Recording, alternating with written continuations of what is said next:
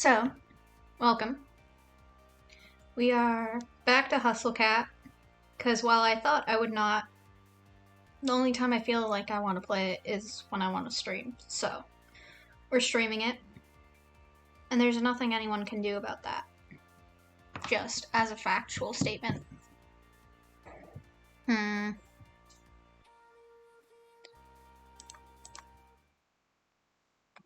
So yeah. Let's see.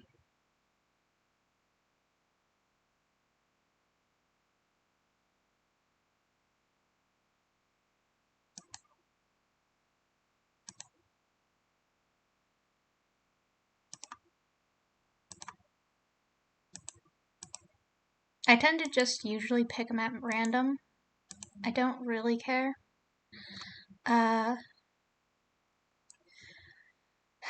So if you saw the other playthrough of this, that's your problem, not mine.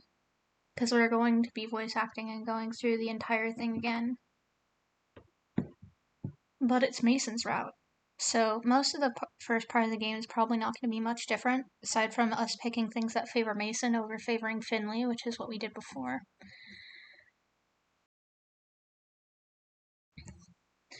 So yeah. If you didn't see the other playthrough, and you're just watching my Mason route, good for you.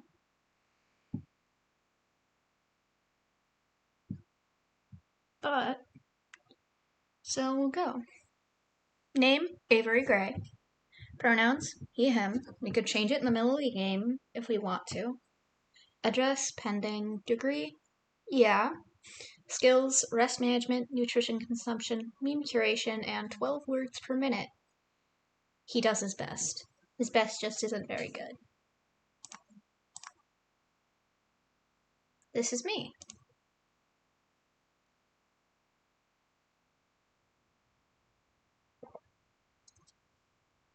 I have some sparkling water with me as well, just to fully appreciate the godlessness that I embrace when playing Catboy Dating Simulator. I think I fell asleep on the couch again. Little lasers of sunlight are zapping right onto my face from the middle of the curtains. I think they've been specifically aimed to burn out my eyes.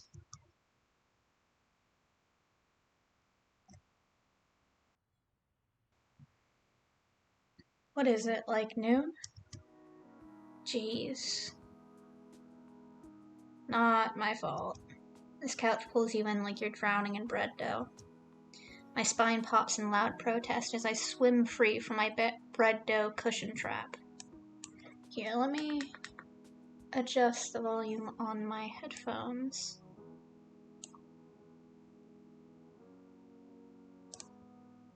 I'm gonna have to apologize to Aunt Wendy. I'm probably leaving a dent in the shape of my ass in the cushions. I'll probably have to apologize for a couple things, actually. Okay, I know this looks bad, but it's almost not even my fault. I can't help that clutter is naturally drawn to into my gravitational pull. Honestly, this makes me feel a little more comfortable, you know? Like I really live here instead of just couch surfing at my aunt's. Or like I'm living in a furniture catalog. Not that I'm ungrateful. Aunt Wendy is awesome to let me use her apartment while she's away. She helped talk Mom and Dad into letting me come all the way out to the city, too. She's pretty cool. I hear rustling behind me like fingernails on cardboard. It makes me pause for a second, but I jump up as I realize what it is. Hey, Mochi, knock it off. Chaos, Chaos, welcome.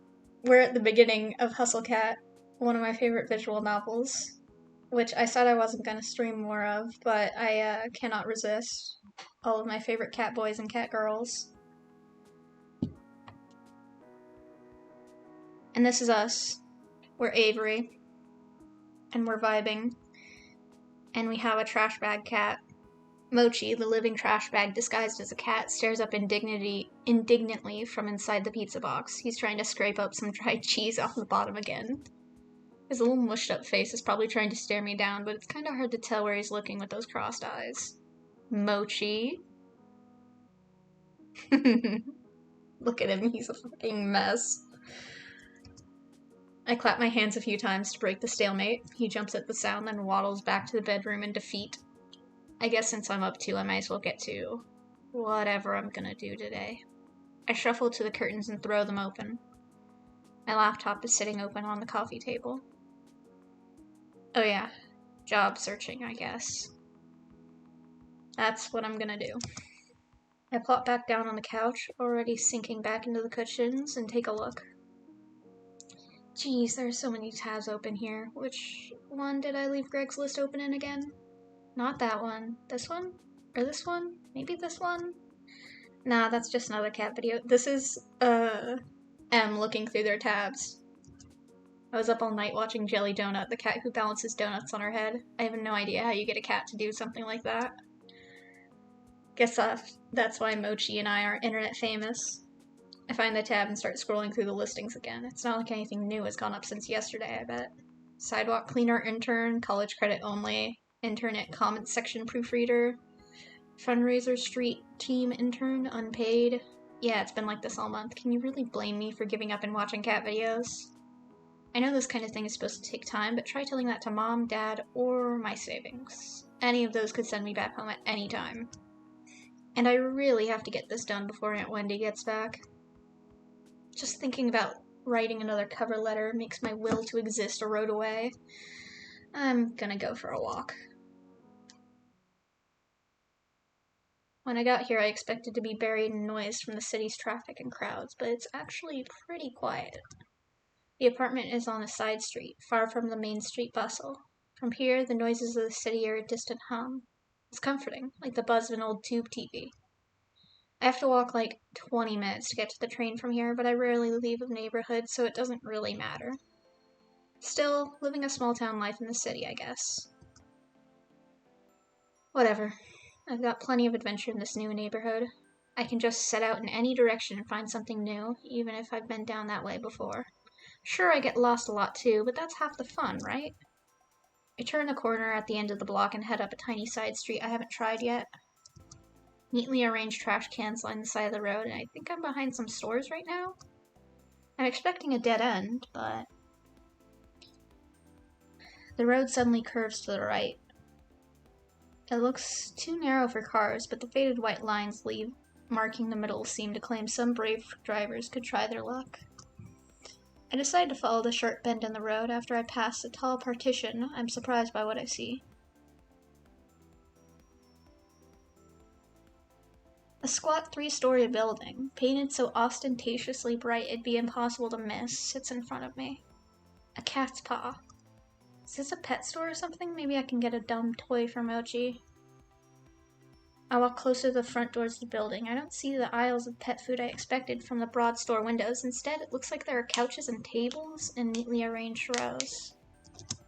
Oh, so this is one of those pretentious restaurants with a pithy nonsense name, huh? I can feel my interest deflate as I sink into my stomach. Just as I'm about to turn and continue walking, I notice the sign in the window that declares now hiring. Inquire within. I'm hardly dressed for a job inquiry, but I might as well give it a shot, right? I look to my right and as I walk up to the door and I see a little orange and white cat lying belly up, sunning itself against the window. Doesn't seem terribly sanitary to have a cat in a restaurant, but whatever. I like cats. Bells tinkle delicately as I tug on the handle. The heavy door creaks open. The place is so classy it feels fake. Looks like a game board exploded in here. Isn't that what the palace was like in Wonderland? Like with the cards and stuff? Is a purple cat gonna start talking to me? Though none of them are purple, boy are there a lot of cats. I can count at least 8 right off the bat. They're all over the place, romping around the floor, sleeping on some of the built-in structures in the walls. I barely had time to take it all in when I hear a voice call out to me. Welcome! Sit wherever you'd like. I shuffle in place for a moment, at first unsure where the voice came from, then of whether I wanted to sit or I want to keep this strictly business. Actually, I start as the source of the voice looms into view. He appears suddenly from the second-story landing and covers the length of the floor in a few long strides. You look confused. Is this your first time here? Would you like me to explain a bit about how the cafe works? I'll be happy to give you a tour.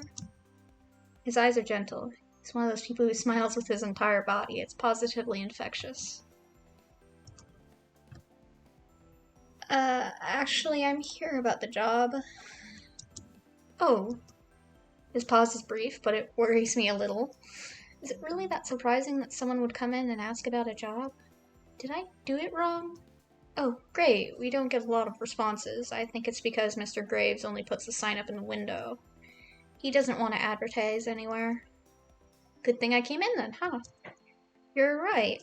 His smile is broad, but his eyes creep to the back of the cafe like he's looking for an escape. Okay, you can take a seat. I'll go get the owner. He'll be able to tell you a little more about what he's looking for. You got it. Oh, and, what's your name? Avery. Avery, cool. I'm Landry. Nice to meet you. Okay, I'll be right back. He bounds up the stairs and disappears. I begin to sit at the little cafe table but freeze halfway as I hear a faint exclamation of dismay.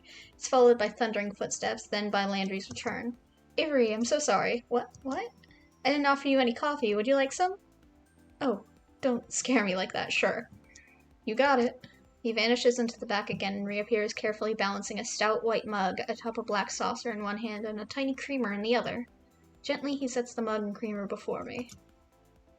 I forgot to ask how you take your coffee, so I brought some milk. There's sugar on the table if you'd like it. Oh, thank you. Okay, I'll check with Graves this time. I mean it. Landry bounds to the back room and is again out of sight. A Siamese timidly peers at him as he goes, then directly at me with a wide-eyed, worried look. I give it an awkward smile and nod before I realize I'm treating a cat like a stranger in an elevator. I dump most of the milk and 3 sugar packets into my coffee before I can get it to the consistency I like. I pour what should be a little splash of extra milk, but half the creamer's worth spills in. It almost overflows. This cat's looking at me like it's offended by what I just did. What? Like a cat knows anything about coffee. When Landry finally returns, he's not alone. This is Graves, owner of the cafe. Graves, this is Avery. Look at him. Look at him. This is my gay goth BF. My gay goth boyfriend. Look at him. He's so based. He looks like he should own a bookstore that insists it sells tomes, not books. Or maybe like he sells crystals that balance your chakras. Or maybe this is what the owner of cat cafes look like? I've never seen. His eyes. They're 2 different colors. I can't focus on both of them at the same time. Which one am I supposed to look at? My attention is sucked into his icy blue eye. Is he wearing a contact to complete his dark Renaissance look? I think it was his eye. I think it was his eye. Yes, it was this. Huh? He had the eye of a vulture, a pale blue eye with a film over it. Whenever it fell upon me, my blood ran cold, and so by degrees, very gradually, I made up my mind to take the life of the old man and thus rid myself of the eye forever. Excuse me? Telltale heart, you were looking at my eye? Kids, don't you read that in high school? Well, yeah, but... Iridis heterochromia. It's more common in cats than humans. What a weirdo. I'm not sure I want to work for a guy like this. Oh, cool. I didn't know that. I might as well humor him a bit. If this guy's gonna sign my paychecks, he can rattle off as many weird cat facts as he wants. Graves, would you mind telling Avery a bit about this place? I think it'd be good if you can talk about what we do here. Graves looks like the notion is causing him physical pain. I'm not too keen on this idea either, Chief. You didn't do that already? Don't you think it sounds better coming from the owner? You're going to be doing the interview anyway. Good point, Landry. This cafe would collapse into rubble without you around to keep me on track. Ha ha ha. Alright, Avery, I didn't prepare a speech, so you'll have to forgive me. I'm a little surprised to hear that, but I guess there aren't any Poe stories I can quote for this situation. I'd like to take care of strays. I like coffee. I like good desserts. I like a beautiful room.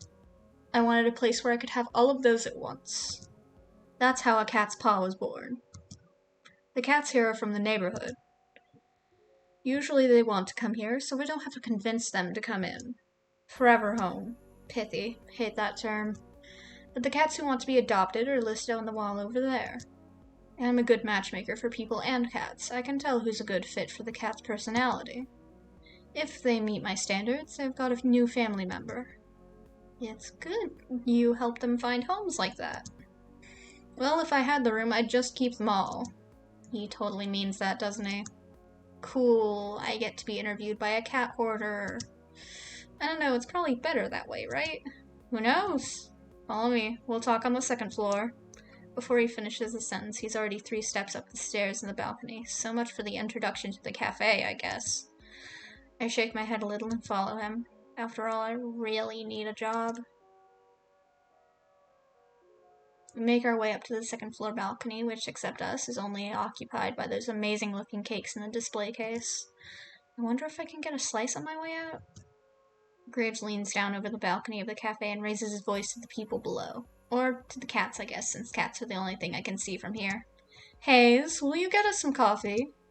Is that the chef? I haven't seen anyone here besides him and Landry. Oh, I already had a cup. Is that going to stop you from another? You can't have enough coffee, especially when Hayes is the one making it. I don't think I met Hayes. You may have. You might not know it yet. Graves folds himself into a slender chair at a corner table. He pushes the opposite chair away with his foot, nudging it enough to turn it towards me. Come on, sit down. Let's talk. You don't have to be so stiff. Interviews are boring. Make it interesting for the both of us. No pressure, huh? Graves sits with this sort of grim pomp, like he's sitting in a skull throne and a raven's gonna land on his shoulder at any time. Maybe it's more like he's about to roll a die with a lot of sides. I bet he's a nerd. I take the seat across from him. Just so you're aware, we aren't starting this without coffee. Okay. You can talk, of course. I meant the interview. Okay. Out of the corner of my eye, I notice a tiny slip of a blonde man standing at the balcony entrance. Ah! I jump a little. When did he get here? I didn't hear anyone coming up the stairs at all. Is this guy a ghost? Graves looks like the type to hire ghosts. He looks terrified by my shout. I think I scared him more than he scared me. Gingerly, he sets 2 mugs in front of Graves. Thank you, Hayes, but you should give Avery the other mug. He sounds like he's reminding a child to say thank you. Of course. Hayes glances up at me. Our eyes meet for a millisecond before he suddenly finds something very important to focus on downstairs. He pushes the cup towards me without looking back up. Thank you. Graves' ring clacks against the porcelain of his cup as he takes a drink. Perfect, as always. I don't know what I did without your coffee. It's nothing special, really. He talks like it's the first time he's spoken today. Quiet and a little hoarse. If that's all, I'll go back to the cats. That's fine. Hayes slips back down the stairs just as quietly as he arrived. That kid would make a great ninja. I look down at the coffee and see a sleepy cat face staring up at me from the foam. Only ever seen latte art on the internet before. Did Hayes really do this? I take a sip. It's not bad if you like coffee, I guess, but it could really use some sugar. There are packets on the table, but I can't bring myself to ruin the foam cat. Now let's get going. Let's interview. I'll even start you off easy. What's your favorite breed of cat? I don't know, Tabby? Do you know any other languages? How about ciphers? No. What marine animal would you say best represents you? Shark? What genre of music would you use to describe your work ethic? Chiptunes? On a scale of 1 to 10, rate me as an interviewer. 1. Draculas or teenage wolves? Teenage wolves? Just kidding with that last one. Interesting. He looks down at his coffee cup and tilts it idly towards him, like he's enraptured by the foam as it drips from the side of the cup. Drop of coffee spills onto the saucer. I suppose you'll do then.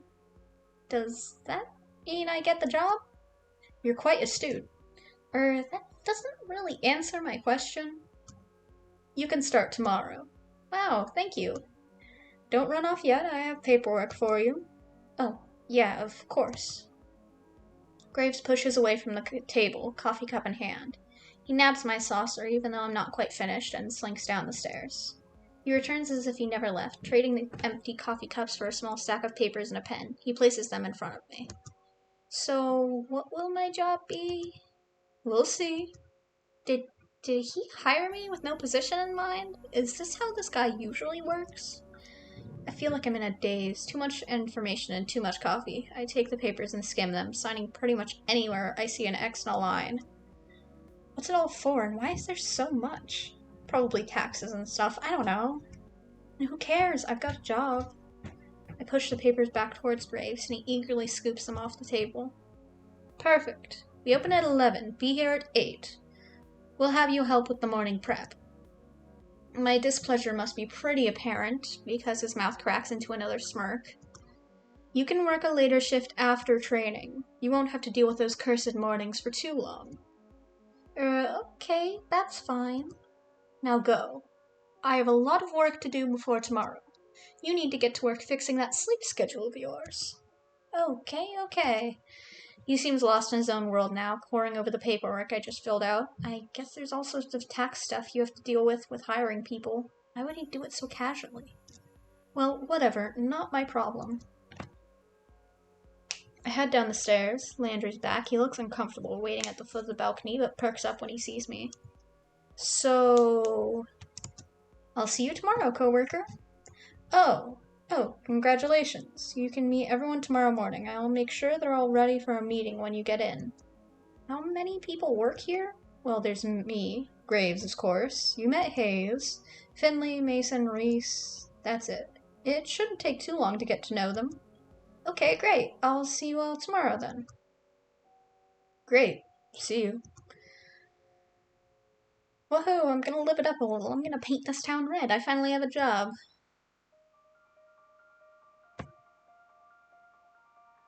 The fucking intro, I love it here.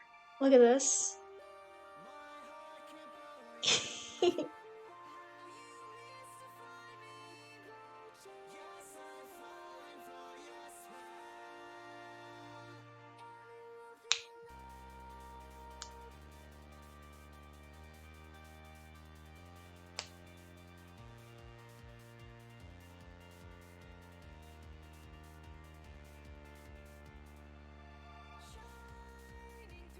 Finley. Landry. Reese. Mason. Hayes. Graves.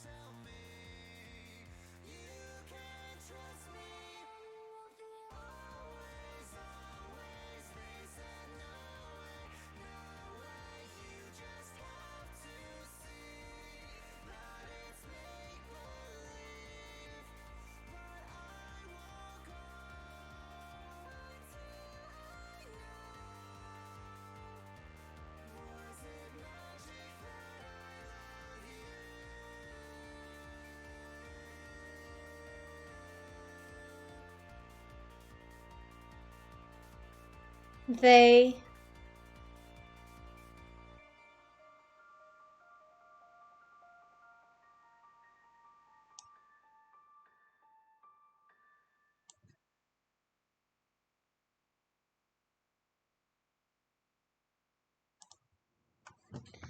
Oh, there's a kitty cat. Oh, that's so on brand, huh? There she is. Pandora. Pandora, do you want to play Hustle Cat, Pandora? She's like, no. Not on your life. Pandora. Is that so? Oh, she's ripping up the carpet. What a good baby. Causing so much mayhem, so much chaos. Where'd you go? Oh. I got lost and I didn't end up painting anything, but it was a nice walk. As I head home, I get this distinct feeling of being followed. I don't really know that was a thing that actually happens. but it's hard not to notice when you see some movement out of the corner of your eye. What are you investigating, Pandora? She's sniffing the bookshelf.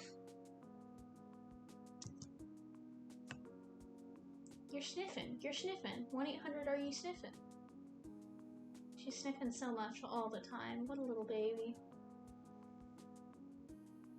I turn around. A sleek black cat stands in the middle of the road. It sits down when we make eye contact and thumps its tail testily against the pavement. It's got different colored eyes. I guess heterochromia really is pretty common in cats, huh? There's heterophobia in its eyes, thank God.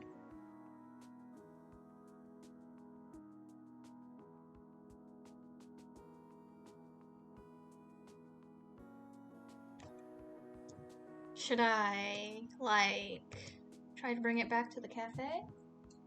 Oh, there's Pandora. She jumped up on that to... No, not that cup. That's the cup that has your water in it, Pandora. Drink your water. Oh my gosh, you're such a fool. She's such a dumb little baby. Here. She's so dumb. Try to bring it back to the cafe? They take care of strays here, after all. I should try. I crouch down as slowly as I can and reach my hand towards the cat, beckoning to it. It doesn't move. I make those little smoochy noises that seem to work on cats. Like you, Pandora. Nope. She says no, let me out. I hate it here. You won't cuddle with me. Why? What's the point?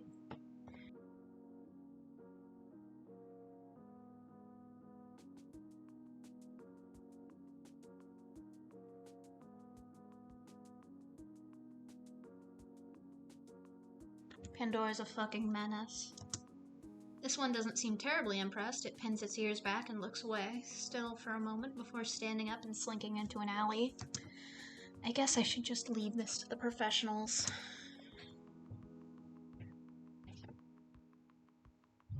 It's time to celebrate. I'm gonna wreck this pizza I grabbed from Pizza Lloyd's on the way home. I picked up a can of wet cat food for Mochi from the corner store too. I figure we both deserve a celebration. Mochi, get your fat lump out here. I have good news. No answer or indication he's even in the same room. You know, he never even asks how my day was. I know how to do this. I walk over to the food bowl and crack the lid of the wet food. In a flash, he's at my feet, tail shaking like a rotor behind him. Come here, you big moron. I give him a little scratch behind the ears before I dump half the can into the bowl, and the feeding frenzy begins. He acts like I never feed him. Whatever, I'm about to go do the same to this pizza. After a quick jaunt to free myself from the shackles of non-pajama clothing, I flop back down onto the couch, pizza in hand, laptop in my face. Oh, looks like there's a new Jelly Donut video. It's a video of her sleeping in a donut box. I love that dumb internet cat. She's always doing something ridiculous. I wonder how her owner gets her to do those tricks. That flooring seems familiar. Where are these filmed? I spend the rest of the evening picking through the video archives. I can feel myself sinking into the bread dough couch cushions.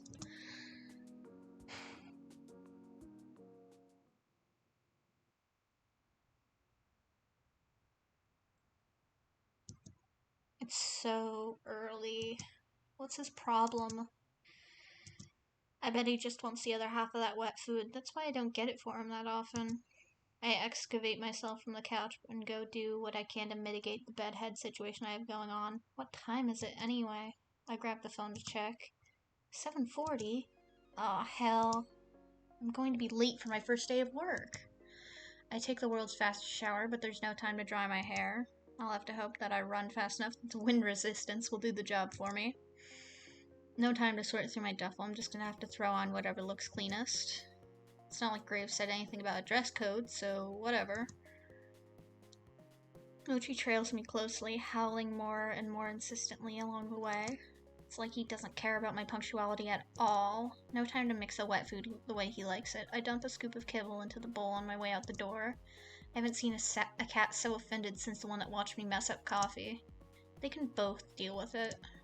Can't believe I'm almost late to my first day of work, at my first job even. What a great first impression to have. Thanks for hiring me, Avery the Flake. I start out in a full sprint to the cafe, but it's only about a 10-minute walk, so it looks like it might not be as bad as I thought.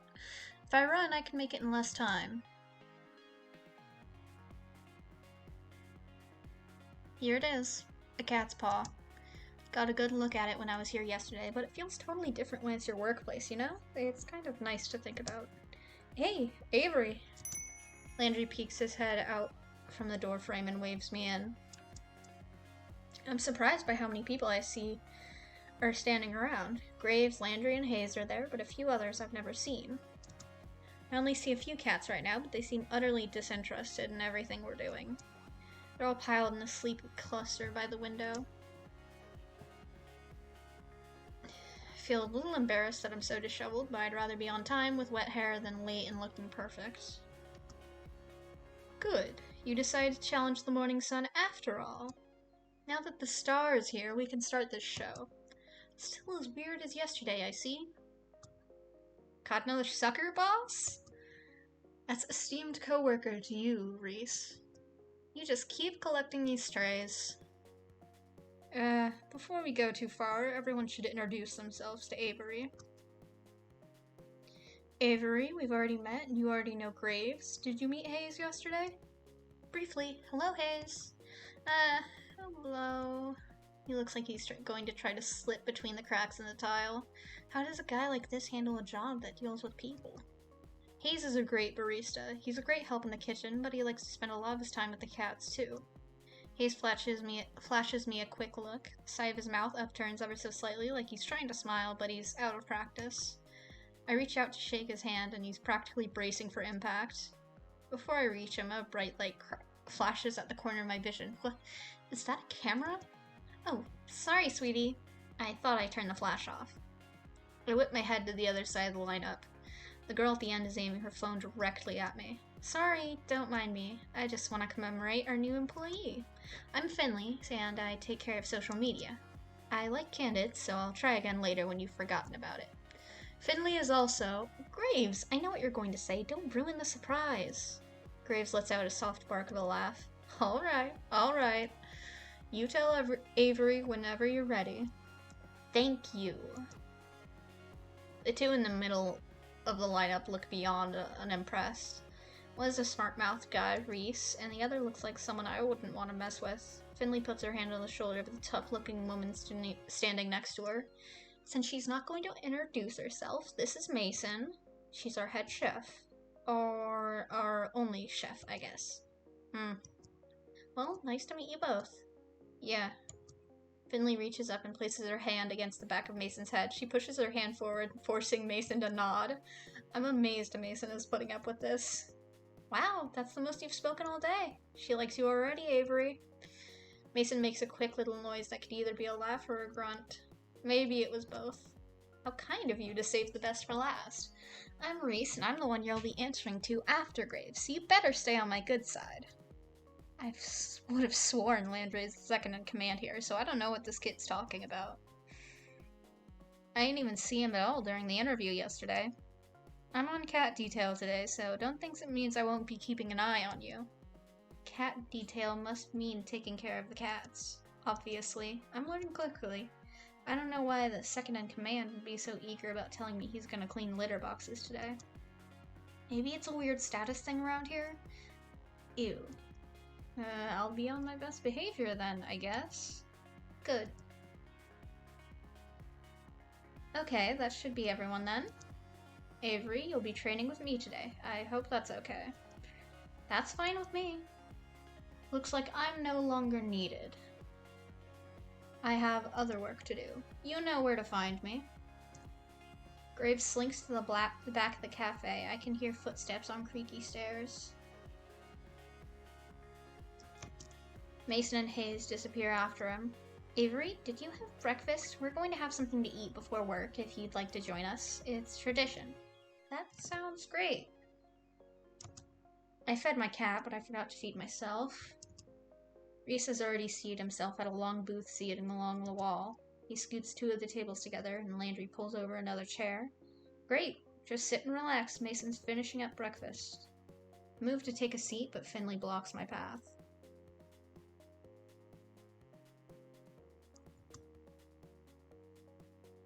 Avery, before you sit down, I have a question for you. Sure. What's up?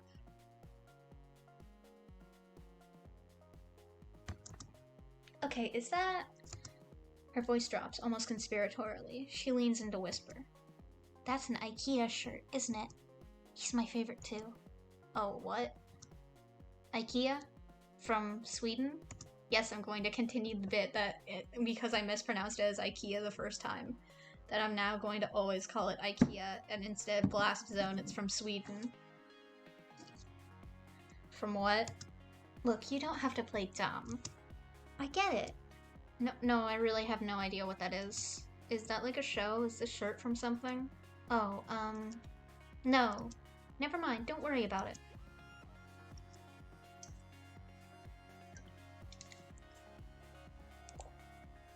I just thought it was a cool shirt.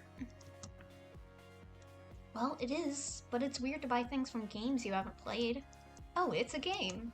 I play some games, I haven't heard of that one. I like a lot of retro games, so if it's new... Oh, it's a different type of game. Never mind. Well, now I'm curious. It's okay, you probably wouldn't like games about boys fighting. Or maybe you would. Okay? Maybe I'll lend it to you sometime. If you prove yourself worthy. I'm not really sure what that involves, but sure. Okay. She gives me a grin and a wink and then takes a seat at the table next to Reese.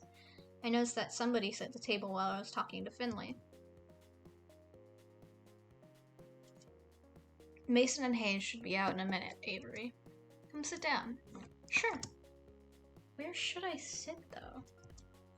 What if there's some unspoken rules about this sort of thing in placing? You never know with new groups. Landry answers the conundrum for me by beckoning to the seat between him and Finley. Quietly, I take the seat. Mason emerges from the back with a large tray balanced atop each hand. One tray has a giant stack of French toast, the other is some kind of egg thing. I'm not sure, but it looks amazing. Whoa, I have no idea how hungry I was until just now. She sets the trays down in front of us and then returns to the kitchen. I hope she gets back soon because I'm about to be on that egg thing like Mochi on wet food. Mason returns a moment later, cradling 6 empty coffee cups in her arms. Hayes follows in tow, carefully balancing a carafe full of coffee. They set the cups and the carafe on the table and take their seats. Hayes' butt barely hits the chair before the others start to dig in. I'm a little afraid that I'll lose my hand in the fray if I jump in now, but I'm so hungry. Landry reaches out an arm from behind the fortress of French toast slices. He lightly bats at Reese's hand as it reaches for the syrup pitcher. Save some for Avery. Jeez, calm down. You're the one stealing all the food. I haven't taken any more than usual. Breakfast is important. While everyone shouts and chatters across the table, I help myself to a bit of everything. I'm not used to eating a real breakfast, especially one that didn't come out of a microwave, so I'm gonna savor this. Wow. This is amazing. Mason, what is this egg thing? Mason's eyebrow shoots up. She looks at me like it grew another nose. Frittata? Is that like a souffle? It looks really hard to make. Just eggs and vegetables in a pan. Still, I know I wouldn't be able to make anything like that. It's really nice to have a real breakfast. What do you usually eat, Avery? Mostly cold pizza or toaster tarts, I guess, if I remember to get them.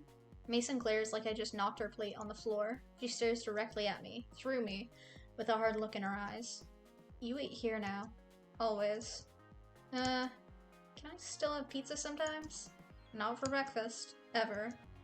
I can hear Finley and Reese snickering. Okay, but other times are still okay, right? Mason rolls her eyes and goes back to her coffee. Reese stares at me between bites of French toast. Avery, when we're done, we'll need to talk about dress code. Oh, Reese, don't start this again. Shh, it's an important part of the new employee orientation. Landry passes a positively pained look at Reese. He glances at me, but a poke to the ribs from Finley sends him staring back at his plate. Landry, you're such a mama bird sometimes. Lighten up. Avery, look at this place. We take our visual presentation very seriously here. Mason gives another grunt. Hayes places his empty plate and cup on Mason's plate and takes the stack back to the kitchen with the urgency of a tactical retreat. Graves and I expect a certain level of decor with the waitstaff. Is this about my outfit? I woke up a little late, so... No, this is about uniforms. Mason pushes her chair away from the table with enough force that it wobbles briefly on two legs. She stands and takes my plate in one fell swoop. Opening soon. Time to get ready. She picks up the now empty cast iron skillet with one hand and balances a few of the other plates on top. That looks heavy, but she's holding it all like it's nothing. Come on. She stares me down and gestures into the back door with a head nod before she heads into the kitchen. Don't think you can run off so easy, Avery. You'll get written up if you don't have your uniform. Yeah, let's help them in the kitchen. Is Mason really the only chef here? That must take a lot of work. I bet she could use some help. Mostly I'm just grateful she gave me an out. Whatever Reese is planning, it doesn't sound like anyone but Finley cares for it. No, thank you. I think Mason and Hayes wanted my help, though. Fine, if Mason needs the help. But you're not off the hook for this yet. Reese. Oh, come on, Landry, don't look at me like that. Something is definitely up. Whatever it is, I'm not gonna fall for it. Well, I'll be back once Mason says I'm done. I quickly retreat back to the kitchen before Reese can delay me further. Even though I work here now, I still feel like I'm trespassing on hallowed ground. I've never been in a restaurant kitchen before. Heck, I'm barely in my own kitchen. It smells amazing. Almost enough to make me hungry all over again. Hayes is at the sink, carefully scrubbing the iron skillet we used at breakfast. Looks like he's already got the dishes on lockdown, to be honest. Mason only spares me a glance. She's already back to work, and it looks like there's a lot of it left to do. She dips a long spatula into a big metal bowl and heaps a glob of frosting on top of a cake. It's mesmerizing watching her move as she goes to smooth the frosting. Can I help? Any experience? With what, baking? Don't know why I asked. She doesn't bother looking up, but it feels like she doesn't have to see the cake to decorate it. I bet she could do this in her sleep. Don't touch anything. You seem really busy, are you sure? Babysitting takes longer than doing it myself. Come on, there's gotta be something I can help with. You did ask me to come back here for a reason, right? To save you from Maurice. If you insist, carry those boxes out. She gestures to a pile of collapsed cardboard boxes sitting by the kitchen door. They're all much wider than my arms can go around and about half my height. What the heck are they shipping in there, horses? Roger. Out where? Out back. Throw them wherever. You can count on me. No time for insignificant details like logistics or arm strength. I'm gonna do it. I tried to wrap my arms around the flattened boxes, but I was right. My fingertips barely touch either side. I can't just pick them up with my hands either. They're too thick to grab from the top. Maybe if I balance some boxes on my feet, like so, and raise my hands like this. There. How can I walk out the door like this? I guess I can waddle. Ha! I start at the rough, sudden noise behind me. The cardboard slips from my hand and cascades into the floor like a floppy, boxy avalanche. Ah! Sound happens again as I turn around. Though Mason is facing away from me, I can see her shoulders shaking ever so slightly. Is she laughing? I mean, it probably does look pretty pathetic, but I don't think she would be the type to even know how to laugh. It seems like she'd be mad at me for goofing up. Use twine. Eh? Right there on the counter. Wrap them. Oh. Yeah, whoops. There's some twine right there. With some effort, I collect the boxes again and loop twine around them a few times. She's totally right. Now I just have to grab the string and I can drag them out. You look like you're gonna hang glide on those. Maybe if the wind kicks up, I'll give it a shot. I look over and even Hayes is laughing a little, though when I shoot him a quick smile, he hurries over to the sink and returns scrubbing with fervor. These two are tough customers, but I bet they're not so bad once you get to know them. And I'm gonna do just that. Hopefully. Anything else I can lend these muscles to today? Got plenty of muscle on my own. Oh, okay. Well, let me know if you need help.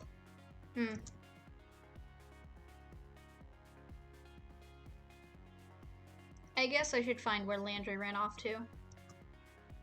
He's training me today, after all. I think he went upstairs. I head over to the foot of the staircase, but a cat has taken station right in my path. Its sleeping belly up stretched out to nearly the whole width of the step. Buddy, that's really cute, but that's a dangerous place to sleep. It doesn't dignify me with a response. Instead, the fat orange cat shimmies in place and settles itself even more. Gently, I nudge it to see if I can get the cat to move. Someone's gonna trip on you if you don't move. That's not gonna be fun for either of you. It opens one eye in a thin slit, then makes a murmuring noise and flicks its tail. This little tiger isn't going anywhere, is it? Are all the cats here this spoiled?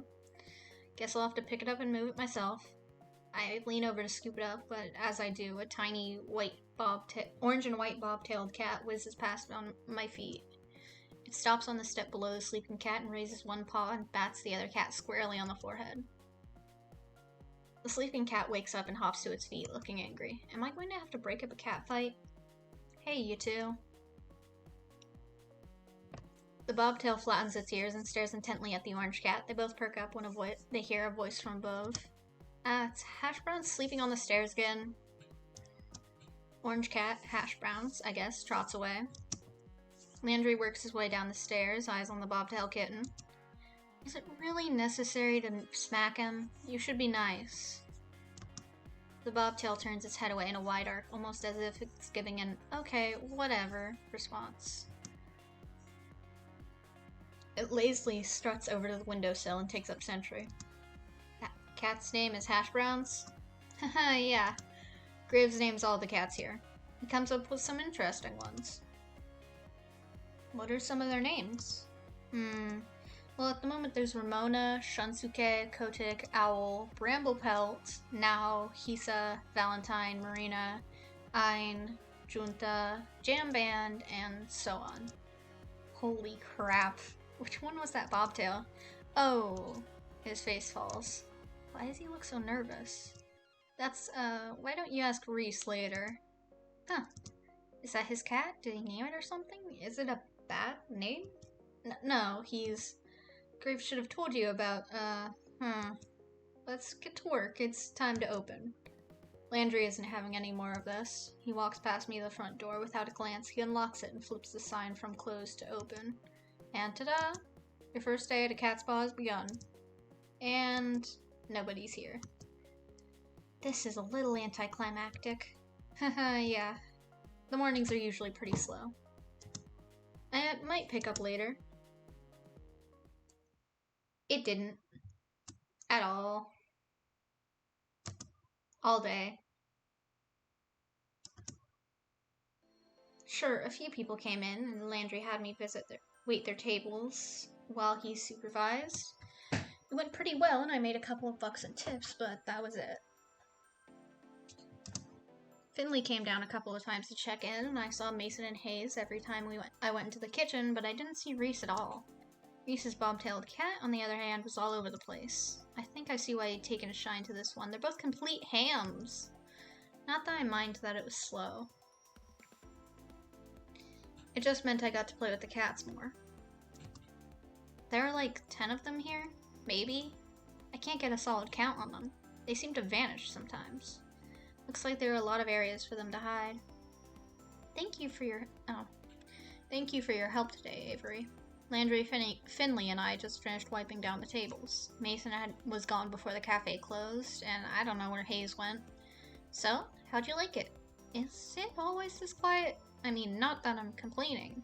Not always. Tomorrow should be busier for sure. I've got plans. Oh, we should get here early then, huh? Don't say that like you aren't always early.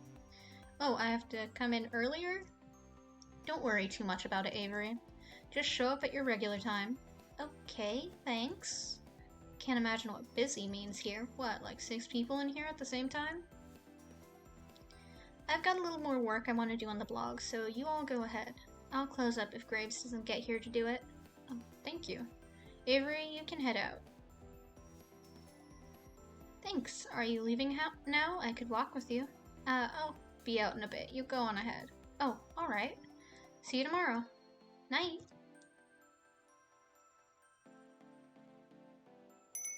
The door closes behind me with a jingle. I have a job. My coworkers are pretty cute. I get to play with cats, and if this works out, I should be able to afford a place of my own soon.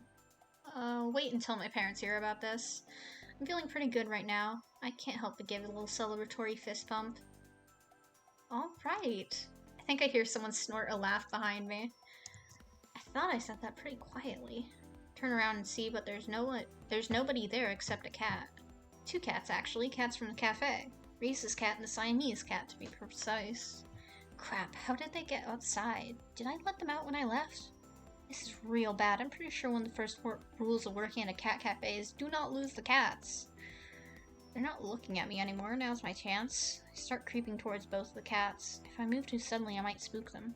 I only make it a few steps before the bobtail's ears swivel to face me. Without turning the rest of his head, it takes a springing leap and heads down one fork in the road. The Siamese cat continues down the same path, as casual as anything. I can't get to them both, but I need to get at least one of them. Better decide who to go after. The bobtail is on to me, clearly, but the Siamese cat hasn't picked up on it yet. My best chance right now is to follow the Siamese. It's gotten kind of far down the path. I better pick up my pace to catch up.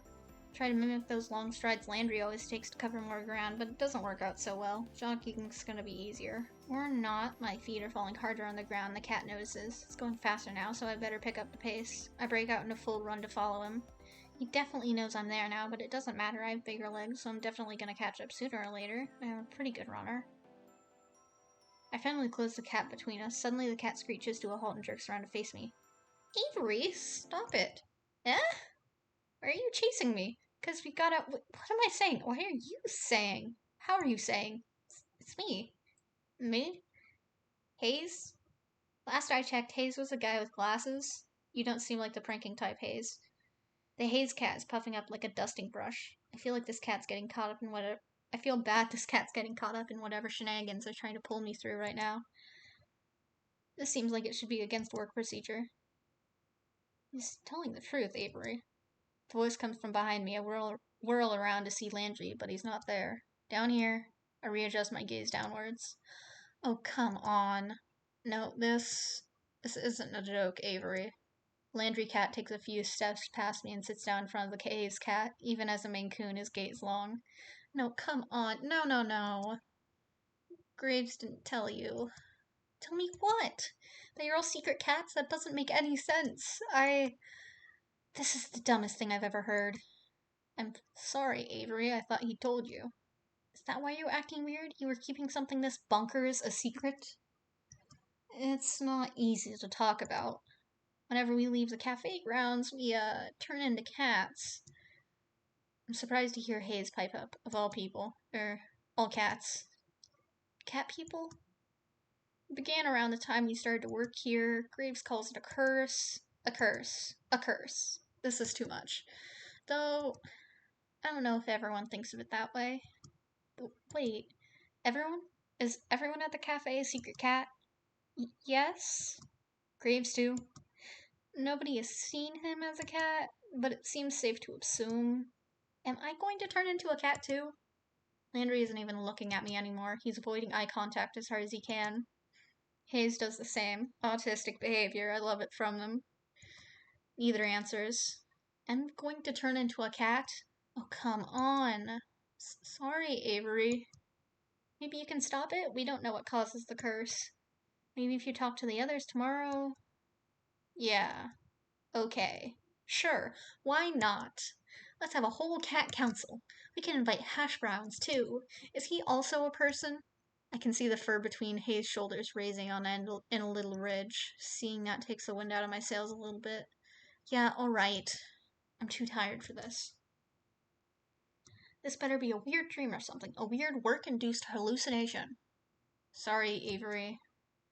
Not listening to talking cats anymore. Bye.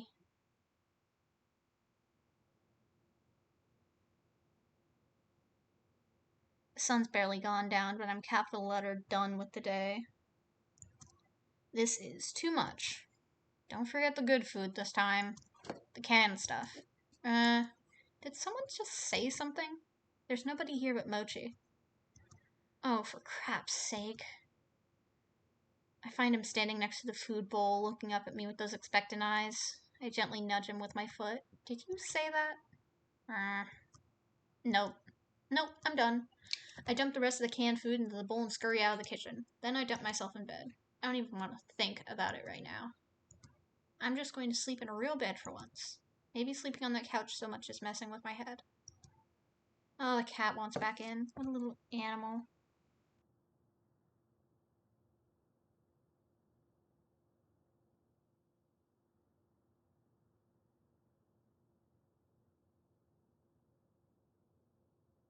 Yes, Pandora? You got issues, baby. You got issues and problems, huh? Here you are, a little Pandora kitty cat. Who's a little kitty cat? Are you a little kitty cat? Are you a filthy little animal? Are you just a little animal? Are you a dirty little animal? Are you dirt? Are you dirt? 1-800, are you dirt? You're just a little dirt.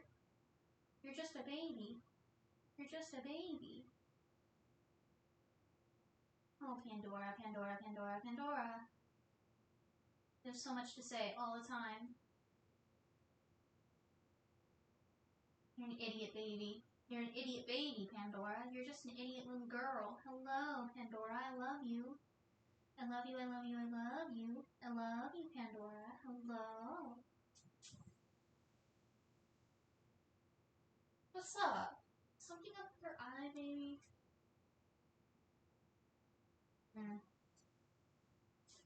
I don't know. I don't usually close the door, but I think it's a good idea tonight. I don't want Mochi whispering to me in my sleep. I wake up early enough I surprise myself. This is gross. Who does this? At least I slept fairly well, all considered. My cheek hurts, kind of like I'm getting one of those real powerful zits. Just when I have a job, when I see people all day. What perfect timing. Kick my legs free of the big blankets and roll off the side of the bed with my usual grace. God, this thing feels gross. I don't have any of my acne stuff with me here, but maybe Aunt Wendy has something I can put on it. Trundle over to the vanity to assess the damage. This is not a zit. This is a whisker. There is a whisker growing out of my face. It won't come out. Well, damn, bitch, neither will I. Get used to it. Hi, Pandora. What are you up to? She's like, let me out. I hate it here.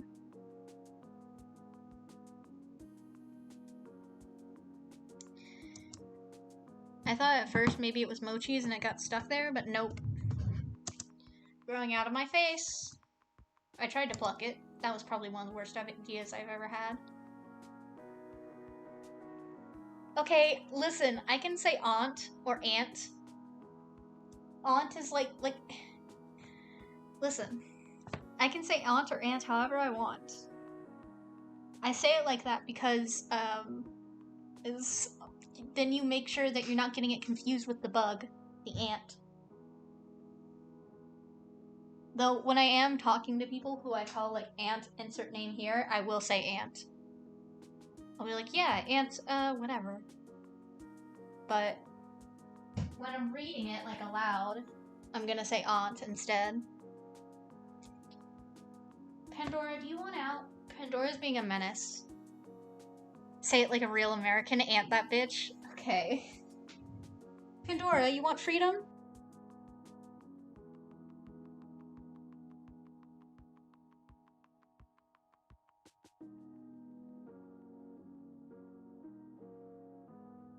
Pandora's a fucking menace. She tried to attack Milo. Milo boy. Oh, and now there's a giant mosquito eater in my room.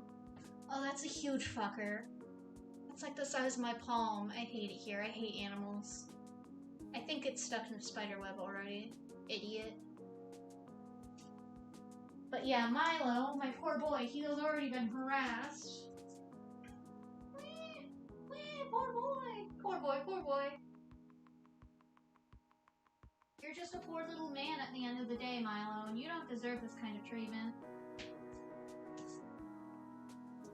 I had to, like, bodily grab Pandora to get her to stop fucking around and fighting Milo. Oh, that's a big bug. Okay.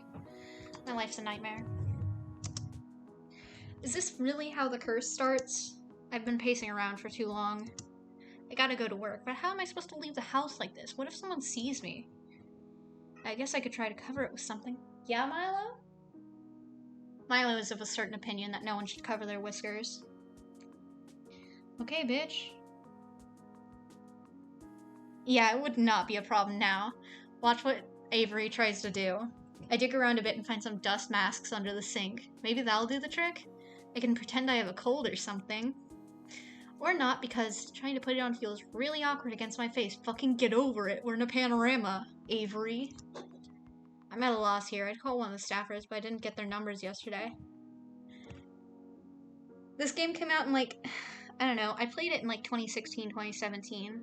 That's what my old saves are from, so I don't remember how old it is though. But God, it's very funny.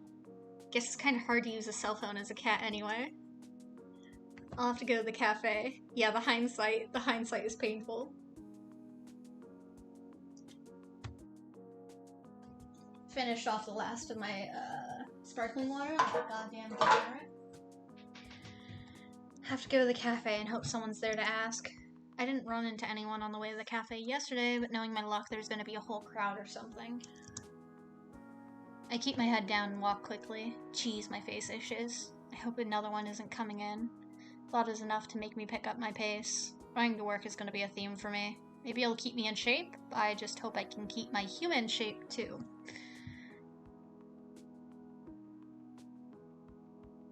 Why are there so many people milling around in the front of the cafe today? This is exactly what I was dreading. It's like they showed up specifically to look at the magical mutating cat person. As I approach the cafe, the whisker falls off like a dead leaf or something. Look at it just flutter to the floor. I lean down to pick it up. If I hadn't seen it happen, I would have thought it fell off of one of the cats. Yeah, this little pink heart's like a tail. It's cute. Oh, look. And then you've got these. And you can change your pronouns at any point. And you can, like, change this whenever as well. Little guys, little cat faces. And the little cat paws are in the little sparkles right here. It's good shit. This is stupid. This is so stupid. My eyes start to sting. I can't tell if I should be mad or crying or both. Yeah, I just picked one of them. There's 3 different skin tones, and then there's also, you can have it be short hair or long hair. This is just really, really stupid, and I don't want to deal with it. Look at all the kitty cats.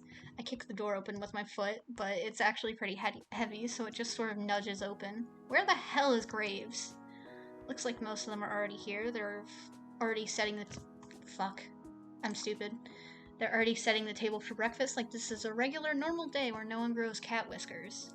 Oh, Avery. I don't think he's in yet. What's the matter? This is the matter. This whole dumb situation. He probably can't see the whisker I'm waving around, but I don't care. He knows what I'm talking about. Oh, is that yours? What kind of cat are you? Oh yeah, this is the person we romanced in my last route. She's the social media manager, and she's a little meme goblin. She's internet famous as well. I'm not any kind of cat, I'm a people. I can't believe this. Oh, come on, Avery. You should have known this was gonna happen. How the hell was I supposed to know? Sounds like somebody here didn't read his contract. The safe areas and other tips are mentioned in the welcome pamphlet. Yeah, it's the Twitter description, girl.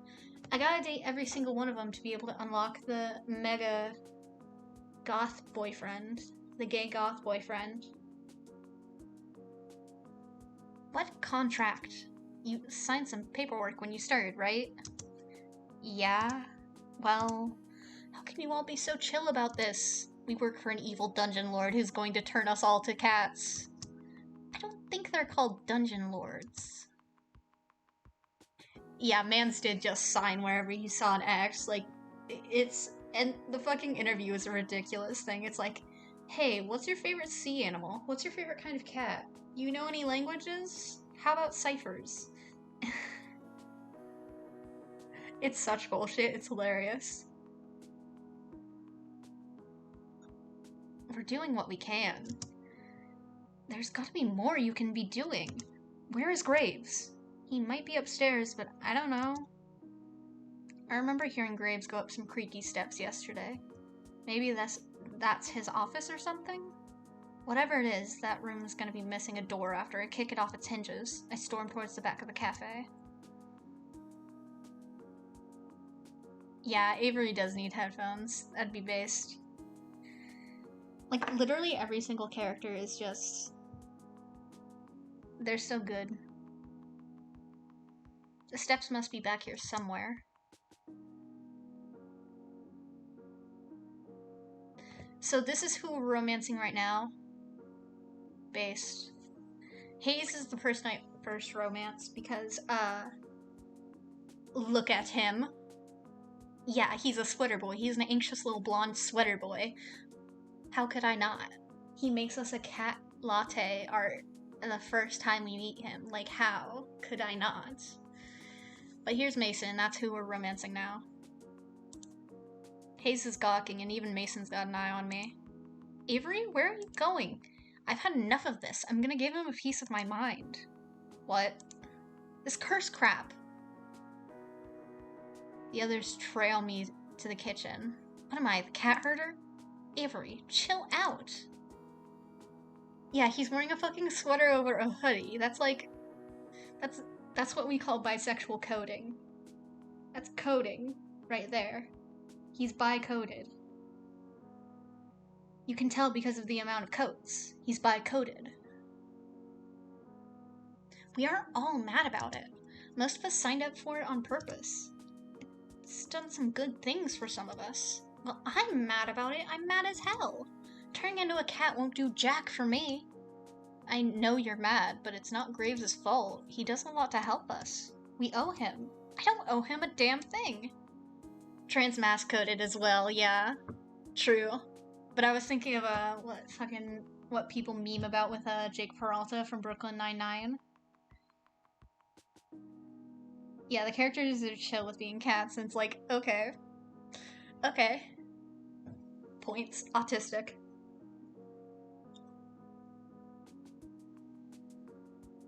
Seriously, Avery, shouting at our boss isn't going to change anything. There's nothing we can do about it right now. Let's just sit down and talk about it. Here. Do you want to quit? Do you want to quit with me? We'll quit.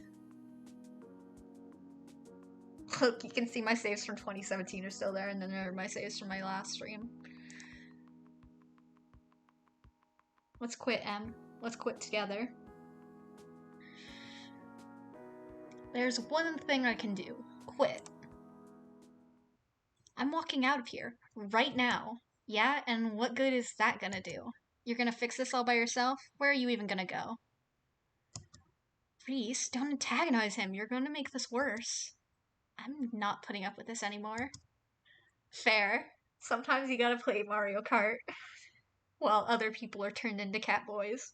I'm out of here. I turn on my heels and storm towards the exit, push past everyone bottlenecked at the hallway behind me.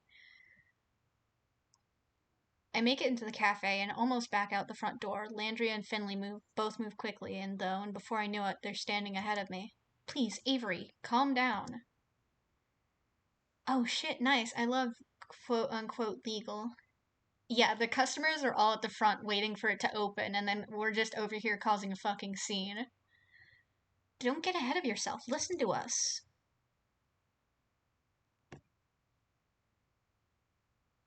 Double down. I'm done listening to this crap. I storm past them, letting the door slam behind me.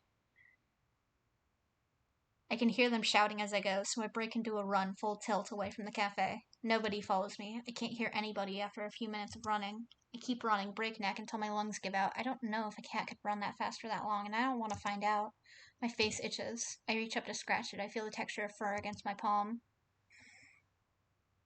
Paw, not palm, my gray cat paw. My body tingles all over. I hate it. I can't stand this. I run as much as I can until I can't run any further. My back feels long. I can't stand upright anymore. I have no choice but to put my hands on the ground. My paws, they aren't hands anymore. They never will be again. Where am I? This isn't anywhere near my apartment. I could get home, but what then? Where will I go now? Who can I tell about this? What do I do? Will Mochi even recognize me? I'm alone except for him. All I know is no matter what happens, I'm sure as hell not going back to that cafe. Fuck yeah, look. Imagine turning into a cat and then deciding, you know what, I'm gonna stick to this and then just go fucking off to live as a cat instead of going back and swallowing your pride. Imagine. Being so fucking stupid. I mean, it's not as bad. At least we're not dead. Avery dies in a different ending that we got before. So. Yeah. To be fair, I would just be like, I guess I just live like. To be fair, I wouldn't be like, no, fuck this. And I would just be like, shit, I'm a cat? Nice. Sweet.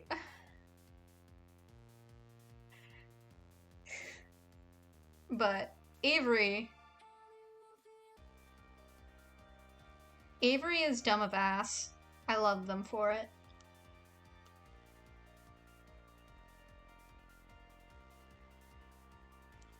So now let's like not ruin our lives.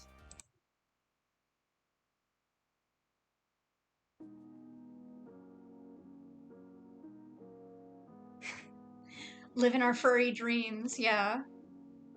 Listen. You're right. I guess I see what you mean. Now come on, don't be such a salty caramel latte. Finley puts her arm around my shoulder. I try shrinking away, but she redoubles her efforts. Never had someone be so forceful about comforting me. You like donuts, right? How about jelly donuts? What does that have to do with anything? I think it's time to show you that this cat curse isn't all too bad. She gives me a quick wink and a punch on the shoulder. Go sit down at the table. I'll be out to show you two in a sec. This is still so stupid. The frustration festers in the pit of my stomach, and now I don't even have anywhere to put it. Feel another hand slap me gently between the shoulder blades. What is it with these people? This time it's Mason. Didn't eat yet, right? No, I've been freaking out about this all morning. How am I supposed to eat? She doesn't lift her hand, and I can feel it like a weight on my back. Stop sulking and sit down. Eat. Is it a comfort or a threat? Good food calms you down. She gives a firm but gentle push towards the dining area. It's like being scooted forward by a steel pillar. I guess I might as well go sit down. If you were tricked and you were gonna be cursed to be a cat and you had to work at this cafe, you would have lost your mind and burnt the place to the ground. To be fair, yeah. Working customer service is more of a curse than turning into a cat, let's be real.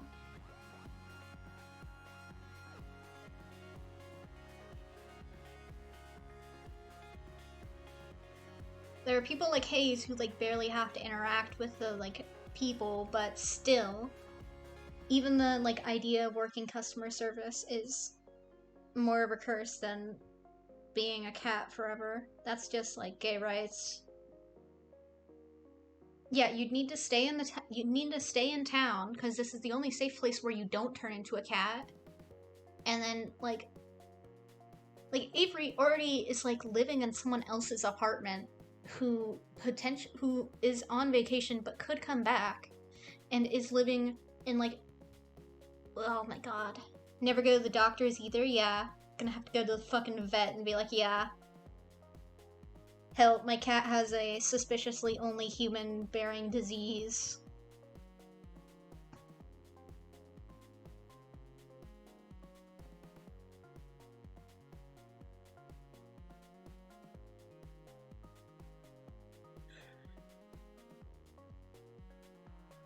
I think at that point, like, if you're already resigned to having to work a customer service job, you might just be like, well, this might as well happen. But still. would be very annoying. And like, in all these situations, all of these other people have their own apartments and live alone. And it's like, how do you all, like 5 or 6 of these people all live alone?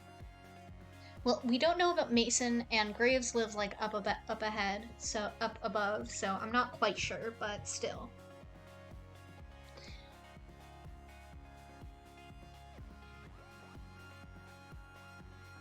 Yeah, okay, so this place will be gone now. You said arson is the answer, and that was based. I returned to the front of the cafe and flopped down in the chair at the head of the tables. After all that following everyone was doing before, no one's bothered to come back out yet. Maybe they think I could use the space to cool off. It feels a bit like I'm in the timeout. First out of the kitchen is Hayes, of all people. He tiptoes up and delicately sets a small teacup down in front of me. It's chamomile and lavender tea. It can help with stress. I drink it sometimes when I'm overwhelmed, too. Arson is always the answer if you're being held against your will in a magical inclined contract that involves a specified area of conduct. You're fair. Yeah, fair. That's right. I mean, if it's literally just... Well, to be fair, technically it'd be like destroying the only area that's like a safe place from said curse, but also like...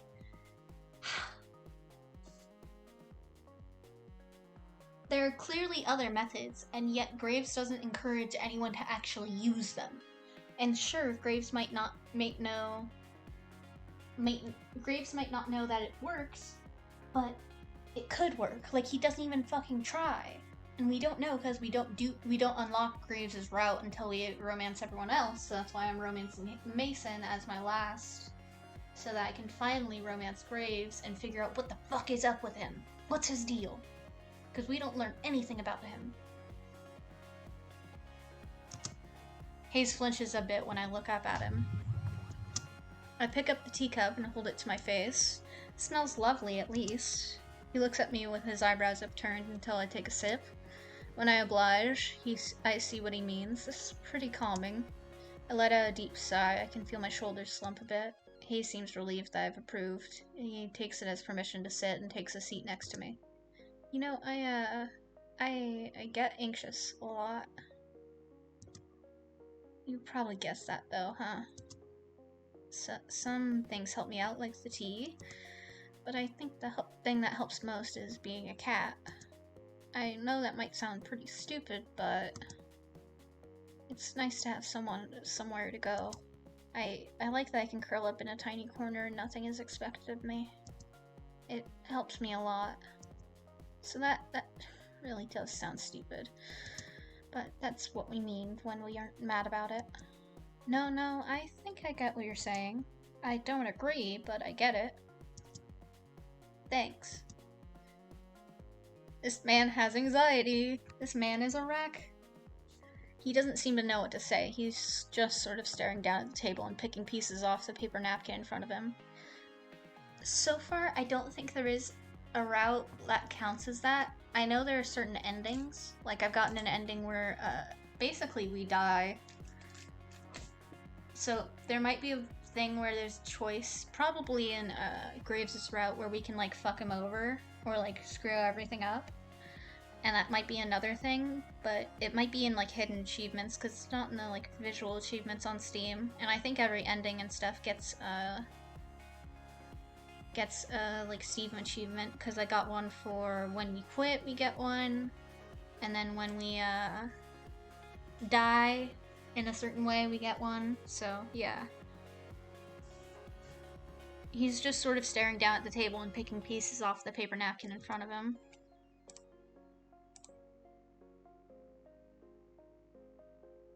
Let's leave him alone. I'm gonna leave him alone because we're not doing Hayes' route. Okay, I get it for someone like him. Does that mean I should give him his space? He's definitely right about the tea, that's for sure. Probably should have poured some for himself. Heck, he probably should have an IV of it. He seems so on edge all the time. But what about the others? Do they get something out of this too? Esteemed patrons, may I have your attention please? Finley's saying this, and literally the only people in here are people who work here because they haven't opened yet, so that's a time. Especially you, Avery. Where's her voice even coming from? Down here, kiddo. Eh? I look down and... You're Jelly Donut? It's me, a real-life internet sensation. You're so surprised. You should see the look on your face right now. Wow, you really capitalized on this curse, huh? I just started making videos as a way to have fun with the situation. Who knew it would make me a celebrity? I can give you my autograph later if you'd like. No, I'm fine. She gives my leg a playful pat and then gives me a wink. You're so starstruck. Am not? You so are. I bet you spend a lot of time on the internet. I bet you know all about me. No? You're blushing. Why would I be blushing about a cat? Oh, cut the shtick, both of you. Reese saunters up, serving platter in hand. He nudges Finley aside with his foot, scooting her a good distance away from the table. Rude? Are you over your temper tantrum, Avery? Well, I almost was, and then you had to come in here and call it a temper tantrum. No sense of humor, just like I said. He reaches over my shoulder and sets a plate of pancakes down in front of me. Finley, go change back. I don't want your dirty feet on the table. God, I'm so gonna sneak nip into your clothes next time you're on cat detail. Despite her threat, Finley saunters off, tail flicking into the break room. She returns a moment later and flops down in the seat across from me, but not before grabbing another stack of pancakes from Reese. She's already digging into her food when Mason comes out from the kitchen and takes her usual seat. Landry follows close behind her with another tray of pancakes, and the rest of the table pounces on their breakfast prey. How are you feeling, Avery? Better, I guess. Glad to hear it. He didn't mean to spring this on you, but I think we all forgot how confusing it all was at the start. I know I assumed you already knew what was happening. So am I the only one who didn't read the contract? Yeah. Clearly working retail and hates it, Reese, yeah. Reese has problems. I remember doing his route, kind of. I barely remember. But Reese is based. We love him. There's a reason he's like the second command over here. Am I the only one who didn't read the contract? Did it say like, hey, I'm gonna turn you into a cat or something? Not in so many words, at least, but of course we all read it, right? Wow, the varying degrees of sheepishness going around... Sheepishness. I got it. Going around this table right now? Nope. I didn't really understand. Me before, Reese is an ass. God, I dislike him. Me now. I understand. Thank God, the only reasonable person here. Yeah, Reese, like, is the only one who even slightly knows what's happening and still just, like, manages to, like, kind of mind his own business and kind of be a dick, but, like, still he's a dick because he's stuck working in retail with people who don't know what the fuck they're talking about at any time. So fair. I didn't really understand the safe zones talk and things. I thought it was about safety protocol, but I didn't ask. Hayes shrugs and looks intently at the maple syrup pooled on his plate, which I'm going to interpret as a no. I skimmed it. I got the potential for great power, but at a price part, but the specifics... Oh my god. Oh my god, all of you. No wonder I'm the one in charge here. The point is, Avery, we don't want you to feel like you're alone. You tried finding out more about it, but we all hit dead ends. Yeah, you can't exactly wiki how to cure a cat curse. Well, you can, but the results are... well, they're from the internet. Reese, I understand, god fuck. Reese is just like this, Reese is like this the entire time. He, like, kind of knows, and tries his best, and everyone else is just like, we don't know. We don't know. I'm gonna do it to help cure my anxiety, or I'm gonna do it to become an internet celeb. Meanwhile, Reese is like, please do your fucking job. I hate it here. I want to shake his shoulders and screech, the only reasonable person here. Yep, that's him. Why didn't you just ask him? Oh yeah, I did, but he said something like, ahem. We are but actors on the stage of life, and we've been cast in the drama of this cafe. That sounds like something he would say. You bought that? But everyone just sort of nods and agrees with Reese. Wow. but we're all in this together. We're like teammates now, and we can figure it out with or without Graves. Yeah, you're right. We can do this. I raise my fork, Pancake's piece still attached, like a musketeer giving a salute. I get varying nods and murmurs of agreement, but no one follows my example. I thought we could have made this a thing. Fucking Avery's a fucking dork. What we need to figure out first is crowd management. Jelly Donut days are rough, and we need to be ready. I think I should spend time with Mason. To help her in the kitchen, of course. Hayes, too. I'm okay with that. We might need you both to come out and help us from time to time, too. We can't spare anyone besides Finley for cat detail today, so you know how these days go. No cat breaks. Sorry, Hayes. Finley and Landry clearly don't actually work retail or work directly with bad customers. Meanwhile, Reese had worked retail or waitstaff for a long time. Yeah. In Finley's route, we actually get a really bad customer who ends up being someone from online who's stalking Finley and having to deal with it literally there in the cafe, which is oof, it's so tense, but thankfully we get to kick him out and it's very satisfying. And then later you get to call the cops on him. Sorry, Hayes. I know. Avery will be the main two covering the floor. Hayes and Reese will be out from time to time if we get really swamped, and Graves should be by later to help us out. It might be a little hectic, so I hope you're ready.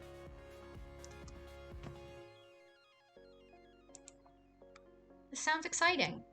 I bet this place is fun when it's busy. Yeah, some of the people who come by are so cute. Just wait until you see the kids. This little girl had a jelly donut shirt she made herself. Oh, that's so cute. I think you'd look cute in a jelly donut shirt too. Are you trying to get me to join your fan club or something? I don't have one, but if you want to manage it... No, that's your loss. Mason, are you ready? This is going to be a long day for you. I like a challenge. Now finish eating so we can get back to work. Yes, ma'am. Reese shovels one last pancake into his mouth and without even finishing chewing, grabs his plate and hurries after Mason. He at least manages some grace in his exit. I better go get ready too. My public awaits. Finley hands me her plate, then dramatically flicks her hair away from her face like a starlet in a photo shoot. She disappears into the back as well. Alright, Avery, drink your coffee because it's time to get energetic. Yeah, good, because if you look outside the cafe and around the corner... Aw man, is that why there's so many people out front? Yup. I better chug this coffee then. Well, better get pumped. And oh boy, did it become busy fast. There was a crowd of people as soon as we opened the door. Yeah, all the customers are like, we don't talk about the fact that, conveniently, there are several cats who just don't get names. And just never have names, aside from Jelly Donut, and all these cats that just kind of show up, and we've never seen these people outside of this fucking cafe. And all of this, vlogger, because Finley also does vlogs, and all of her vlogs are done here, in the cafe, because she can't do them at home. Because she turns into a fucking cat. There was a crowd of people as soon as we opened the door, and they're all clamoring to see the internet sensation Jelly Donut. They pour in like a leak in the ship's hull. Landry tells me that sometimes we have to cap the number of people allowed in at the time. Is this game a horror in disguise? No, not really.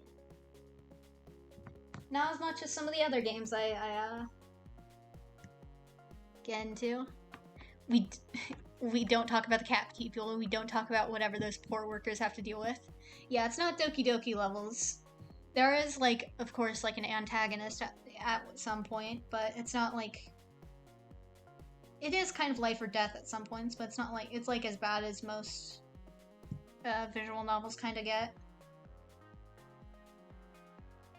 The real horror is the customer service and retail shit.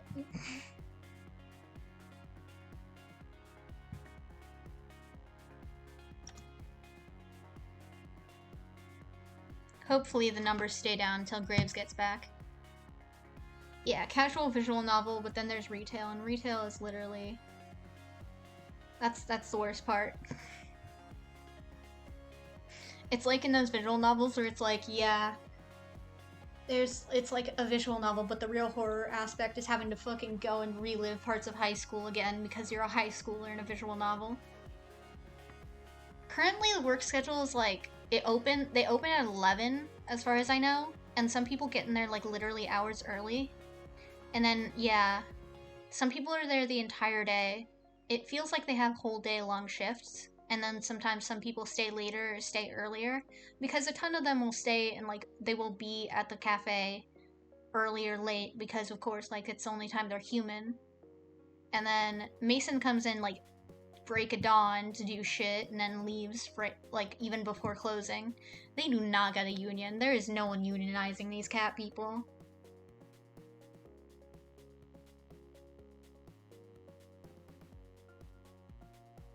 There is no union. I am unsure about the pay. It's enough for I don't think there's anything OSHA compliant considering the amount of cats in this area and then the food as well. I'm unsure. And there's nothing to say like, well, what if we get hit by a fucking car because we're cats? What if I get mauled by a raccoon?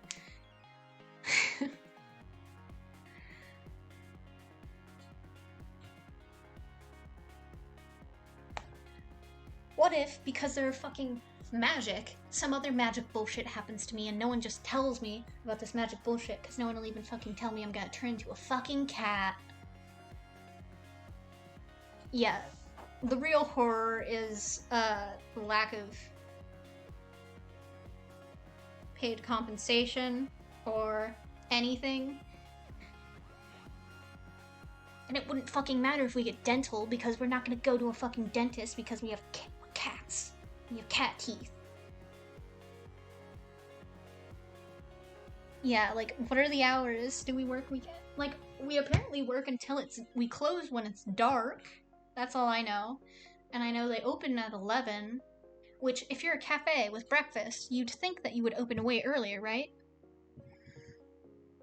Oh, when we ask what our job is, Graves says, we'll see. Because that's, like, right after the interview. He's like, I don't know. So basically, we just wait tables. And there's no, like, hostess or anything, so... It's like, oh my god. And then, like, Hayes is a barista. Finley is a social media manager. Reese, I guess, is kind of a manager, but he's not really. Graves is the owner. And then we've got Mason, who's a chef.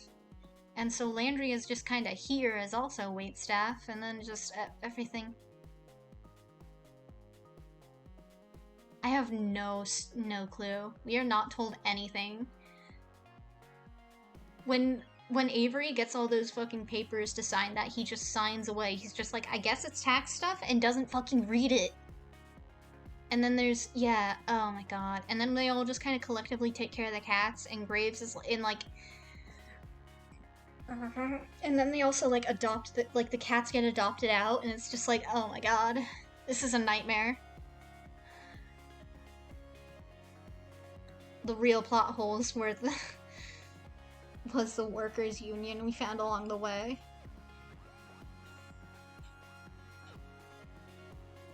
Yeah, Avery doesn't know shit, though.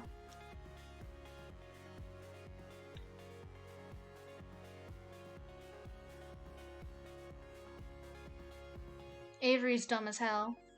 And I love that for them, but still.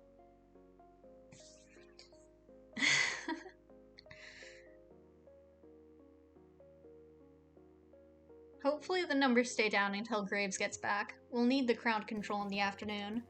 Where the heck is he, anyway? I'm sure he has a lot to deal with.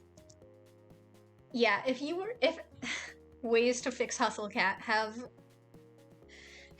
Anon M. Mantits Minecraft Mallow be the main character.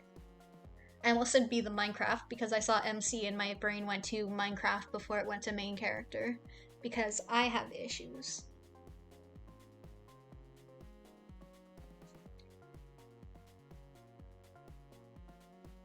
I'm sure he has a lot to deal with. There's a lot more to managing a restaurant than what goes on inside, I'm sure. He always comes to help out sooner or later. I'm having a lot of trouble picturing Graves waiting tables. Maybe he wears that uniform Reese is so obsessed with. Okay, I don't have time to sit here daydreaming about that. There are tables to wait. Boy, are there a lot of orders for donuts and coffee today. I didn't even know that was on the menu. Yeah, Graves is just kind of not here for like most of the game, actually.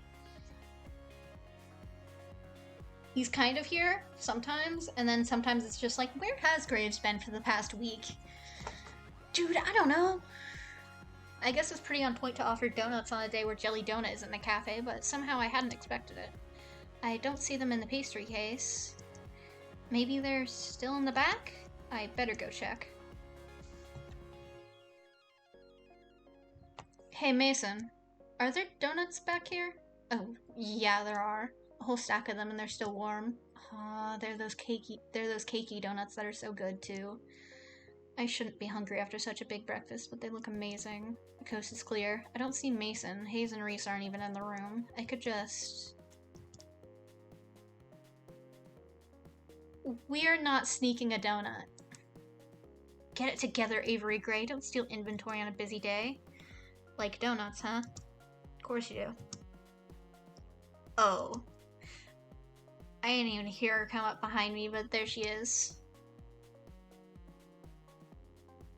Mason looms over me and rests her arm across my shoulders.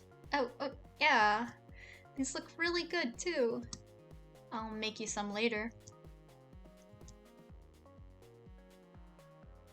I like strawberry. Donut's the best with the pink frosting. Can I request those? Strawberry, huh? Not what I expected from you. Is that good?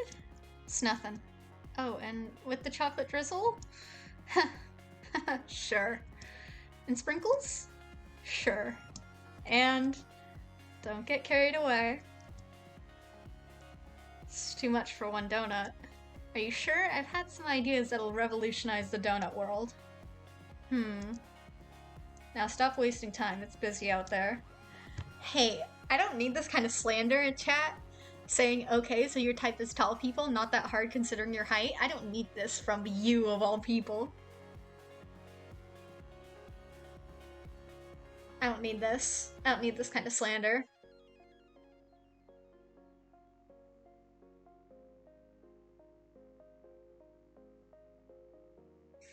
Just because you're right doesn't mean you have to say it.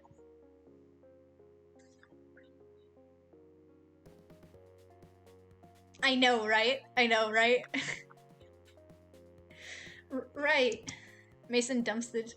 Goofy would be disappointed. Goofy's... Oh my god. The disappointment. I don't need this for anyone. Mason dumps the tray of plate. I made the same exact mistake the first time I was reading it. The tray of plays. The tray of plates in my hands and shoos me out of the kitchen. I bring the plates to their respective tables. I'm getting really good at this waitstaff stuff. Oh, thank goodness you're back, Avery. We're so swamped. Avery to the rescue. This is still a bit much. It's like we're under a waterfall of people who want to see Jelly Donut or something like that. I don't know, I'm too busy to think of a good metaphor. Finley's loving it though. Look at her just mug for the camera. And there they go again. Someone is trying to put a donut on her head. Excuse me, please read the rules. We can't let customers bring food into the cat play area. Fine, whatever. Jeez. You see something on the internet and you think it's okay to do in real life? Some people. Someone better talk to that kid about the bad habits she's encouraging in people. The offending customer has already vanished back to his table, but now there are 3 people who have taken his place. We need more babysitters. One at a time, please. No flash photography. Oh, thank goodness. Reese and Hayes are back out to help corral the crowds. Reese is taking a spot at the door as the world's tiniest bouncer, and Hayes is taking someone's order. Which reminds me, I'd better get back to work too. We're in the final stretch, but dang, this is exhausting. My pockets are bursting with tips, but that's not much consolation if it feels like I'm never gonna leave this place. I could really use a break. Hey. Yeah, we got 1 day of training, and that's because there were, like, a few people who came in, and Landry just watched us wait the table for them. And then this is the second day. It's a whole mess. What's she doing out here? Does she need a break too? I suppose I shouldn't be so too selfish. I'm not the only one working my butt off here. Get in here. It's not a request so much as a command. I better go see what's up.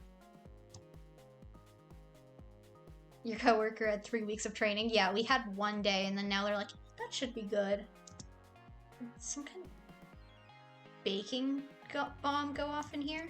We're all taking turns bussing tables, but this crowd hasn't left much time to deal with dishes or cooking utensils. I need your help. And here I thought you didn't trust me in the kitchen. I don't, smartass. I need coffee. Yeah, me too. No, we're low on beans. Get them from the basement, right around the corner. I'm swamped. Oh, duh. Yeah, of course. Just a sec, I'll get them. I've never been in the basement before. Imagine not knowing where, like, the coffee beans are. Like, Avery just straight up doesn't know and has to be told by Mason. And then is like, I've never been in this one place. He hasn't been in a place that he's supposed to go for his job at some points. He also doesn't know how to make coffee. It's probably not a great idea to get someone to help me out, but dark spaces kind of creep me out. This is a restaurant, not a haunted house, and I'm not some scaredy cat. It should be fine. Here goes nothing. Holy crap, Graves. I try to give you the benefit of the doubt, and this happens. This isn't a restaurant storehouse, it's a Halloween surplus store. Is that? It is. It's a curio full of model skeletons. What the hell? What's he got padlocked in that closet? Do I want to know? Yikes, I better get out of here and go back upstairs quickly before I get attacked by a giant toad. I find a giant bag of unground coffee beans. I'm sure I can barely lift myself. Yeah, this giant amethyst stone would cost a shit ton of money, and he leaves it fucking here. Which I'm sure because he wouldn't want to leave it with, like, where there would be customers fucking around with it, and of course the cats would get to it somehow, but why here and not in your fucking house? He has an apartment upstairs. And what the fuck is all this shit? And then you've got these, and then this, and then this. You did a barista course?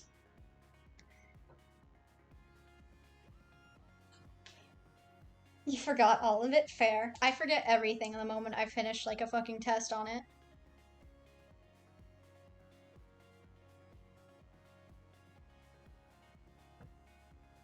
But more interesting is the book resting on top of it.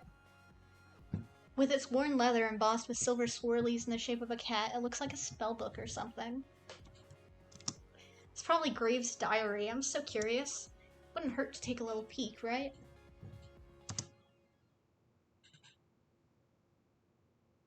The heck? I don't get this at all. Is it written in code or something? This is all nonsense. Wait a second. Why is my name in here? Ew, Graves is writing about me in his diary? Avery. Ooh, she sounds mad. Now's not a good time to start reading. Avery, you're on the fucking clock. The book is real tiny. It doesn't look tiny in that, but then it's apparently tiny and fits in the hoodie, and then every other, like, picture, it looks like a normal book size. It fits right in my hoodie. I'm gonna look through this when I get home. Like, you'd think he'd just think, yeah, I'll go back for it, and then come, Fair. Yeah, Avery hasn't taken any breaks or lunch. Avery had a big breakfast, and then we never get lunch in this fucking place. Well, technically our breakfast is more like a brunch because it's, like, near lunch, and then they open at 11, and then, yeah. Kind of, but not really. It's probably nothing, but after seeing my name in it, how could I resist taking it home for a better look? I'll bring it back before anyone even notices it's gone. Okay, but seriously, I should leave before a crow lands in my hair or something. I heft the coffee bag in my arms and trundle up the stairs back into the kitchen.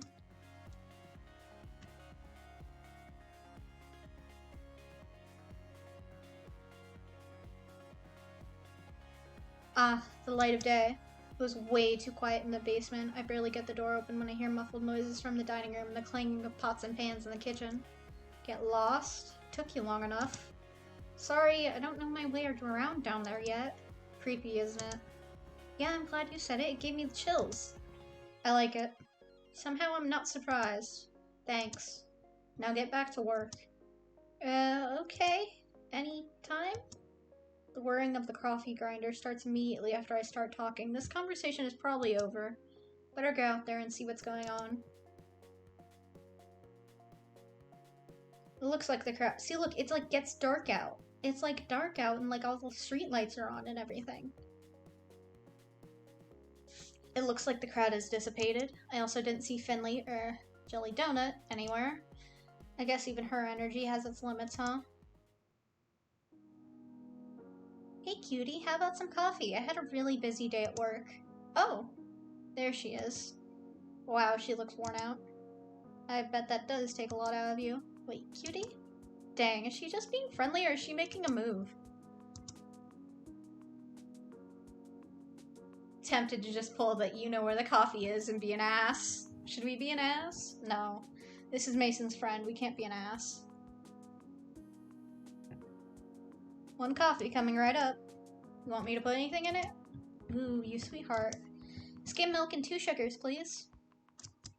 You got it. I fetch her a cup of coffee just the way she likes it. Once I get back, I catch her looking at her phone. The cafe got some good comments today. We should see a nice boost in traffic from this. So, is this what you mean by a social media expert or whatever? Yep. Around the company message board and all those other accounts. Jelly Donut was something I started doing to get more cafe traffic. I didn't expect it to get so big. It's actually a lot of fun. You should join me when you start transforming too. I could use a sidekick. Oh, yeah. I'd forgotten about that until just now. Oh, sorry. I'm just trying to help. Here, come sit with me for a sec. It's quiet enough that Landry can take care of the remaining stragglers, so it should be fine if we sit for a minute or two. Really, though, it's gonna be fine. We all stick together here, and you're part of the family now, got it? You have sprinkles in your hair. She reaches up and finds a treasure trove of sugar stuck in her bangs. So I do. I mean it, though, got it? Yeah, thanks. Got any room for another at this table? Yeah, matcha cheesecake. Oh my god, all the shit in here.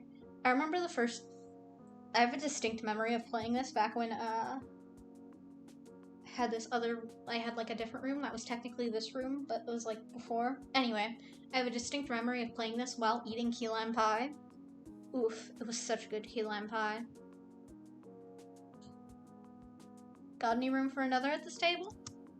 Huh, I guess there weren't too many left after all. I glanced downstairs and it looks like he already locked the door. Always. Landry scoots a chair next to Finley. Guess the cafe is closed now. I expect you all won't spend too much time lollygagging. We have cleanup to do. Jeez, Dad! Lollygagging? Really? I don't know, it was the first word that came to mind. Mace, why don't you sit with us too? We could all use a break. I suppose so. Where are Hayes and Mason? Oh, you know Mason, she's probably already gone. She doesn't stick around after shifts to help with cleanup. She gets here earlier than any of us for prep, so it's only fair that she leaves early.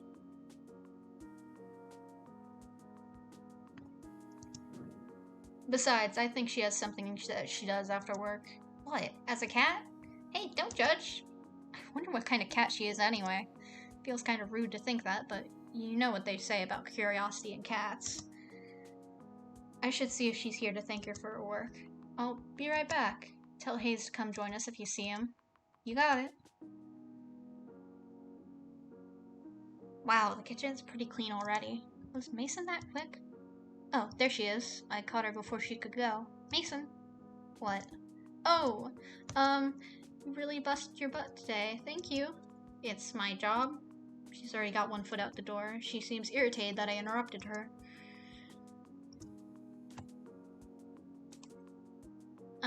Do you want me to walk you home? Mason gives a sharp snort of laugh. You think I'm gonna get chased or something? Stray dog's gonna come get me? No, I thought it'd be nice. We could talk and stuff. We're talking now. Autistic King. Autistic King. Look at this Autistic King right here. I guess so, huh? Well, where are you going? Do you live near here? Don't we all? Yeah. Is that all? Well, I guess so. Good night, Mason. Yeah. She disappears around the corner, but a second later I catch a glimpse of a lanky orange cat with a crooked tail. Maybe that's her. Looks like she's heading in the same direction as my apartment. I wonder if we're neighbors? Probably not. That's kind of silly to assume. When I get back to the kitchen, I hear the sink running. It looks like Hayes is doing the rest of the dishes. Why doesn't he come out with the others? Poor boy deserves a break as much as the rest of us. If everyone's a family like Finley said, he should be a part of it too. Hey, put those down. Come on. Come out. We're all gonna sit and have coffee together. I'm fine, thank you. What, you don't like me now? What? I'm just teasing you. Come on, you're one of us, and I'm sure you're tired too. I'll come back and help you with the dishes after we're done. I'm sure I won't be the only one either. We gotta stick together, right? I guess so. Come on, I'll get you your coffee even. I'd rather get it myself. I'm a little picky with my coffee. Oh yeah? How so? I prefer a good cappuccino instead. We have a nice espresso machine here. Oh, the one you made for me at my interview. That's really good. Oh, thank you. Cappuccino is steamed milk and espresso. It's a delicate balance. Can you make me another one? Sure. Oh, is that a smile? It is! I'll go make them now. Meet you in the dining room. I head out to the cafe. Hayes walks with me at first, but slips upstairs as soon as we reach the staircase. There are a series of loud whirring noises, and he returns with a cup and he chant. He's careful as he hands me mine. It's still a little hot. Looks amazing, thank you. I head back upstairs, coffee in hand, and return to my seat. Hayes follows shortly after and sits at the table next to us. I reach out and drag his table a little closer to ours. We all sit and talk over coffee for a while. We divide the tips, careful to leave a separate stack for Mason when she gets in tomorrow. It's getting pretty dark. I should get going soon. I say goodbye to everybody and head out. Yeah, I'm not sure why there are two kitchens. Like, why there's a cafe thingy up here and also downstairs is like an actual restaurant kitchen. I have no fucking idea. Maybe there's like a staircase. I hope there's some staircase that connects the two. That would make sense, at least. And then there's another door that goes upstairs to fucking Graves' apartment, which also has a kitchen. There are 3 kitchens for each story of this place. Hell. I say goodbye to everyone and head out. They're all staying late again. I can understand that. Of course, they'd want to be human for as long as possible. I'm gonna enjoy this while I can. The gravity of the situation weighs on me as soon as I'm out the door. What the hell am I gonna do once I start turning into a cat? How do I explain that? Nobody would believe me. Meow. I'm not gonna make I'm not gonna make cat noises that are proper to I'm not doing it. You can't do that to me. The black cat with the odd eyes is back. It could be Graves. We are unsure. Technically, it's never confirmed in any of the routes until it might be confirmed in Graves' route, but we don't know. The black cat with the odd eyes is back. It sits in the middle of the road. Something dangles from its mouth, but I can't tell what. Quit it, Graves. I know that's you. The black cat stares back at me impassively. Playing dumb isn't gonna work. Black cat flops on the pavement and splays out its legs. It's not even looking at me. Maybe I'm off on this hot tip after all. I guess sometimes a cat is just a cat. You're like, kick the cat. Fuck. Everything's getting to me. A little more reason to go home and get some sleep. I'm almost home now. I should figure out what I'm gonna do for dinner. Something just hit my back. Get it off, get it off, get it off, get it off. Wait, it's gone? I see the black cat at my feet. What the hell? Damn it, Graves! I don't care if this cat is Graves or not. I'm calling it that until I'm proven wrong. Meow. The black cat trots off somewhere. Is it just me, or did that sound more like someone saying the word meow? Worse than that, it sounded kind of smug. Graves! Maybe it's not him. Maybe I just smell like cat and attract other cats now. If you could kick your shitty boss and the boss can't do anything about it, then do it. Fucking kick that bastard. Get his ass. Maybe it's not him. Maybe I just smell like cat and attract other cats now. I better get home before I'm jumped by more strays. I run the rest of the way home and slam the door behind me. I can't take this. If my hair wasn't already white, it'd be turning that way. You're late. Eh? Who said that? I look down. Mochi's fat face is looking up at me. Oh, no, no, no, no. No, I'm not doing this. I dump some kibble in Mochi's bowl and then go to my room and close the door behind me. I'm not talking to my cat. I'm not fucking talking to my cat. I refuse. I shamble into my pajamas, but when I bundle up my hoodie, I feel a firm squarish bulge in my pocket. That's right, the book. I would ask her why she shat on my bed. Why? Oh my god. Did I miss something? I start to flip through the book again. There's my name. And there's Hayes, Finley, Mason, Landry, and Reese. Must be a clue of some kind, but I don't know what it's supposed to say. All these words look like they've been written by birds hopping around in ink. I toss my hoodie on the floor and get to work. Maybe I can decipher it? If I hold the book upside down? No. Is there a cipher? Nope. I don't know why I bothered looking. Of course it wouldn't be that easy. Try for another 20 minutes or so, but it's useless. I give up. Frustrated, I drop the book. It hits my hoodie and ungracefully tumbles over. I shuffle them away from my foot, but something tumbles out. What is that? It looks like it fell out of the hood. A bookmark? Did I leave that there? Why would I put anything there? I picked it up. It looks like it's got some weird holographic center. It's kind of pretty. Should bring it back to the cafe tomorrow along with that stupid book. I go to tuck the bookmark into it for safekeeping, but... Hold up. I can read it with this. I don't know how it got there, but that's the key to reading this book. The Hallowed Covenant of Witchery? What? Reese did say something about witches the other day. This might be a good lead to whatever's going on. I settle in with the book and start from the beginning.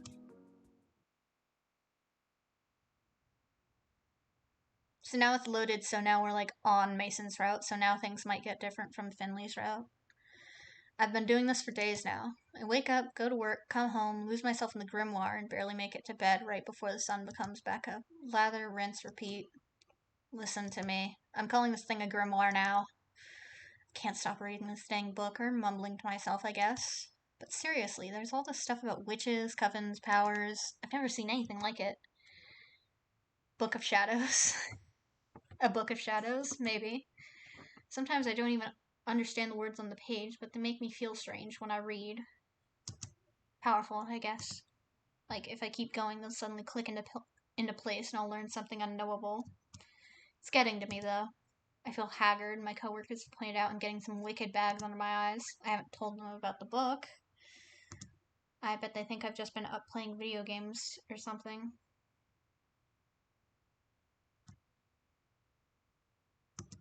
What's wrong with you? What's with you? You're so friendly lately. Book of Shadows is a handwritten grimoire. It's usually made by Wiccans. Ah, I don't know anything about Wiccan stuff besides from what I've just learned from osmosis from friends and stuff, so...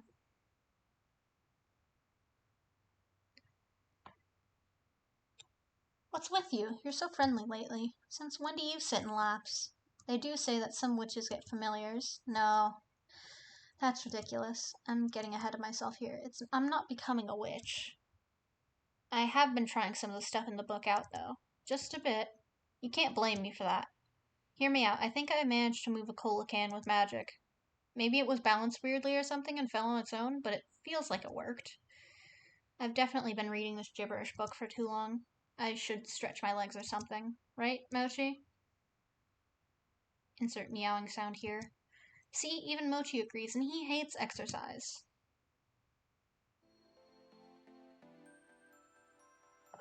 Hey, it's actually pretty early. Reading a dusty tome all night actually reset my sleep schedule to a normal one.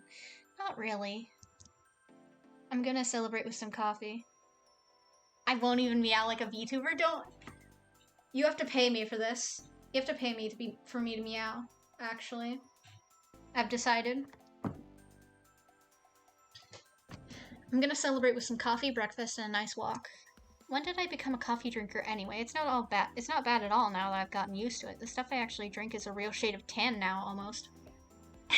Let me slip you a 20. My palate is refining every day.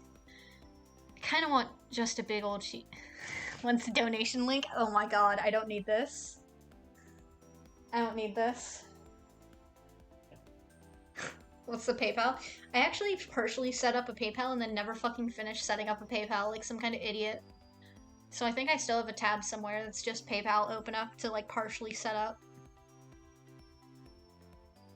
Kind of want a big old cheese Danish or something too. There's the corner store down the road. I've been there for a lot of stuff, and their breakfast pastries look really good. I can also just stop by the cafe. It's closed to customers today, but I bet someone's hanging around. Oh, PayPal will never let you change your name? Makes sense. Bet someone's hanging around who could make me a nice fancy coffee or something. Or you could learn to make coffee because you work in a fucking cafe. We're going to the corner store. You know what? I eat at the cafe all the time now. Why not get some variety? The place is really cute and handy. I'm not really a grocery shopping type of person. AK, we're just not a responsible adult at the end of the day kind of person, but if I was, I'd do it here. The snacks are choice, and the little bakery window besides the counter has some surprisingly delicious donuts. I think the owner makes them himself. The owner's a real gruff guy, but I bet he's the type that gets favorite customers and warms up to them. All I know is I'm not one of those favorites yet. He's at the counter reading the paper right now. He somehow manages to spare me a glance as I approach, but he goes back to the sports section while I pour myself a cup of coffee. Good morning. Starting to get cold out, isn't it? You want donuts or what? Boy, he reminds me of a certain surly chef. Yeah, chocolate and a jelly donut, please. Jelly donut. He turns to pluck the donuts from the display case, and that's when I see it. Her, to be precise. Scraggly orange cat curled up and sleeping on top of an overturned milk crate down by the owner's feet. That's Mason? The old man didn't hear me, but the cat sure did. Her eyes fly wide open and her pupils shrink to the size of a paper cut. I start to mouth, "What are you doing here?" to her, but she's having none of this. Her crooked tail puffs out twice its side and thrashes wildly behind her. Even as a cat, her stare is intimidating. I know it's her, and I know if I don't shut up, she's gonna come at me. Here's your donuts. What'd you do to my cat? Nothing? I think she just doesn't like the way I look or something. Anyway, bye. I leave the money on the counter and make a hasty retreat. How weird. I didn't expect Mason of all people to be some store mascot. Something weird is going on here. I hope it's not so weird I can't go there anymore. The donut is delicious. I decide to head over to the cafe for a bit. I hope they won't get on my case about having outside food. I kinda think they really won't care, though. It's almost like people have families, Avery. Yeah. Avery, please, think for a single second. I know you have the brain cell the size of a piece of cat kibble, but still. Come on. I kind of think they won't really care, though. Mason is probably the only one who'd give me grief about that, and well, when I get there, I already see some movement inside. Normally, I'd be weirded out by people hanging out at their work on their day off, but cat curse and all, I get it. Hayes opens the door for me. It looks like he's the only one here right now, actually. I see him glance down to the coffee in my hand. Where'd you get that coffee? Corner store a few blocks away. It's on my way here. You could have come here. He looks a little disdainful. I kind of like knowing that such a shy guy has a bit of a snobby side, though. There's something hiding in that shell for sure. I sink into my favorite spot on the big circle couch and take a big ol' sip of my coffee. He's so insulted. I love it. Listen, this man writes poetry. We know he's a bit of a mess. And he was insulted day one by how we were treating coffee, so he still now is like, God, you got some cheap trash and didn't let me make you a fucking cappuccino. Looks away and local poetry writer? Yeah, of course you would.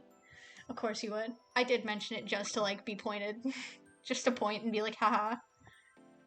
I sink into my favorite spot and take a big ol' sip of my coffee. I could sit here all day. Maybe I will. Oh, Avery, you're here early. Bitch is my cat name, just like Moon is my wolf name. Yeah, I thought I'd come see what everyone's doing. I've been cooped up in my house for too long. It's good to see you. I'll be around doing some handiwork, but let me know if you need anything. Oh, don't worry about me. I'm sure it sounds like you'll be busy enough. Bitch could be my dog name, but also, cats are inherently bitchy. Milo would know. He's sitting over there. Milo? Milo? Oh, he's sleeping. Oh, he's sleeping. How could I possibly torment the boy when he's sleeping? Wow. He went wow at me. Poor boy. I know bitch means dog. Listen. Considering the cat names that I have now, naming a cat dog would not be the end of the world. And you're one to speak about cat dogs, considering that's one of Good Times with Scar's favorite cartoons.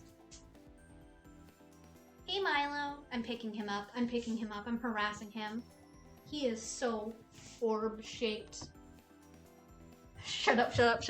Yeah, okay. I got a boy. I have captured the boy. Hey Milo, who's my big boy? He's sitting on my lap being so sweet, so good, so kind. Yeah, Milo? Oh, he's kneading onto the blankets. Cat names, huh? Look at this cat boy over here who refuses to meow. Won't even meow. Listen. Wait, did I read that one? Oh, don't worry about me. It sounds like you'll be busy enough. There's the door again. Hello. So, Avery, what breed are you? Do you know yet? Excuse me? Cat, I mean. Sorry, is it still a sensitive subject? No, nothing's happened to me since the day I grew a whisker. Figured it'd take more time. That's strange. I turned in about a week. Yeah, me too. Hazel nods from the other couch. This wouldn't be the first time Avery's slow on the uptake. You just standing there, waiting for a chance to say something like that? Of course not. He was. They're right, though. Playing with that book made me totally forget about the curse. Haven't I seen any changes since then? Yeah, Reese is just correct and based. I love him. Hi, Milo. Hi, are you awake now? Oh, he's a sleepy little kitty. Milo. He's purring. Why haven't I seen any changes since then? Well, I'm gonna do some laundry. Let me know whenever you find out. I'm betting you'll be a silver tabby or something pretty like that. I hope the type of cat I become is still a person.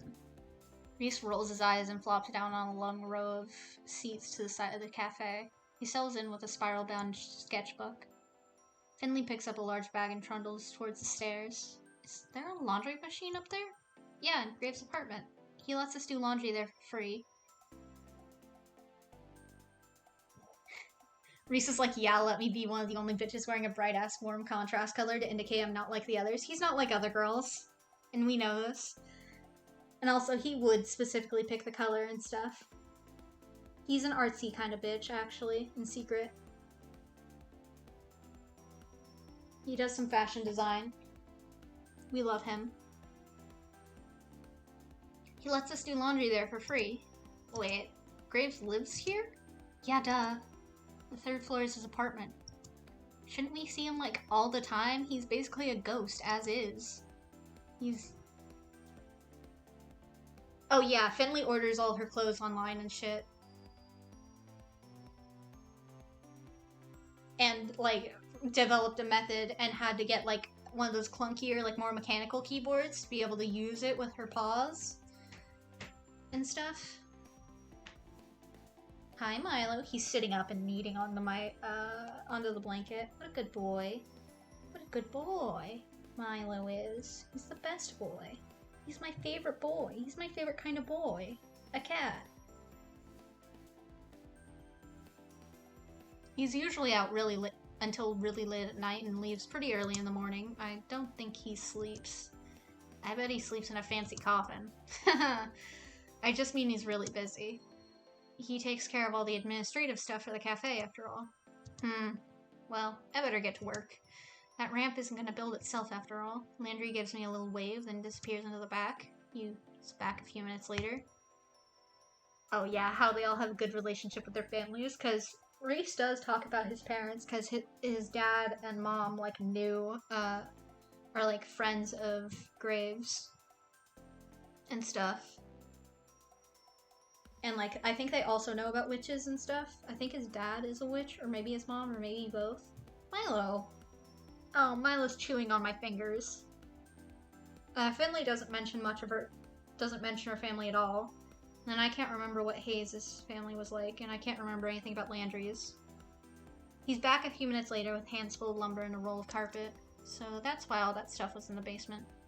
Sorry, it might get a bit noisy in here. It's no problem with me. Suppose if you must. Landry and Reese go back to work. A few minutes later, I hear Finley peek up at the balcony and she's fiddling with a laptop or something. Everyone seems to be keeping themselves busy. Maybe I should help one of them? But on the other hand, I'm not getting paid for it, so... yeah, we're staying put because none of these are Mason-centric. I'm gonna stay here and finish this delicious coffee before I do anything. This is my day off, after all. We all get caught up doing our own thing when I hear footsteps approach from the kitchen. Why, if it isn't the big boss himself, my wonderful cat herders, I see you've been keeping the place well while I've been gone. He looks us over and his gaze stops on me for just a second. I'm a bit distracted because Milo's chewing on my fingers.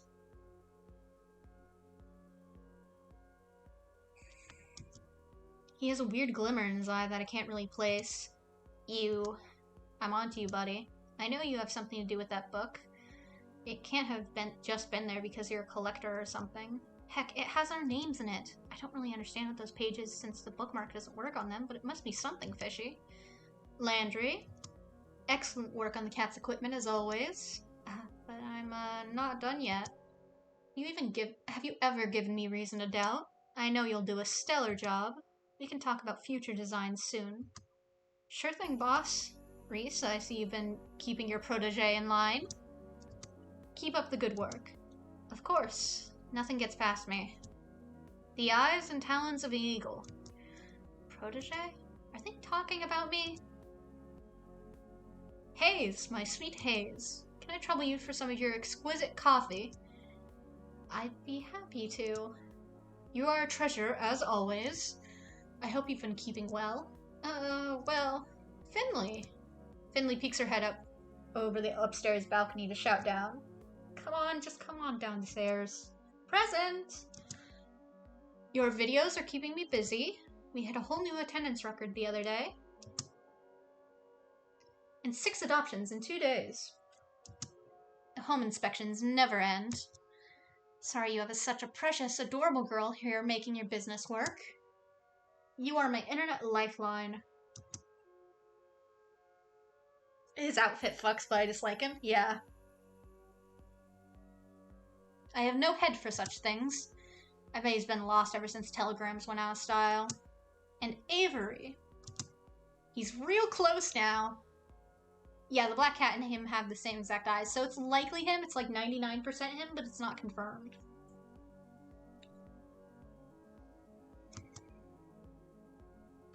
If you kick him in the nuts, do you think that counts as neutering him as a cat? I don't know. Oh my god. I don't think I like it. He puts his hand on my shoulder and levels his gaze down to mine. The blue eye is so chilling. It really is a telltale heart situation.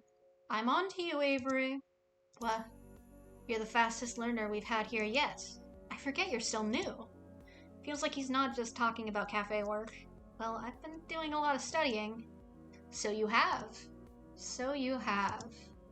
He lets go of my shoulder and turns away to the rest of the employees. He definitely wasn't talking about the cafe. He definitely knows something about that book. I'd ask him more, but it's not a good idea in front of everyone else.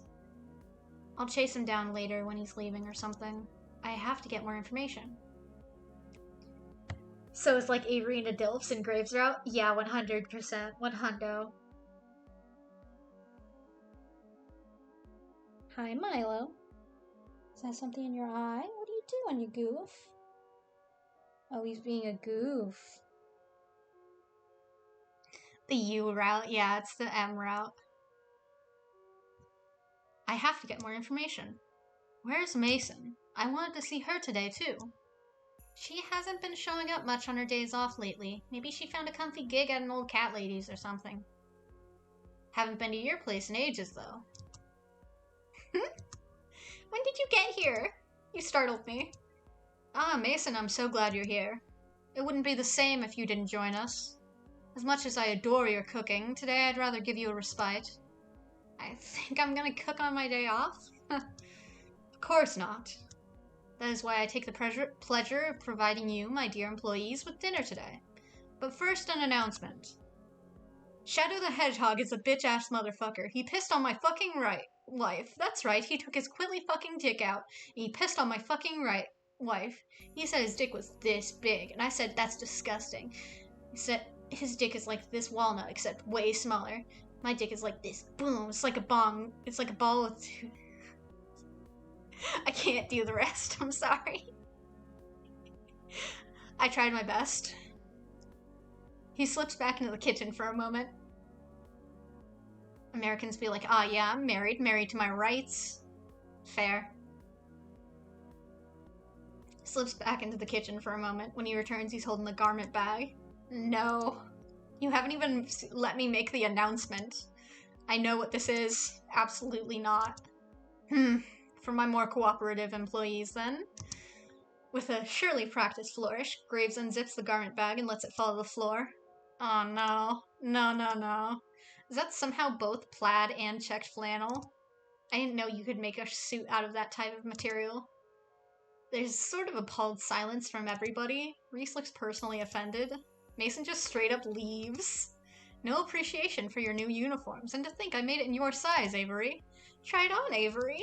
She's still shouting down from the balcony. I can't blame her, I wouldn't want to get any close to that suit either. I'd rather wear a potato sack. And I went through such trouble to have it made. Check with us next time before you waste your time. 'Tis easier to beg forgiveness than ask permission, as they say. See? You knew we wouldn't agree to it. Well, I'll leave this here in case you all come to reason. Take some time to admire it. I'll be off for one last errand, but when I return, you'll all be treated to a wonderful meal. Until then, farewell. With that, he disappears into the kitchen. I'm going to follow him, just to see what happens when he leaves. We never see that one. We do see a different one. Which, next on the Graves route, I can show you the other outfit that he has, the other uniform, but it's not exactly cat-maid-esque. I get to the kitchen in time to see him slip through the back door. I'm sure I'm gonna see that black cat. I just know it. I peek out the door as he leaves. He gets further and further away from the cafe, but I don't see him change, not even when he gets past the point where I know. Yeah, he would. But also, points, you would. Not even when he gets past the point where I know he's off cafe grounds. I guess the others already assumed he wasn't affected by the curse, but why? Does this prove he's the culprit? How else would he escape whatever it was that got everyone else? Although, to be fair, there's no cat maids here. It's just, so far, I have not found any cat maids. There might have been some in Reese's route. I don't remember if he ever... I don't think so. I know Reese does some, fashion design, but I don't think he ever gets into cat maids. There might be some in Graves' route, though. How else would he escape whatever it was that got everyone else? Although, to be fair, I can't use that as proof. After all, I escaped the... Reese in a maid outfit? Yeah. I escaped the curse, and I sure as heck didn't cause it. Seems like a good a time as any if I can find out more of what's going on. Peek back into the main cafe. It looks like everyone's back to whatever they were doing before. The newly arrived Mason has kicked her feet up on the couch and already seems to be dozing off. Finley did say we have free access to Graves' apartment after all. I could go look and see what he's got hiding up there. It's also kind of curious to see what it looks like. Again, if he was hiding something up there, wouldn't somebody have noticed by now? Maybe he keeps all his magic stuff in that creepy basement. I wonder which would be better to search. Want to check the basement? Let's check the basement. Worked the first time, right? I bet that's where all the nefarious stuff is kept anyway. Maybe Graves is a hapless idiot caught in someone else's plan. Maybe I'm supposed to think he's a witch, but it's actually someone else using him as a cover. Wouldn't that be messed up if it's one of the other workers at the cafe? I can't see any of them being the mastermind type, but what do I know? Suppose I should prepare myself for some snooping.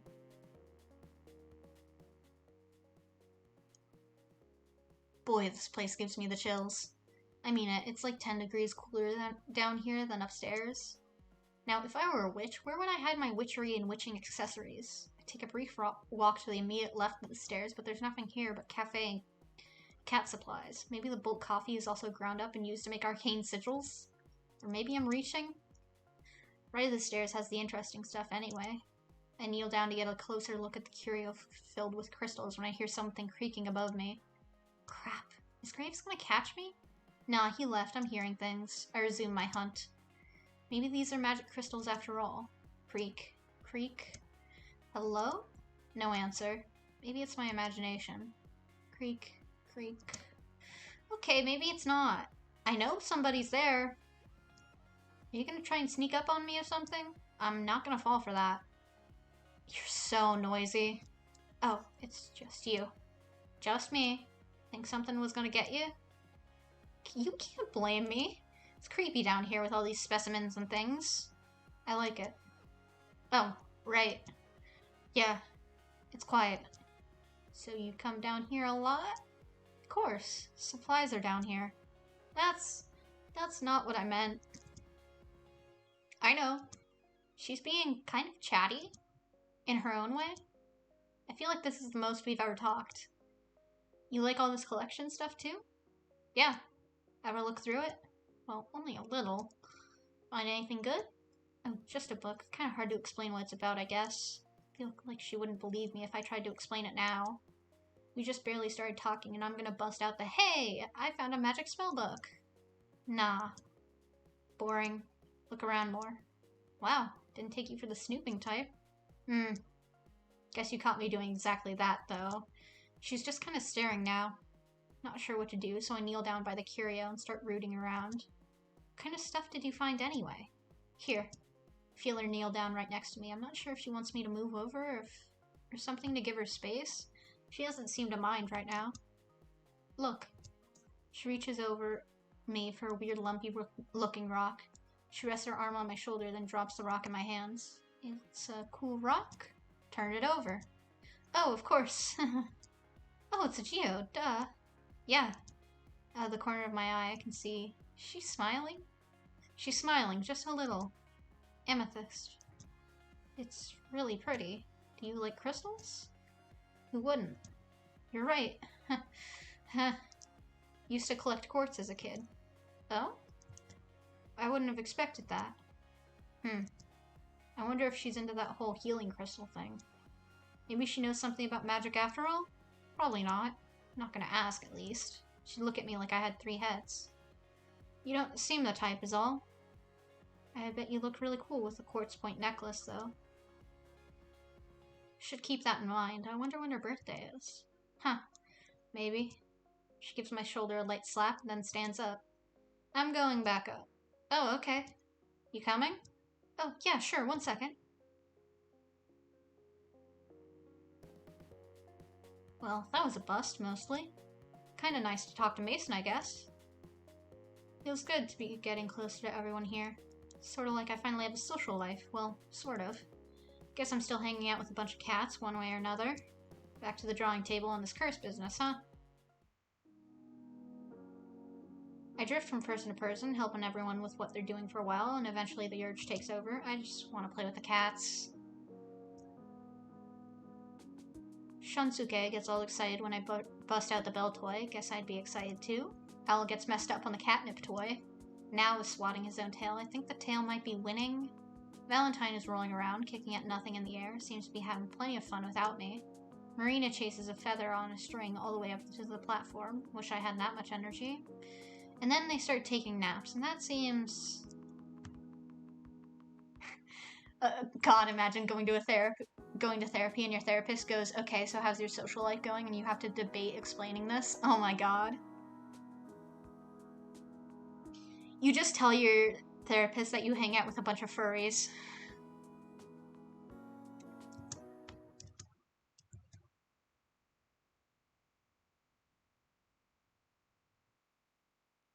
Cheap-ass furries, yeah. Ones that just wear the cat ears. Will someone please exhume Avery from that pile in the corner? Huh? I jump up with a start. Look at this is so cute. When did I fall asleep? Good morning, sleepyhead. Why is there garland on my head? In fact, I seem to be covered in cat toys. What the heck? Well, we tried to wake you up. Yeah, that's the gender. You can tell because of the fucking plaid pattern on on his fucking pants. With catnip? What is all this? Finley. What? I just put a mouse there to see if you'd wake up, and then you didn't, so I put another, and another, and another. I got some really cute pictures out of it. Oh my god, don't put those on the blog. Why would I ever do that? I fling a catnip mouse at Finley as hard as I can. It ricochets off her head. Ow! Hey! Okay, they won't go on the blog. Good. Today. No. Finley, be nice. All of you, stop distracting from the matter at hand. Dinner has arrived. I thought you were actually gonna make dinner, not just order takeout. You bought hot cocoa that's cat themed? Fuck yeah. That sounds good as hell. It better have little cat shaped marshmallows. Does it have little cat shaped marshmallows? Oh, it's local? Fuck yeah. Oh, Pandora wants in, but Milo's on my lap. Sorry, Pandora. Milo's the one here. The second Milo came in, Pandora was like, let me just go and fucking attack him. Let me attack and kill. Milo's my big boy. He's a big good boy, though. Not just order takeout. We usually order takeout on off days. It's a nice change of pace to try a cat-based drink company that's packet-based dark cocoa. Nice.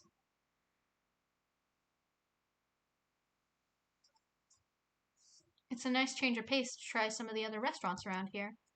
And there are fewer dishes to wash.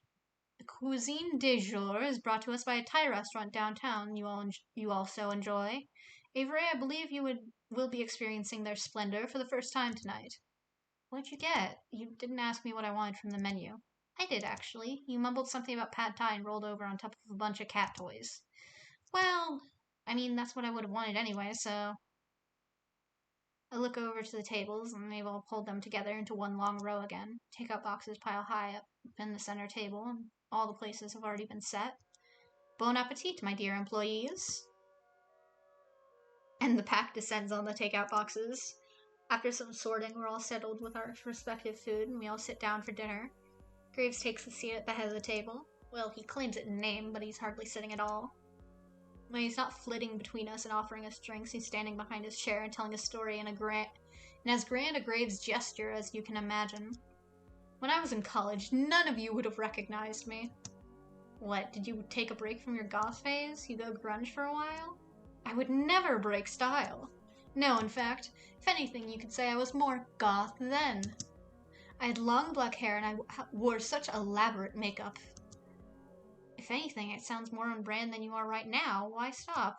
You can't imagine how much time that took from my day. I have a business to run now, after all. Dad showed me a photo once. The one of you with your bandmate. Who? The guy with the mohawk? I don't know how he got such a huge hawk. Ah, yes.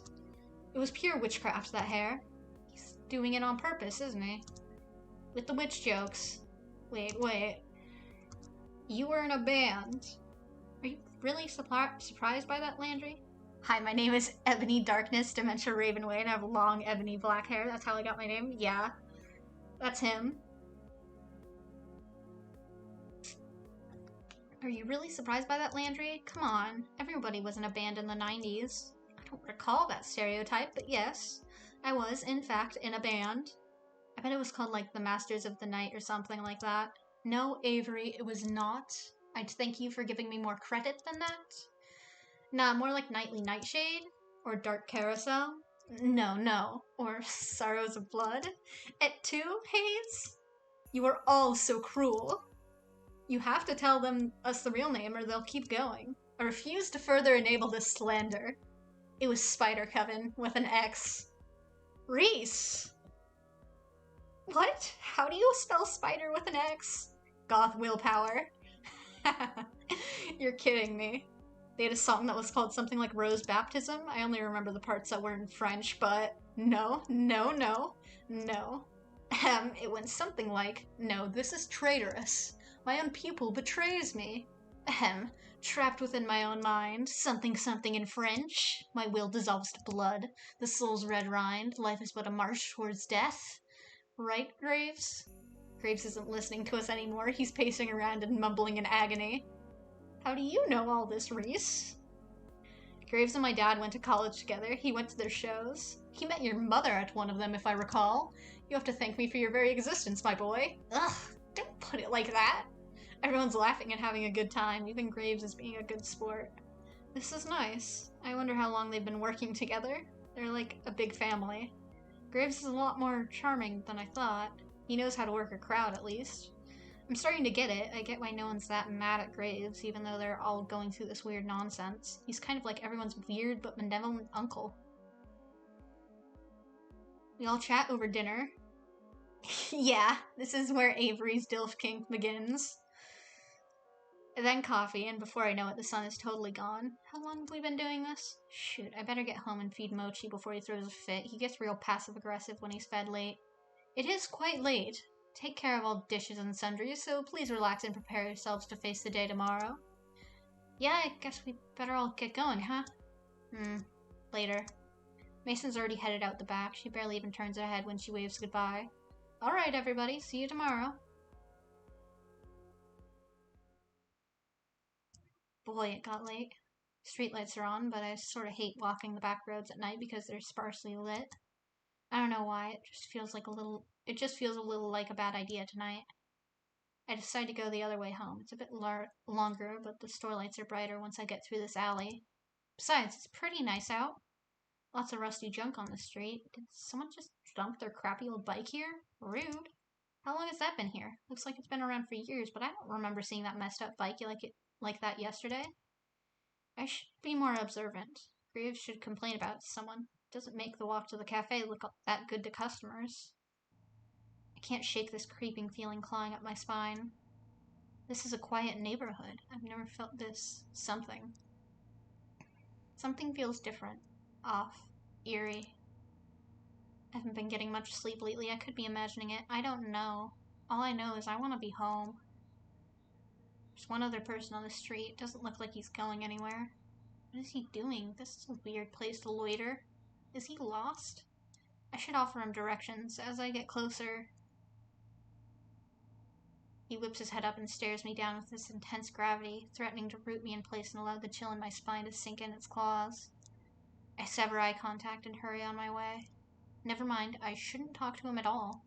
Maybe I should have crossed the street to avoid this, because I seem to have his attention now. Out of the corner of my eye when I pass, I see his head move to follow me. I walk faster.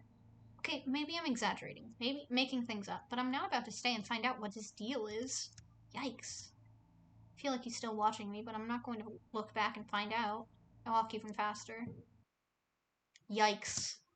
Maybe I'm making a mountain out of a molehill here, but that was creepy. I'm gonna stick to the back streets after all. I better go take care of Mochi before he jumps through a window and attacks me for food. I head upstairs and the rest of the night is pretty quiet. No more weirdos on the street, just a four-legged weirdo that lives in my apartment. But it turns out if I'd stuck around, I would have seen the man continuing on his way. I would have seen him take the back alley all the way to the cafe. I would have seen him stare out in the window of the cafe for a long time. Then up to the third floor. I would have seen him leave a rusty handprint on the shutters of the building across the street.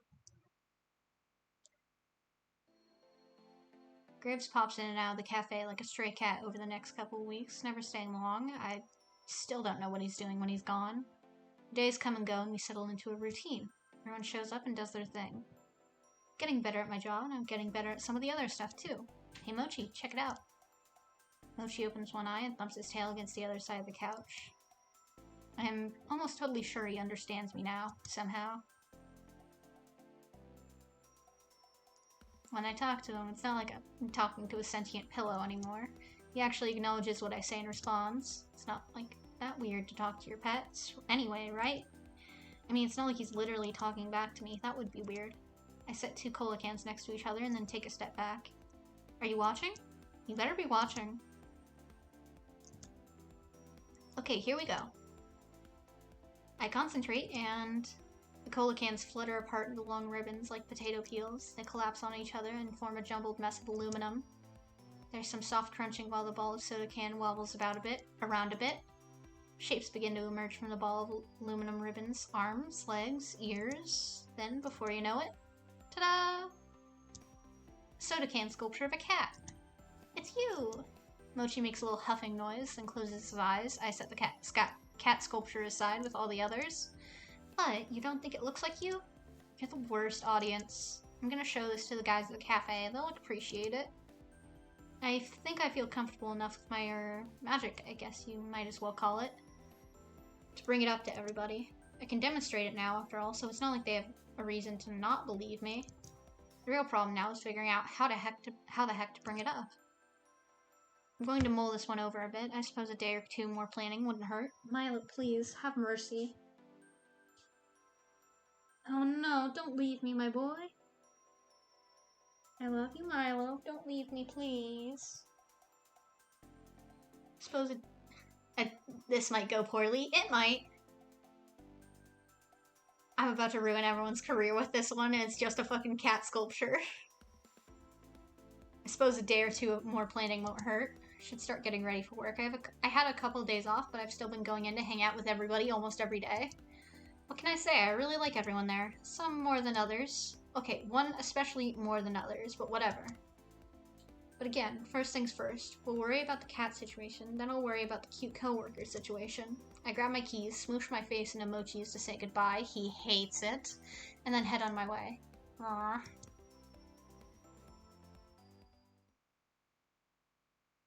I haven't seen any trace of that creepy guy since I saw him a while back, so I've started trying the other route to and from work when I need a change of scenery. It's not a great change, to be honest. There's still a lot of rusty junk lining the road, and it feels like I see more every time. Yeah, the other coworkers, they should be like, what the fuck? Because it took them a week, and then it's been like, at least like 3 weeks or something, because we've had several times where it's like, it's been days, and I've been doing the same stuff over and over and all that. So it's like,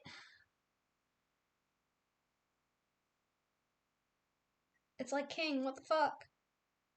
You all need to question this more. I mean, some of them don't really see each other as cats because, like, they don't go on cat detail or something. Like, Mason they mostly barely see her as a cat because, like, she's just gone and she just leaves and goes, nope.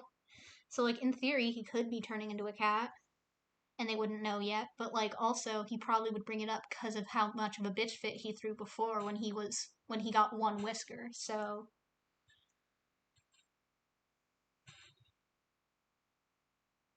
A month and a week or so, and then this one was a few weeks and then days. Yeah. Like, it's been some time. And it only took a week, and, like, while Graves also doesn't do it, and he presumably could be, it's just, like, yeah, Milo, you're up on the table. Milo is up on the desk. Oh, he's sitting his fat ass right there. Okay, big boy. Feels like I see more every time. Yeah, Milo wants to date Mason. Are you hearing him purring? Yeah, Milo, is that so? He's like rubbing his face against the monitor and making it flop back and forth. Oh, now he's just stepping across my keys. Milo. Milo, please, have mercy. Move, move, move, move. You're so pathetic. He's such a pathetic old man. Jesus. Can you hear him? He like thumps down. He's so heavy, he just thumps down whenever he jumps from places. It's very funny. Also, Pandora, do you want in? Are you still here? Pandora? No. Are you drinking your water, Milo? Are you drinking your water? Are you a good kitty who drinks his water?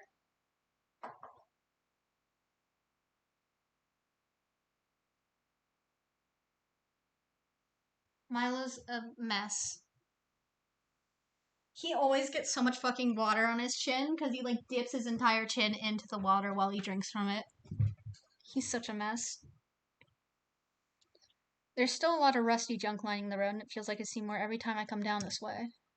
It's so deliberately placed that it's like there's no way it isn't there on purpose. There's a stack of old car parts that almost looks like a tower if you look at it the right way. It's almost artful.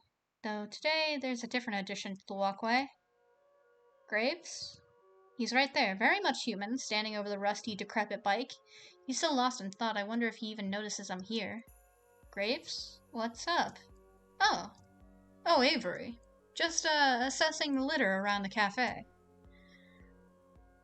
Yeah, looks like someone's been using this walkway as a trash dump. So they have. Do you think it's one of the shop owners around here? I know the culprit. The true matter is to properly deal with its disposal. That's not our job. If you know who it is, make them do it. Regretfully, I do not believe we can stop him. He looks so serious. I mean, I can't blame him. This is an eyesore and is probably hurting business. Jerk. Who is it? Nobody you know. Don't worry about it. Well, I guess if he's not gonna stop, we should just start cleaning it up. I'll help carry some of it. I roll up my hoodie sleeves and reach out to grab the rusty bike hand. Graves' hand. His fingers coil tightly around my wrist, so quickly I don't even see him move. Don't touch it. His eyes hold an intense, stern glow as his stare bores into me. For just a moment, I feel that chill claw up my spine again. Oh, okay. Sorry. Forgive me. It's too dangerous to do this without the correct procedure. You haven't learned enough yet. You don't need to call Avery out like that. Wait, fuck, I accidentally hit the spacebar. This is a lot more complicated than just picking up trash, huh? Please, don't worry about it. I can't help wondering if this is related to some of the other weird things I've seen around here, you know? I'd rather you just focus on the cafe and leave this to me. Please, don't worry about it. You're so opaque, I seriously don't get you at all. I've been hearing that since I could speak. I'm used to it since before I could speak. I'm used to it by now. I wish you'd just tell me straight up what's going on. Consider it a management problem. How's the job treating you? You enjoy it here, yes? Well, maybe if I had a boss that told the truth, it'd be easier. No need to be contentious. I'm doing the best I can. I truly am sorry for the mess, Avery. Yeah, Milo? What's up? What's up, big man? Oh, he's stretching. Are you gonna jump down? He's gonna jump down. There he is. He's such a big fucking lump. He's such a loud big lump. There he goes. Up on the bed. Yeah, Milo? Milo, you poor boy. Poor boy. He's so unloved. He only got cuddles for an entire, hour on my lap. He can't cope with this. He's so unloved and no one pays enough attention to him. Oh, now he's purring. Big boy, big boy, big boy. Big boy. I truly am sorry for the mess, Avery. I'm not the one you should be apologizing to. Talk to the rest of the staff about that. Best case scenario, this will be dealt with soon and we can all forget about it. And if the best case doesn't happen, then we'll have a new bridge to cross. Well, you'd best head in. Wouldn't want to be late, after all. You gonna write me up or something if I am? I don't think I'd need to after Finley got through with you for making her open by herself. Shoot, you're right. Well, later.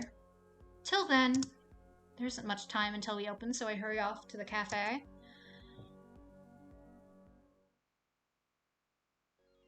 Avery, there you are. I was starting to get worried. Sorry, I got sidetracked on the way here. I ran into Graves. Guess talking to the boss counts as work? No, it doesn't. Graves couldn't keep hold of a topic if it was stapled to his hand. We hurriedly get to work and finishing pre-open setup, though it doesn't really matter because it's a slow morning. First person to come through the door isn't even a customer, it's Graves. Fancy meeting you here. You want some coffee? The usual? Not right now, thank you. Please pay me no mind, I'll be in and out today, maintenance work. Finally. The sink in the kitchen's been backing up something fierce lately. Not that kind of management, my friend. Security improvements. He blows through the building and disappears through the back door as quickly as he arrived. Reese watches him go and takes a few wavering steps towards the door before deciding against it. I guess even Reese can't outboss the boss. Security improvements, huh? The heck is that supposed to mean? That was weird. Well, back to work, huh? Yeah. Hard to focus on work when I can see Braves pacing back and forth in front of the big glass storefront.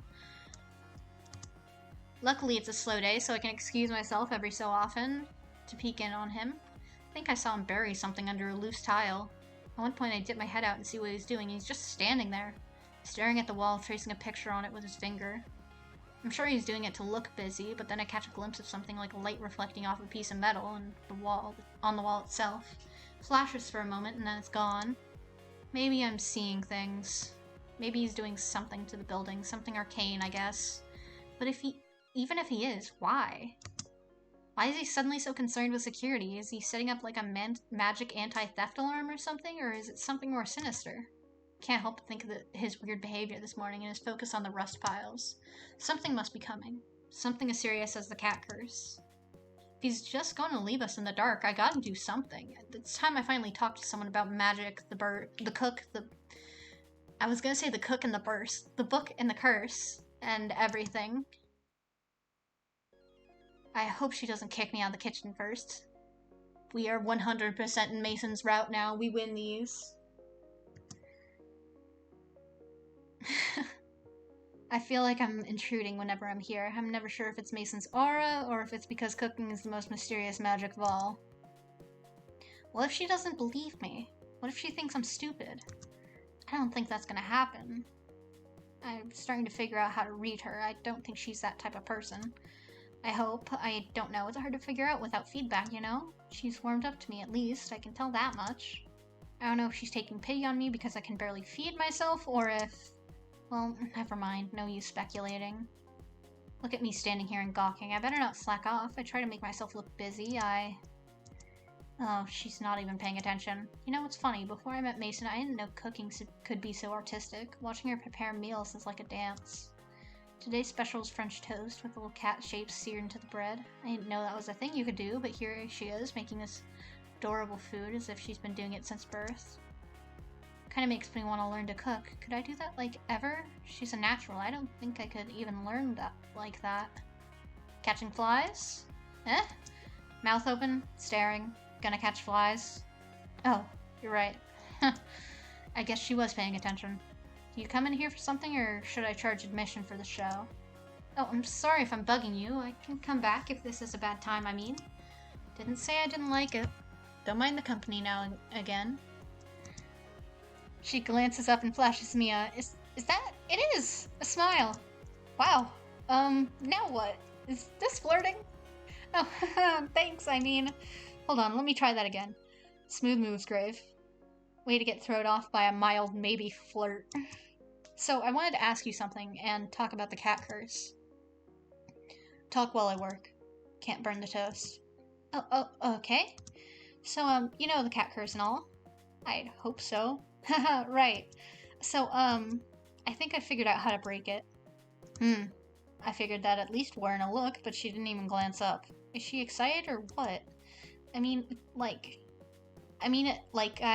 never turned into a cat, right? I think I've reversed it before it could take hold. I could probably do the same for you? Nah. What? That's not what I expected. I didn't think she'd burst into tears, dance around the kitchen or something, but nah. Just, nah. If you don't believe me, I believe you. Just don't need it. Bet the others will be thrilled. You what? You don't need it? What do you mean? I'm fine with being a cat. It doesn't cause me problems. It's cool you figured it out. Definitely not what I expected. What do you even say to that? I feel stupid. Like, even more than usual. Okay, this is fine. Get your head in the game, Gray. We can do this. Maybe I'm misunderstanding. You want to be a cat forever? You'll be stuck here for the rest of your life. First real job I've had. I'm not gonna throw that out. Hey, mine too. But I don't know. Doesn't it bother you that you can't go anywhere or do anything? I go places. Where? Home? There's lots of stuff you can do besides work and sleep. You should be able to go shopping. Don't like shopping. See movies? Graves has DVDs. Go on dates? Ooh, that silence. She slaps another piece of toast on the griddle, but I see that tick. Her mouth is twitching. That's a good sign, I think? She pointedly flips the toast, lets the sizzle drown me out for a second. God, it smells good in here, like vanilla and cinnamon. Does she go home smelling like that? Would she smell like that if she wasn't a cat when she goes home? Or... Okay, yeah, moving on. Won't you at least try? With me? I've got this magic manual at my place, and we could look up how to break the curse and try it out, if you want, of course. Thought you said I couldn't date as a cat. Ah, crap. Oh, I meant not as a date, I mean, Relax, it's a joke. Wouldn't hurt to take a look. Really? But, got some stuff to take care of. Give me your address, I'll come after. Okay, sure. I can text it to you. Can't check my phone as a cat? Yeah, whoops. Let me find a paper and pen. I'll be here all day. You're right. I won't rush then, I'll walk. She got her ass. She fucking got her ass. I run away before I can make even more of an idiot of myself. Oh my god, could that have been more awkward? Why do I turn into a blabbering idiot every time I see her? I thought I had game. The only game I've got is Tiddlywinks. Mason's like, yeah, I'll get you. She fucking got us. Spend enough time with Finley and you'll figure out how to flirt at least a little bit. The only game I've got is Tiddlywinks. Feel like I'm about to burst into shame flames. In the news today, trash heap of a 19-year-old kid opened his dumb mouth and spontaneously combusted from awkwardness. That's the first time we learned his age. Avery is 19. Good to know. I gotta get it together before anyone else sees me. Avery? Hell no. No way, it's not Finley, but Reese is almost as bad. I busy myself with organizing cat toys. The red one is longer than the yellow one, but this other red one is shorter. If I arrange them by size, it'll be an ugly rainbow, but if I do it by size and color, it'll... Avery, are you ignoring me? What? Of course not. What is up? I wanted to see if you'd be willing to close today, but if you're going to pick up and put down the same toy over and over, I'll find someone more capable. No, it's fine. It's just testing its weight, you know? Gotta get a feel for how the cats will like it. Right. You passed the test. Good to go. Unless, of course, you have plans? Of course not. Look at that smug mug. He knows full well what he's doing. Why is everyone here so nosy? I resent that. I have plenty of plans, like, all the time. I have a very healthy nightlife. Of course you do, but not often with other people, I imagine. Especially not co-workers. I knew it, he does know. Is he good at reading people, or is my poker face that bad? Gross. I'll have to call Landry for cleanup if you don't pick that job. Though, there's half the cleanup we have to do if things get messy with you. Though that's half the cleanup we'd have to do if things get messy with you and Mason. What? I don't know what you mean. Look, just a friendly word of warning. He really did say no fucking maidens in this house. Reese has our fucking number. He knows we got no bitches. Look, just a friendly word of warning. From splendid assistant manager to his loyal employee. I heard you talking in the kitchen and... Be careful with her. And with yourself. What do you mean? She keeps such a distance. I don't know what happens if you two will get close. That's all. It's just a hunch. It might be nothing, but I listen to hunches. You're only worried about our only chef quitting. That too, but I don't know. It's just a feeling, alright? I try to help and get put on the stand. I'm not gonna thank you for eavesdropping, dude. You're just finding excuses to be nosy. Well, you say that now, but someday when you're older and more mature, you'll thank me. Is that a Graves impression? Reese is a magic 8-ball and he's about to drop some good-ass advice in 2 words, yeah. Reese is the only sensible person in this place. Graves doesn't count. Are you trying to imitate Graves right now? No. Jeez, of course not. You are. You even copied his intonation. Oh my god, you're such a little kid. I am absolutely not. We are the same age, you and me. You can't call me a kid. All the more reason you shouldn't act like my dad, kid. Nobody should listen to me for advice, so they definitely shouldn't listen to you. I beg your pardon, I'm definitely the more mature one here. I'm a manager for a reason. Haha, okay, I bet I could be I bet I could be just as good a manager as you, and then the words die in our throats, and we freeze. We whip our heads around towards the kitchen. Mason's there, hand on hips, staring at us like she can see our futures. You're real loud. Ah! Sorry, we'll be quiet. She doesn't look mad, she looks amused, like she's trying to hide a smile. Maybe my mind's playing tricks. Sorry, Mason, I'll discipline him properly. What? You were just as bad. Don't be so tough. It's a real fragile one.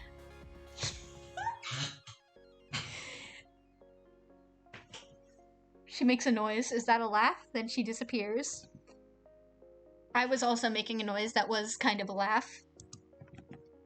Did Mason laugh at me or with me? Probably mostly at. Maybe both. Point is, I've never heard her laugh, period.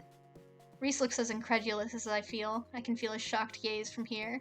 You know what? It feels pretty cool to get special treatment from Mason. Now who's got his jaw on the ground? He really does have a little face like that. Just a kind of face. Clean up on aisle Reese. You can't steal my line, that's so uncreative. Like I care. Mason kinda sorta smiled at me and she's gonna come over tonight. Reese can keep blabbing until the end of the shift for all I care. I've got other things to think about.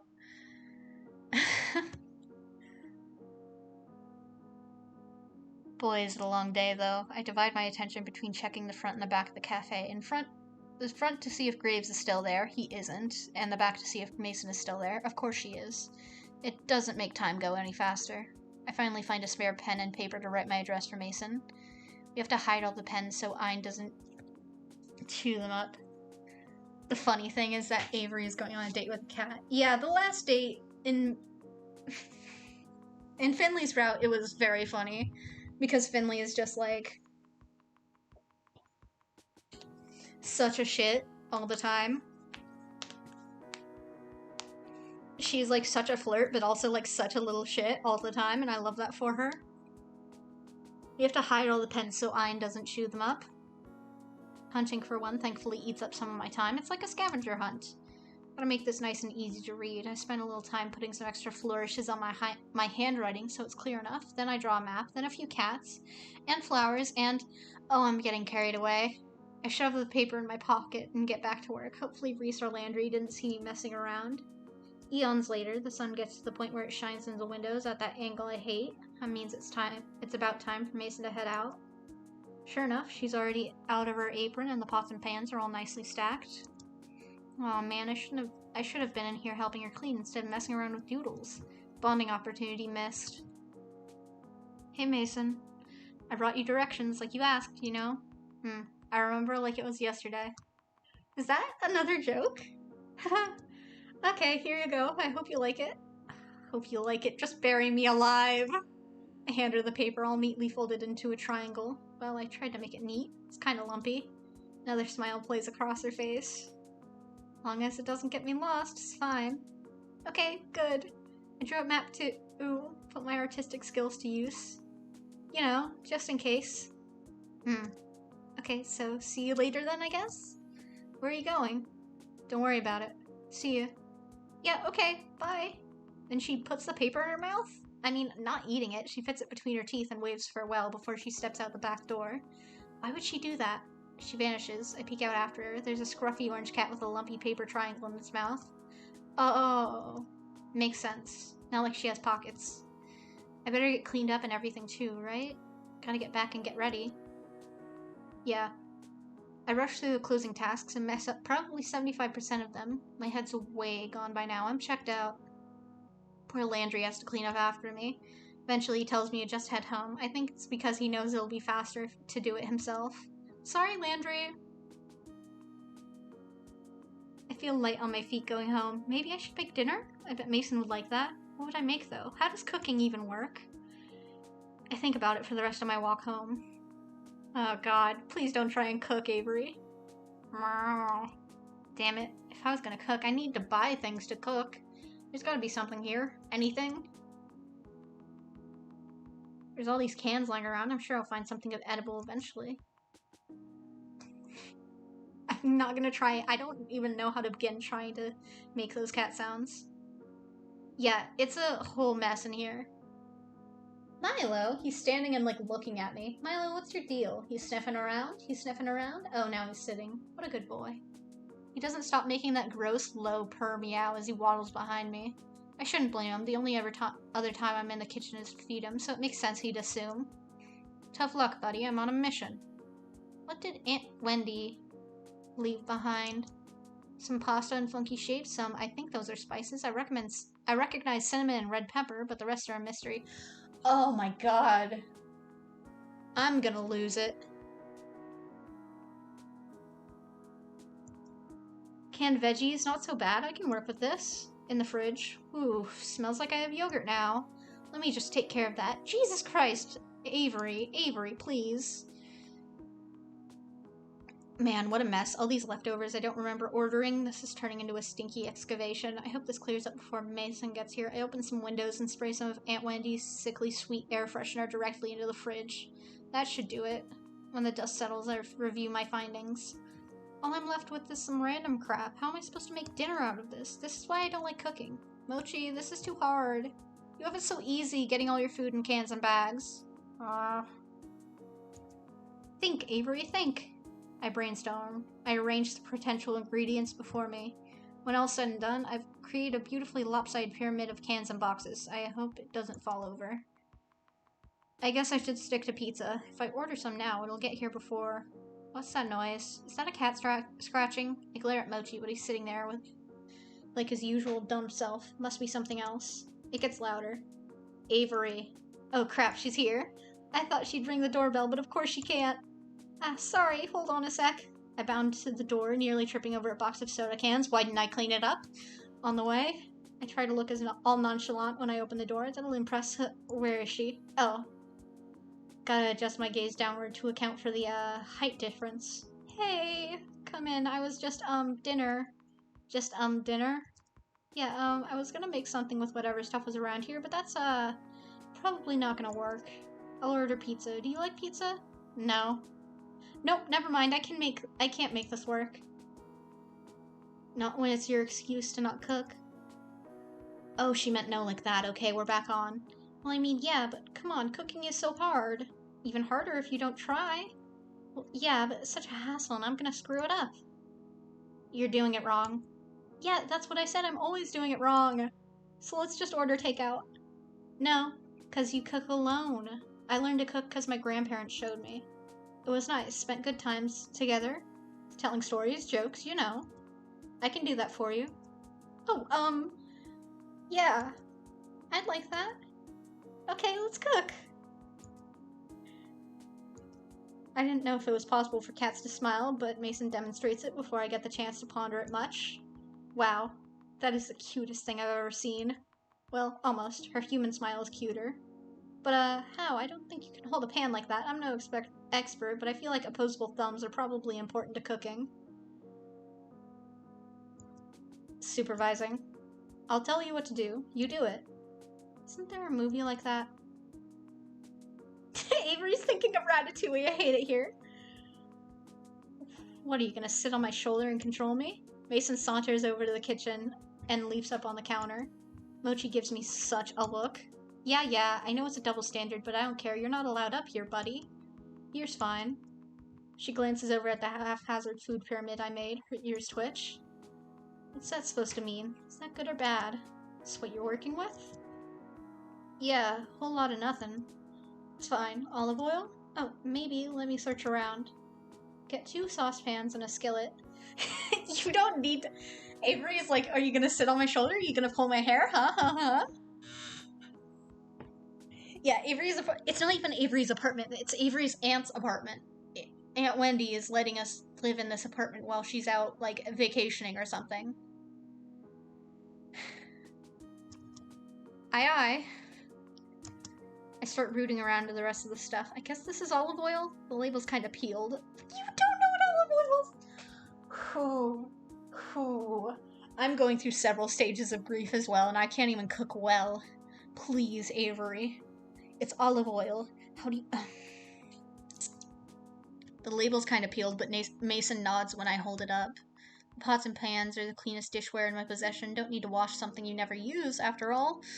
I excavate them from the pile of unidentifiable kitchen doodads. Okay, now what? Follow all my steps. Exactly. Roger.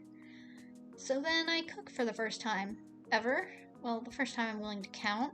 Mason announces the steps to me, and I follow them as well as I can. It goes well for the most part. I almost started a fire when I dropped some of those squiggly noodles. And this guy does not... Yeah, he's a fucking mess. He doesn't even wash dishes. He works in a restaurant and he doesn't wash dishes. Smells a little burny in here, but soon the smell of delicious food is overpowering. Put a little flourish on it while we're sauteing veggie. Mason touches me with her paw and sternly shakes her head. Guess you don't go shaking pans around, but then why does she do it? It looks so cool. Sucks that she can't help me more directly. Straining pasta. Why does that coffee machine look like Among Us? I hate it. I hate it here. I hate it here. I hate it here. This one's probably a coffee machine. And then this is kind of an Among Us as well. A little bit, but not much. Sus Among Us, sus Among Us. And there's just a fucking glass here, and another thing, and then a jacket. Oh, I hate it here. It does look a bit like I'm an Among Us. Yeah, there's coffee machine, toaster, microwave, fucking dishes. Look, this one's just a fucking takeout box. This can just be thrown in the trash, and so can this and these. Put them in the recycling. You fucking monster. And in the beginning of the game, Mochi is trying to, like, eat cheese off of the pizza box as well, so it's like, ugh. Straining the pasta with just one set of hands gets messy. One day I'd like to try this again with you and Mason. I bet we could do cute kitchen food fights and stuff. Whoops, better pay attention or I'll burn the veggies.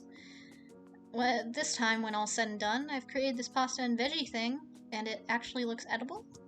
Would have been better with fresh ingredients, but I'm no purist. Well, would you look at that? We did it. Told you it's more fun together. Yeah, maybe we can do that more often. I mean, if you don't mind, of course. Gotta find the time, but yeah, okay. I don't know how I'm gonna be able to eat this now because my stomach's already full of butterflies. We settle in for dinner. It's not the best thing I've ever had, but certainly nothing compared to Mason's cooking, but it's a start. I feel pretty good. She seems to be enjoying it too. I don't think Mason's the type to pretend to spare someone's feeling. The type to pretend to like something to spare feelings, so I feel pretty damn accomplished. Yeah, the laundry pile is its own, like, and then there's just a pillow here, and there's laundry here, and there's video games, and then there's this jacket over here, and then there's these.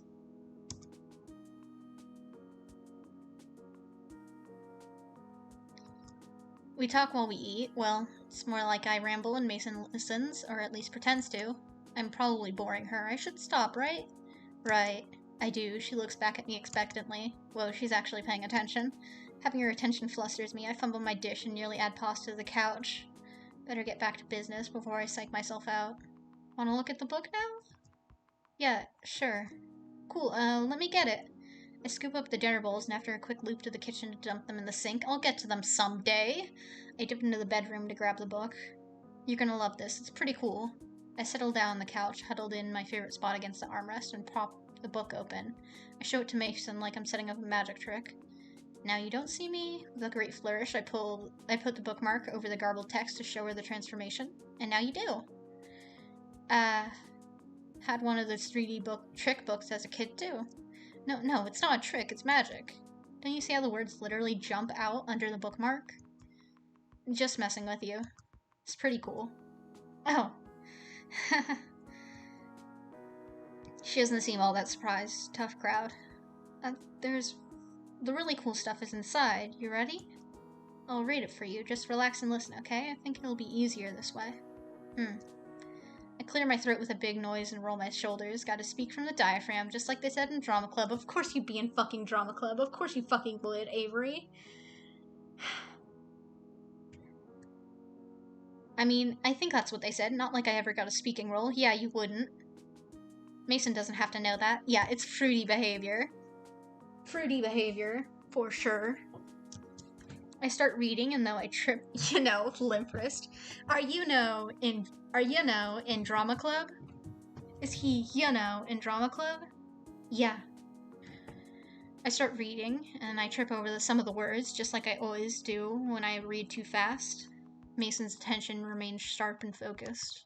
She's paying more attention to me than she has anybody else. She's so attentive to me, I can't figure out why. Maybe because I bothered to pay attention to her? Has anyone else tried? After a while of reading and some short flub demonstrations, Mason stands and stretches. She walks away from me over to the other armrest. I wonder if I spoke too soon. Maybe she's bored. Keep going. Oh, she knows me falter. I pretend like I was taking a break to cough, then get back to reading. She climbs onto the back of the couch and walks towards me. Guess she's still stretching. I keep reading. But then I feel 2 paws on my shoulder. I know it's a cat curled around my neck. Not just any cat, a Mason cat. Is this okay? I can't move. No, it's fine. It's nice. I think so. This is weird. This is super weird. I'm getting flustered by a cat. Am I weird for that? I'm definitely weird. In a weird situation. It's so weird, but that weird is starting to sound weird. You were saying?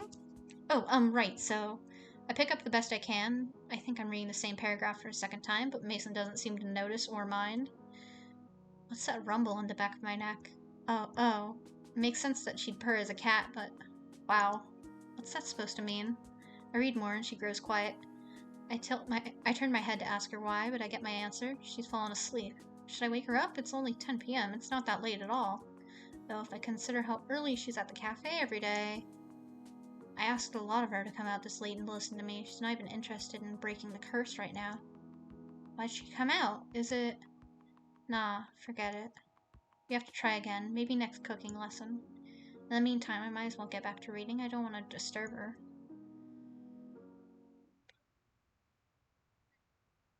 I wake up on the couch with the book in my lap and a crick in my neck. When did I fall asleep? I don't even remember it.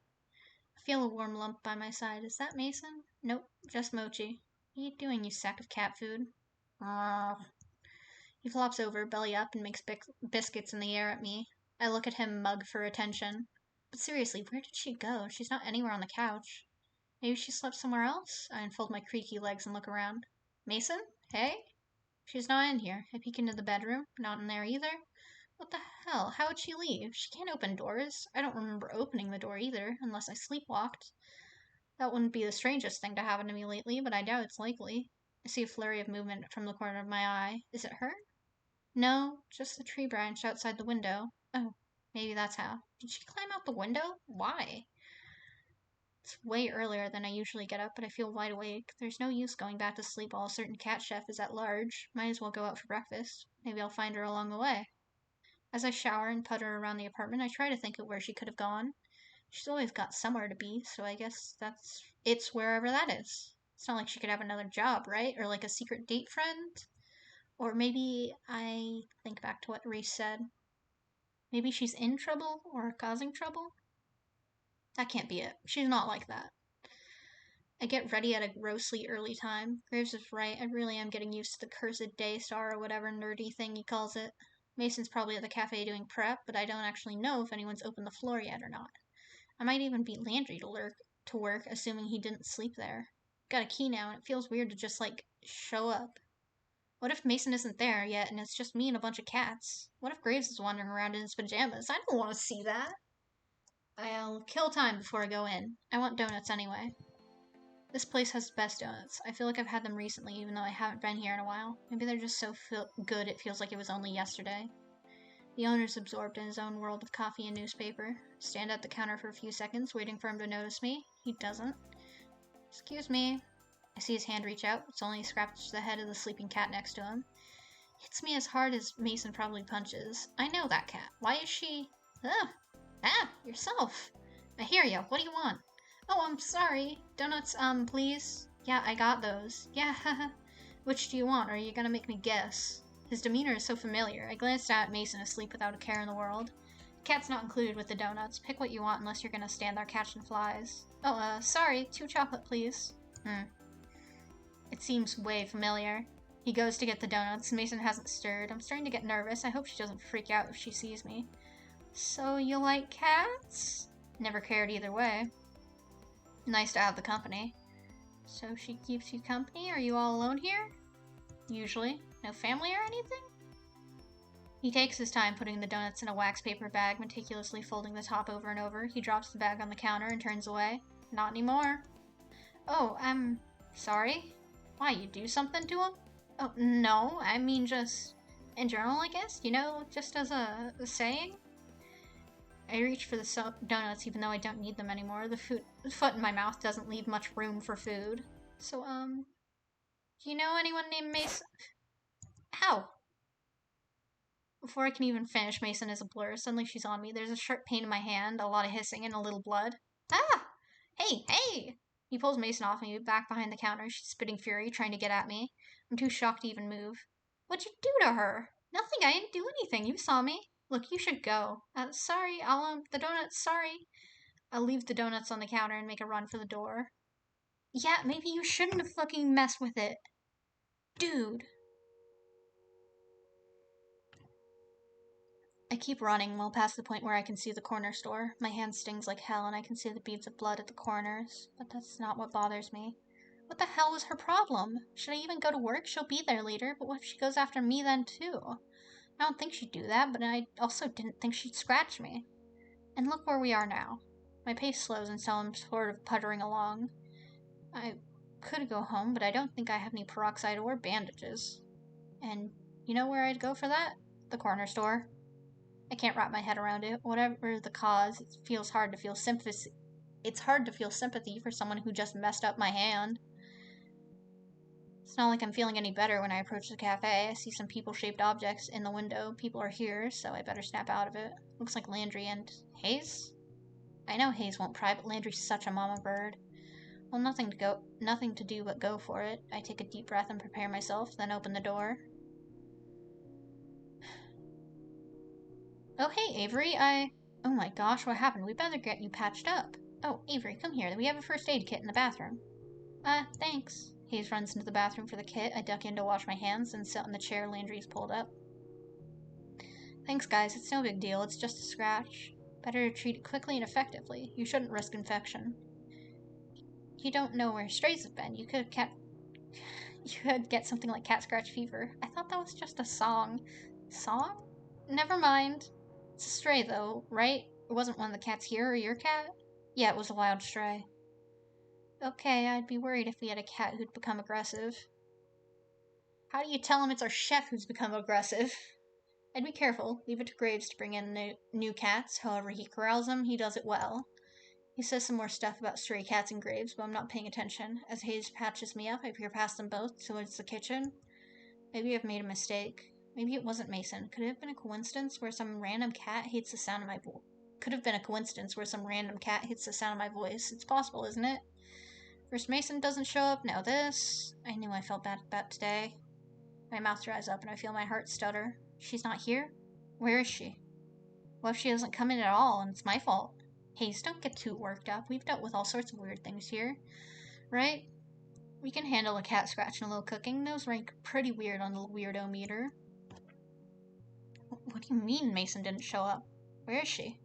I don't know. We haven't heard anything. But don't worry, she might be sick or something, you know? We're kind of lax about missed days. Can't exactly call out sick with cat paws. But still, it's not like her to not show up. She's never missed a day. But I make a pretty mean grilled cheese sandwich. And Hayes is good in the kitchen too, right, Hayes? Maybe not on this scale, but I can try. I don't know. I don't want to disappoint anyone. You're so calm about it, but there's this ball of anger simmering in my gut and bubbling up my throat. Maybe Reese was right. Maybe I'm gonna be treated like this if I get close to her. Avery, please don't be upset. Huh? You look so angry. Oh, I do? Sorry, I was just thinking about something. Hayes doesn't look convinced. Not surprising, I've never been good at hiding my anger. Well, gonna get to work. Hayes, will you help me prep? Landry and Hayes head into the back. As they go, I notice their low murmuring and stolen glances. Let them gossip.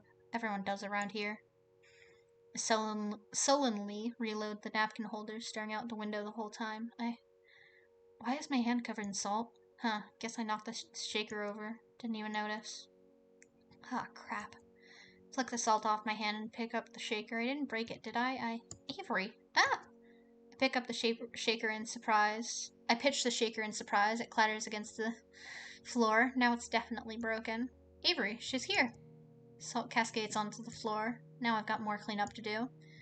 I don't have to cook after all. She's getting prepped. Did she say what happened or where she was? Or just part of me that's hoping, in spite of myself, that maybe something else came up. Maybe I had a run-in with a different crooked-tailed tabby. Didn't ask. I'm sure she has her reasons. Wouldn't be like her to just play hooky. But clawing my hand isn't like her either, is it? I leave the leaky salt shaker where it lies. I need to see her. There she is, chopping veggies like nothing happened. There's Hayes scrambling around, ready pots and pans. I'm gonna go grab more sparkling water.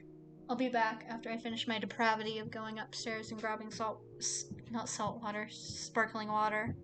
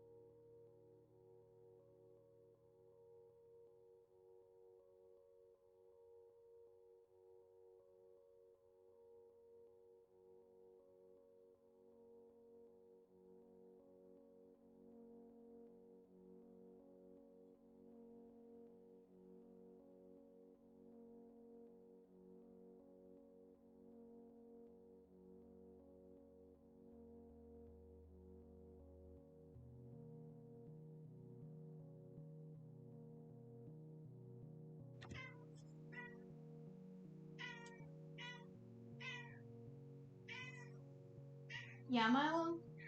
Yeah, is that so? Uh-huh. Yeah?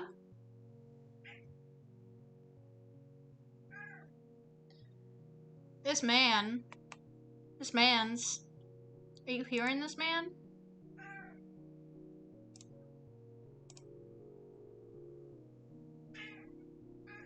Milo.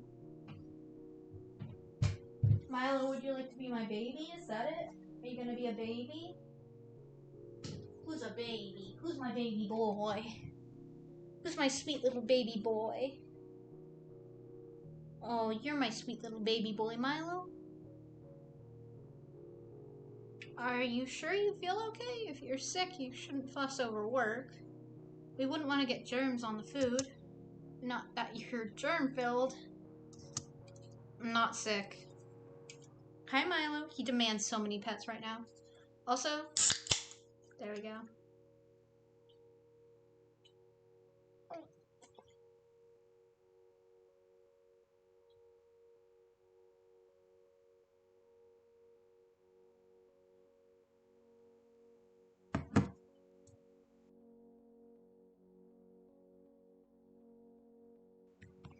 Ugh.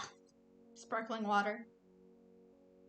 Milo, Milo, Milo. You're being a gross little boy, Milo. You're making strange little sounds, being a strange little guy. I'm not sick.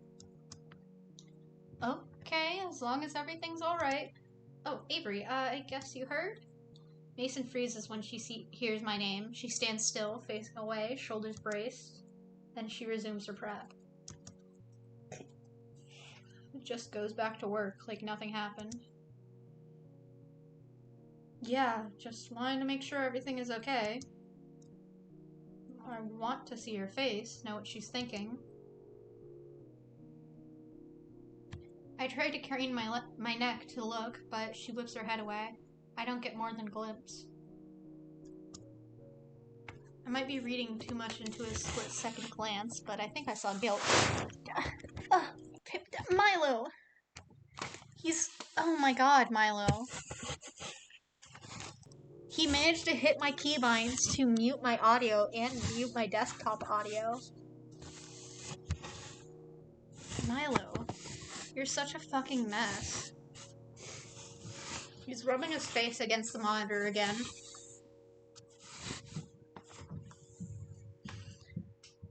Oh, do you hear things? Do you hear things with your special ears? And your special eyes? Look at you, Milo. Look at you. You're a fucking pathetic wreck. Look at you.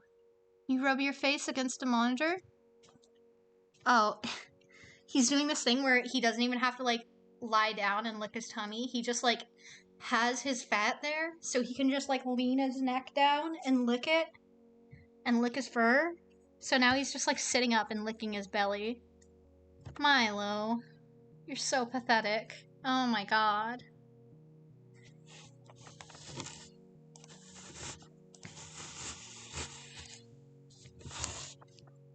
I might be reading too much into a split-second glance, but I think I saw guilt.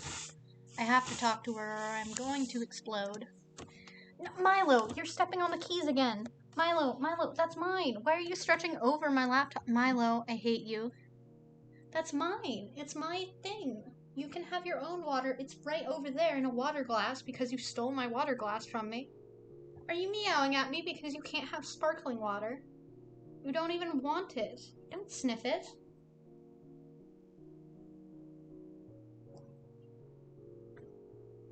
Also, Milo!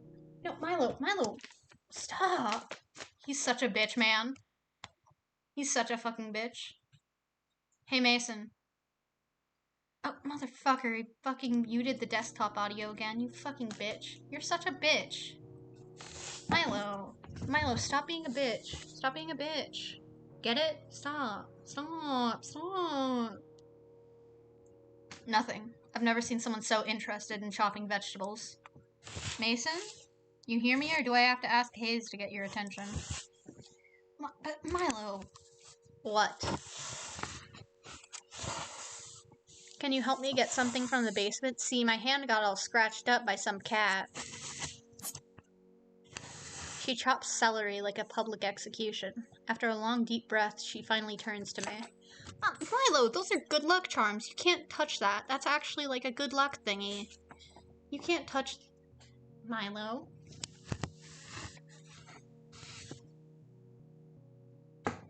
No! Oh, you're a fucking monster. He found a pen. Dear God, help us all. He found a pen. All of these cats. No, don't bite the pen, you idiot. Where's the pen with a cap so I can ensure you're not, like, inhaling ink, you idiot? No, that's my pen. I only have so many pens, Milo. We can't have them all. I'm, like, he's, like, following it as I bring it up and down and then trying to catch it in his paw so that he can bite it, but, like, he's such a dumb man. Beep. I'm beeping you on the nose with the pen. He like tried to rub his face against it and then he gets it like tries to get it in his mouth like he's slick or something. You're so dumb, my little beep. No? Is that not enough for you? What about this one? There he goes, playing.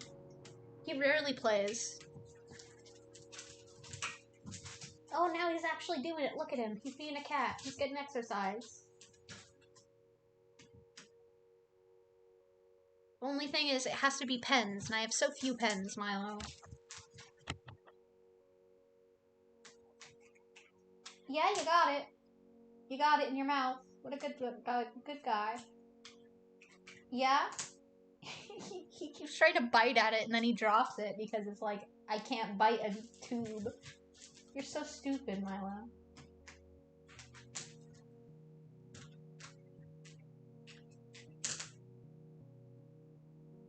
Don't eat pen ink, idiot. Here. Let me get a capped pen for you to fuck with. Here you go, big boy. There it goes. After a long, deep breath, she finally turns to me. Shouldn't mess with strays like that. Just come with me. I'm surprised she lets me drag her by the wrist downstairs. She could easily make this like carrying a stone block down a mountain. Well, physically. She's already doing it emotionally. What? What do you mean, what? What to you? What the hell, man? It doesn't have the impact I want, but you try piecing together words when you feel like you're about to boil over. You can't play dumb when you're the one who did it. I panicked. You sure did. Is that your answer to every time you get upset, just take a chunk out of someone? Look. You look. Whatever your problem is, you didn't have to hurt me. I didn't mean to. No, that's weak. I thought we were cool. But if you're just gonna bully me... Think that's new? I'm not used to hearing that? Go ahead. I get it from everyone. Oh no, you don't get to hide behind that. That doesn't work for me. Why do you push? I didn't ask for this. Thought we had something nice and then you push and pry. Give up, like everyone else has. Don't make this about you unless you're going to do it to apologize. Told you it was an accident. I'm sorry, okay? Ugh, I can't have this conversation with you right now. I need to go. Avery, you got mad. Avery. Avery does not have a handle on their anger. Holy fuck. Milo, are you sniffing? 1-800, are you sniffing? I think he got the pen stuck under the drawers. He's such an idiot. Don't go up there, though. Oh, are you sad? Well, there's pen. There's pen. Are you sad? He's like, the pen got under the drawer, and I'm stupid. Hey, Milo, here's another one.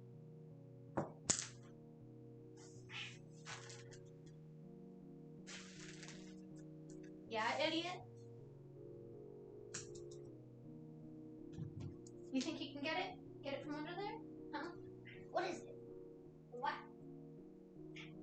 Pete. There you go. Go get it. Go get him, Tiger. Milo's such a fucking piece of shit. Yeah, Avery does have a right to be like, you literally hurt me. And it's, I don't know.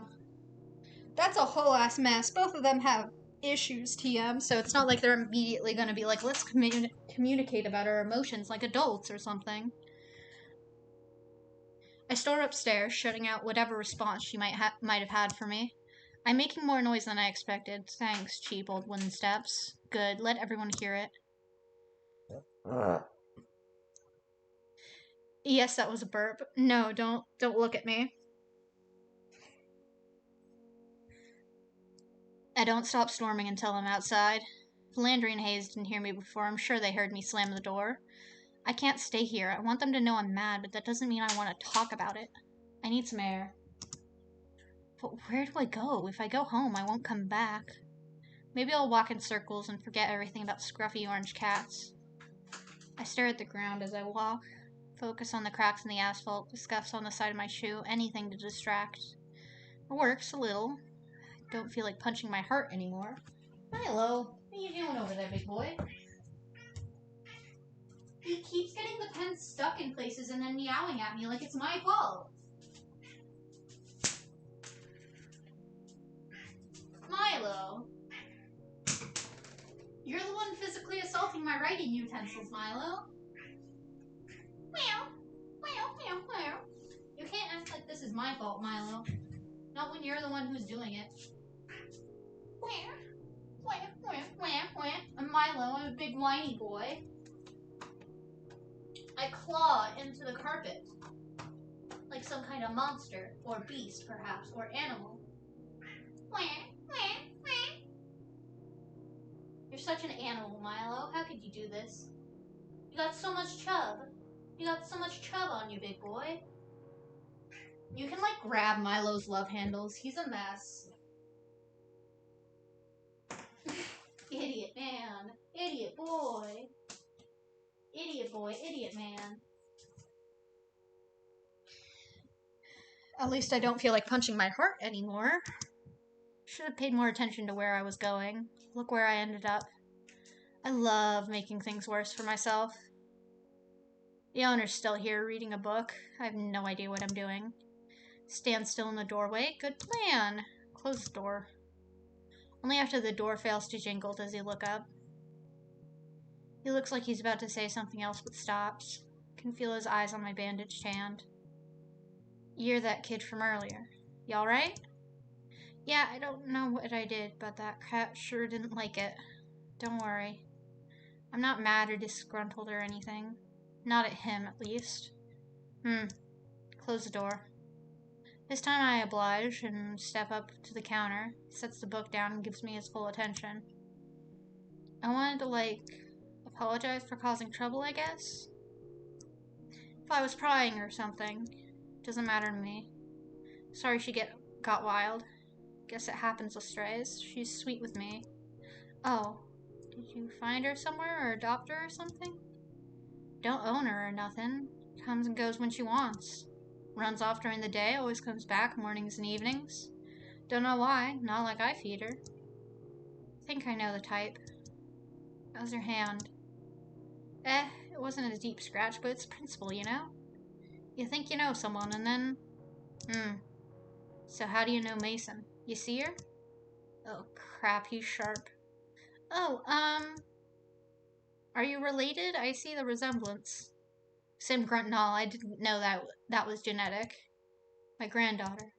You didn't answer my question. I can't really figure out how he feels about it. Is he worried about her? Angry? Excited? I don't know. He's even harder to read than Mason. Oh, I don't know. I didn't know. We work together? Work together. Yeah, she's really cool. I like her a lot. Well, usually. Is that what you're calling it now? Work. His already frosty demeanor ices over. The way he stares at me makes me nervous. What'd I say? Is it because I said I liked her? I didn't mean it like that. Well, not really. Oh man, I gotta get my thoughts together and... Yeah, my voice squeaks, keeping it real cool, Gray. Though it's also fun, another useless delinquent, huh? Like her? What? Causing trouble for us decent hard-working folk. That's your idea of work? Look, I think you've got the wrong idea, sir. I work at a cafe. He's not buying it, and I threw in the sir and everything. Which you do. What do you mean by delinquent? He studies me for what's probably the longest minute to exist in eternity. I'm not sure if he's gonna say something, or if I should say something, or if I should even move. I shouldn't move, right? He's like... like he knows it's a cafe, but he thinks it's like a cat-made cafe, and he's like embarrassed about it. Imagine. Sir, we work at a cat cafe, please, please, please. Help? We work at a cursed cat cafe? Send help?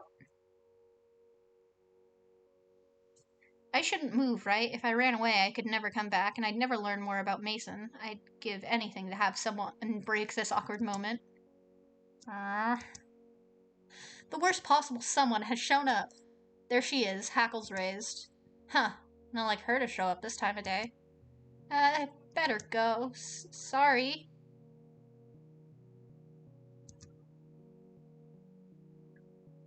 I don't even have time to hope that Mason stayed behind because there she is at my feet. Should have known you'd come back, meddling again. What, you come back to finish the job?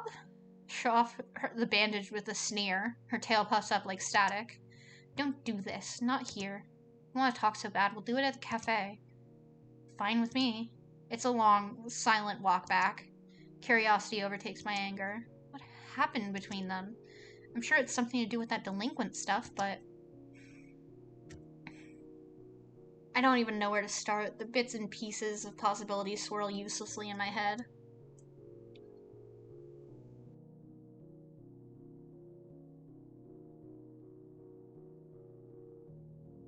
Yeah, Milo? He's rubbing his face against one of the shelves. Big boy Milo. There's so much dust on this shelf. You don't want dust in your face, Milo. Please. Have mercy. Milo, you're so stupid. I love you so much, and you're so stupid. He goes, wah. Milo, do you want to be my baby? You can be my baby. Big boy. I pick you up. I hold you like a baby. There's my boy. I kiss the boy. He deserves kisses, because he's a boy who deserves kisses. Look at him. He's so perfect. He's just a perfect little man, and perfect little men deserve little perfect kisses on their perfect little heads. Look at you, Milo. You are scratching my shirt. Milo has decided to deface my Ranboo merch.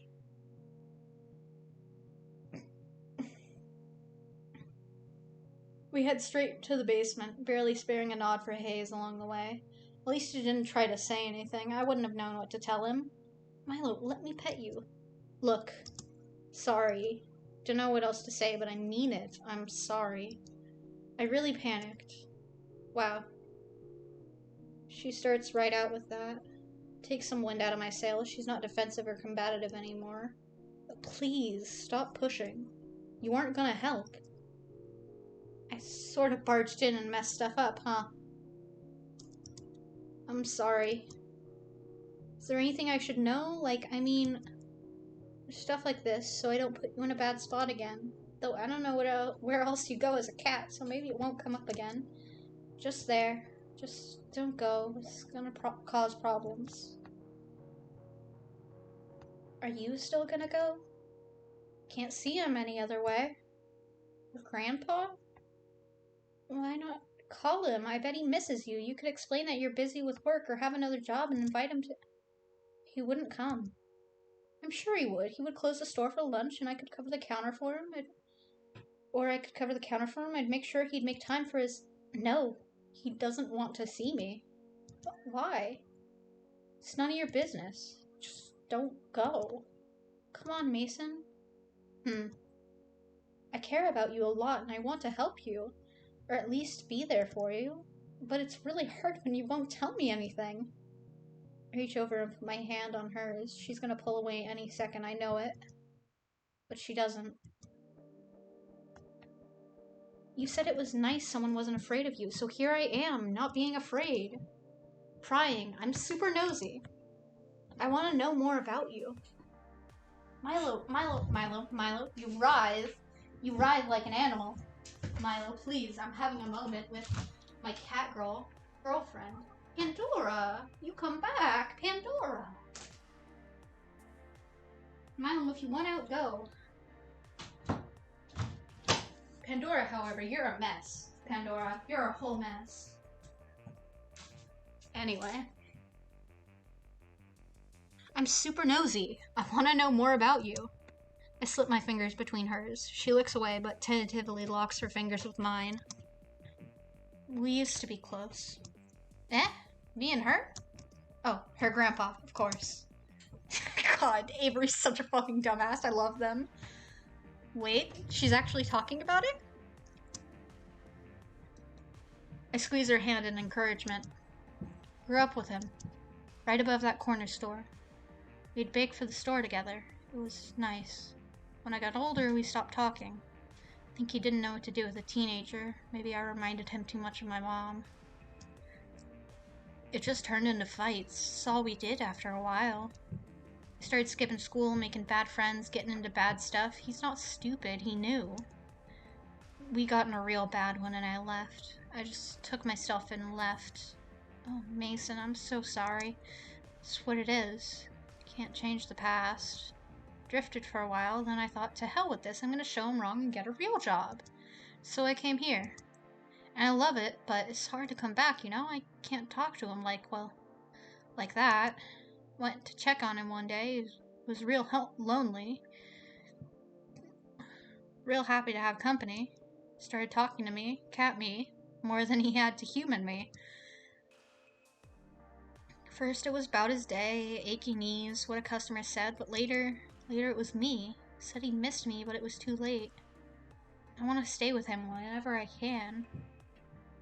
I want to stay with him whatever way I can, even if it's as a stray cat.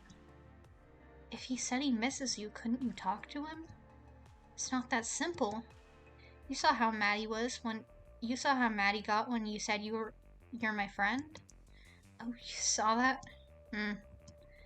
So, you think he misses me like I'm already lost. It's fine. I can look after him like this.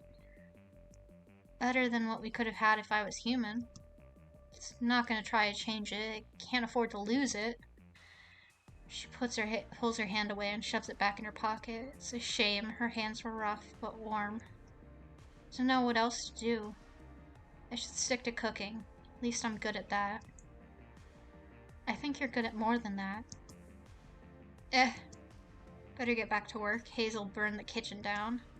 Is he really that bad? Not as bad as you? Hey! She does the unbelievable. She cracks a smile.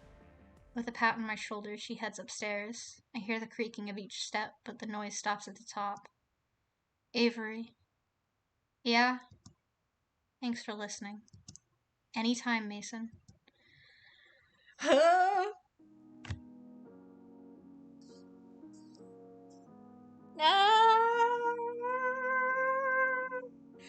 I love Mason so much. Mason. Oh my god. Autistic king. Out here like, I hate change. I don't want to change things now that I found something that actually works. I can't bear to actually deal with the consequences, so I hate change. Oh my god. Pandora's just sitting on the bed now, being a baby.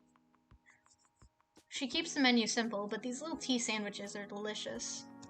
She fixes one for me, and I shovel it in my gaping maw during my break. She even gives me those sugar snap pea chips that I like. I salvage what I can of the day, but I'm mixing up orders while I think about Mason and her grandpa. She thinks it's unfixable, but that can't be the case. I know I'm being nosy. I should leave her to her business, but... I continue messing up orders as I think of a plan. My tips suffered a lot today, but I think I've got an idea that'll make it worth it. Did Mason stick around? I bet she didn't. Sure enough, she left without much of a word. We made a few steps forward in communication, but there's bound to be some tripping. Hayes handles kitchen cleanup. I know he offered because things are still weird with me and Mason. Good. Clears the front for the next stage of my plan. Like a secret agent, I slip upstairs and pull out the chocolate cake I've been eyeing all day. Mason considers it her specialty. I consider it heaven. Step 1, I box up a piece of cake. Step 1.5, I box up a second piece. You know, for me. Consider it my finder's fee if this plan works, if not, my preemptive consolation prize. I shove the boxes into a to-go bag, then dump a fistful of menus on top. That's step 2, by the way. Then step 3, be cool. That's the hardest step so far. I finish up my closing chores and hurry home. Then I take the other way home, the one that doesn't put me past the corner store. Don't want to invade anyone's space, not yet. Step 4, try to sleep. Turns out to be harder than the last step. I can't stop thinking about Mason. Maybe I am meddling too much? But anything's gotta be better than what they're doing now. Neither of them are gonna take the first step. This has to be the right thing. Step 5, sleep in. I do that part real well. I don't process my alarm until the third time it goes off. Good thing the cafe is lax about attendance. Anyway, it's part of the plan, I promise. I eat my slice of cake for breakfast. You know, gotta make sure it's still good the next day. Trust me, it is. So that's step... whatever. The higher my number of steps get, the more my heart pounds. I really hope this works. Okay, the actual step 6. Once I'm 100% sure Mason's left for work, that was the sleeping in part, see? I slip into the corner store. Sure enough, her grandpa's there reading the paper. He glances up but scowls and returns to the sports page. Here goes nothing. So, we got off on a bad foot the other day. I wanted to clear things up.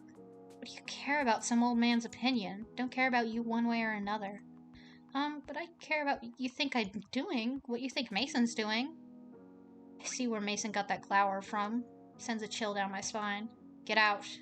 I can do this. I can stand my ground. Okay, I will. I just want to give you something first. It's from her. From our work. Put the to-go bag on the counter and scoot it towards him. It's from yesterday, so the icing's a little crunchy, but it's still good. I should know. I had some. Or, not from that piece, of course. I included menus if you want to see what we do. It's a cat cafe. If you like strays, you might like our cats too. I've deflected his glare from me to the to-go bag. He's staring so hard I think it might catch fire. I put the menu next to the bag, but he doesn't move. Huh. His gaze sneaks over to the menu. I guess it's time to enact step 7. Withdraw coolly. Okay, that's all. I'll go now, like you said. Bye! That was not as disastrous as it could have been. Yep, that was cool. No use worrying anymore, I guess. I completed my big plan. My final step is to see what happens. I wonder what he's thinking. Is he happy that Mason's got a good job now? Does it matter if he's still mad? I hope I did the right thing. That could have ended so badly. That could have been like, are you trying to fucking give me pot brownies or something? That could have been bad. Like, are you trying to give me, like, drugged food or something? Like, there was a number of ways that could have been bad. Or thinking it's some kind of joke.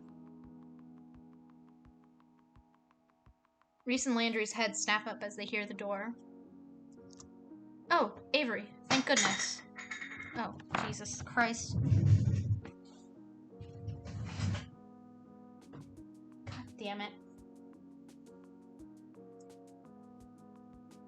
Oh. Avery, head down on the floor. Mason's grandpa thinks I was trying to deal him drugs. Listen, maybe Mason's grandpa needs to chill the fuck out and actually take some and chill.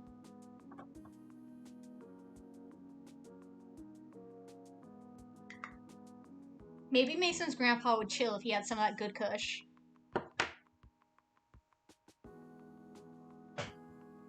Oh, Avery, thank goodness. I was worried something had happened to you. 2 tardy workers in a week. I'll have to talk to Graves about tightening the absence policy. It's no big deal, Reese, as long as nothing happened. You okay, Avery? Yeah, sorry. Slept through my alarm. I'm here and ready to go. Well, it's not entirely a lie, right? Mason's here, right? Everything okay? Yeah, I thought she was getting sick yesterday, but she said she feels fine. She's making some amazing pumpkin soup today. You should try it. Don't dip your grubby paws into the stock pot until you're on break. Yeah. Beyond that initial fuss, it was a quiet day. I'm making it feel 10 million times longer by spending my time staring at the door. Is he gonna show up? Is Mason gonna get mad if he does? Ugh. Wow. Ah! I was so distracted I almost tripped over Marina. At least she's looking out when I'm not. Sorry, buddy. I give her some extra catnip and apology, but I should know by now. That starts a feeding frenzy around these parts. Before I know it, I'm up to my neck in cats. Hash browns is practically cleaning up my pants to get the jar out of my hands. Then I hear it, the door. I nearly dropped the jar. It's him. He actually came. I'm so excited. I'm so nervous. I slam the catnip jar on the table and wade through the circling cats to get to the door before Landry.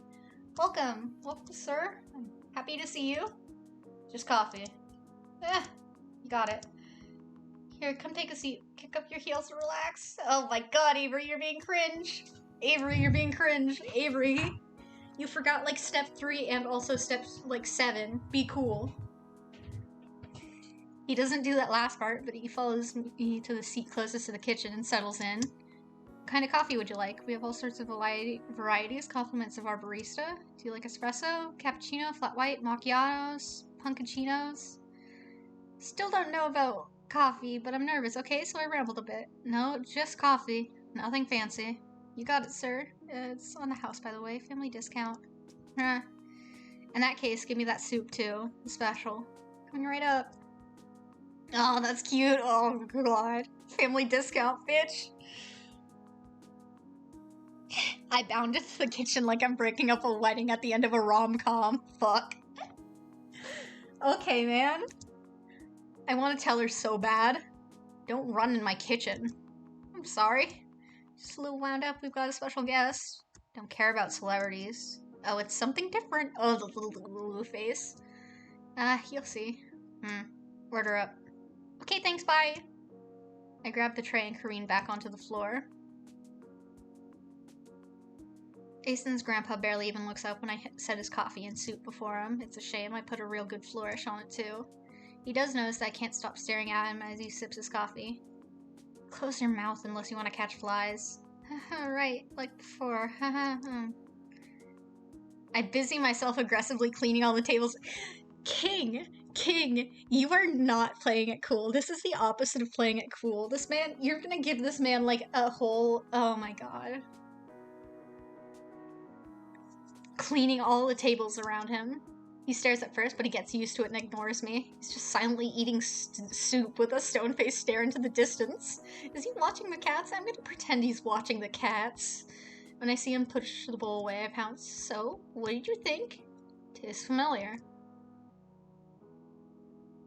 Oh my god, Avery! You can't do this. You can't do this.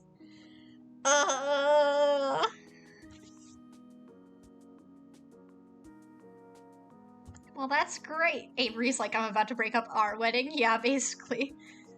Avery, you are meddling to the maximum.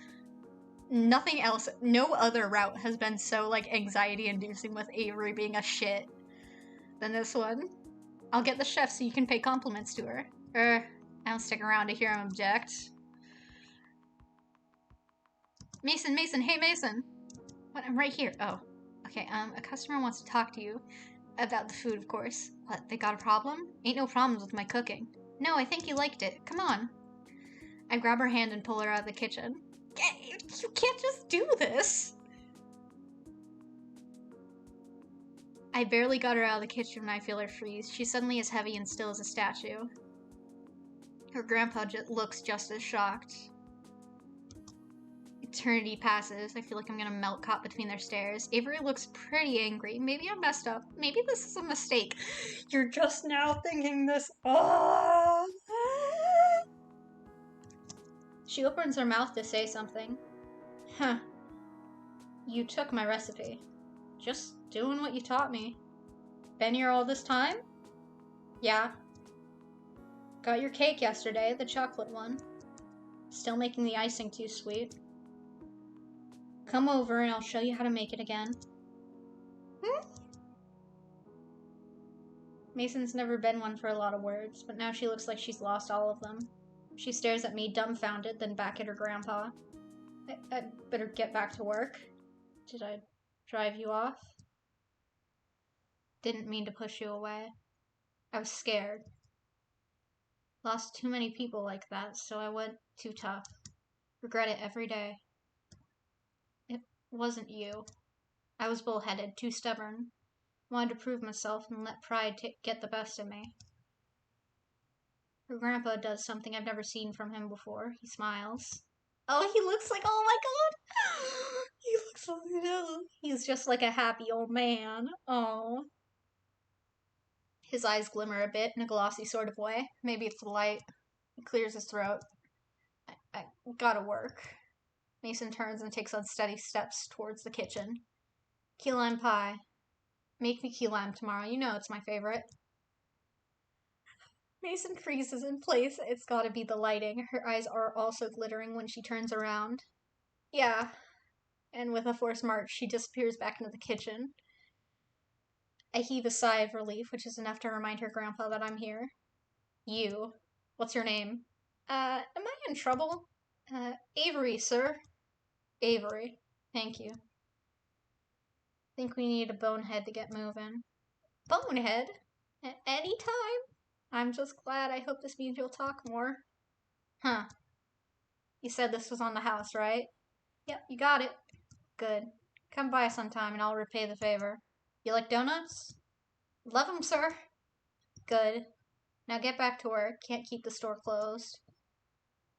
Could get used to taking lunch breaks, though. Bye, Avery. Bye. He's gone and out the door before I realized I should have asked his name, too. Aw, crap. Guess I'll ask next time I see him. I should go check on the other bonehead. Mason's hunched over the counter, hands balled up into fists. Is she mad? At me? Mason? She starts and turns away to stir the soup. She's adamant about looking away, no matter how hard I try and get her attention. Really got your nose into this one. Couldn't leave it alone, could you? Just had to keep prying. I know I should have left it alone, but what if you never reconciled? I couldn't stop thinking about it. Like, what if he stayed as a sad, lonely old guy with a cat he doesn't even know is his granddaughter? That's too sad. I know it's gonna be a long path from here, but so nosy. So pushy. I freeze. My heart's gonna jump out of my throat. I don't know how to react to that. My fight or flight instinct is going wild. Then she looks up. Logically, I know she has emotion besides scowling, but seeing such a genuine smile from her, I know it's such a pleasant surprise. I can't help but smile back. You stubborn idiot. Thank you. Of course. Glad I could be an idiot for good, for once. She actually laughing? She is. Before I can say anything, she turns away. I'm never gonna forget that expression. Maybe she used to smile like that all the time. I hope I get to see it more often. Get back to work. Day's not over yet. You too. If you slack off, I'm gonna steal all the Mont Blanc. You don't even like Mont Blanc. We'll see about that. I stupidly putter around for the rest of the day. I barely even register what's happening. After a stress drain like that, nothing else could possibly get me all worked up again. Mason calls me to the kitchen at the end of the day. I bet she needs me to lend my muscle to scrubbing the soup out of the stock pot. Wait, I'm the worst person to ask. I have negative muscle. Instead, I see her at the counter with 2 to-go bags. Huh? What's all this? Couple of things. First, cookies for Granddad. Will you go with me to take him to him? I can't carry him. Oh, yeah, you gonna hang out there after work? Of course. Second one's for you. Made your dinner. Stop ordering takeout. You're gonna get scurvy if you keep eating nothing but pizza. Oh, thank you. Pizza contains all the food groups, so I'd be fine, but I appreciate it. And there's one more thing. Before I can even move my lips to form a question, she grabs my shoulders and pushes me into a wall. She's not too forceful, but it doesn't stop the pathetic yelp of surprise as I make impact. Is this going where I think it's going? Yep. She needs to bend to kiss me. But I like that. I like all of this a whole lot, actually. Her kiss feels like she's trying to force me into the wall. This is going to be a lot to keep up with, but I like that too. Come on, let's go. She pulls away and drops the to-go bags into my hands. Her steps take her to the threshold of the door, where she stops waiting for me. You don't need to say just like real life Short King, because I've never kissed anyone in my entire life, so check and mate in the saddest way possible.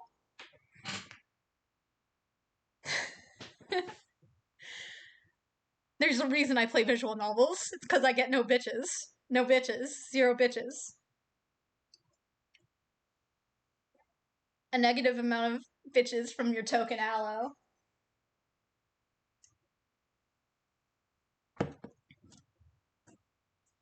Can't believe it.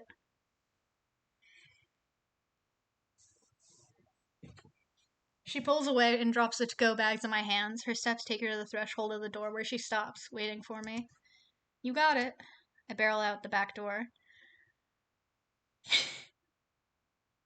Sad as fuck, Short King, get that VTuber Otome game characters. I barrel out the back door. Ah, look at A moment later, I feel a cat land on my shoulder. Look at, she's got a fucking chip in her ear. I love her. I love her. I don't know how she jumped that high, but it is Mason. She's capable of anything. All right, to Grandpa's. Can I call him Grandpa?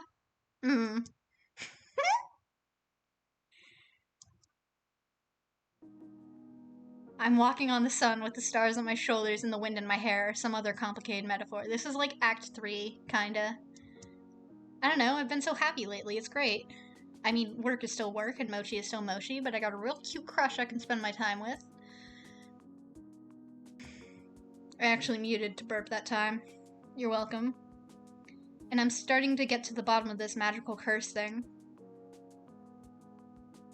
Mason still hasn't. She spends the next couple of days in cat time at her grandpa's. I don't get why she doesn't pull an all-nighter and break the curse already. Then she could see him as a human instead. But what do I know? I've already meddled enough. Anyway, it's not like she's not studying. Ever since I brought the book in, I can catch her reading from time to time. Usually it's right before she catches me sneaking a little snack.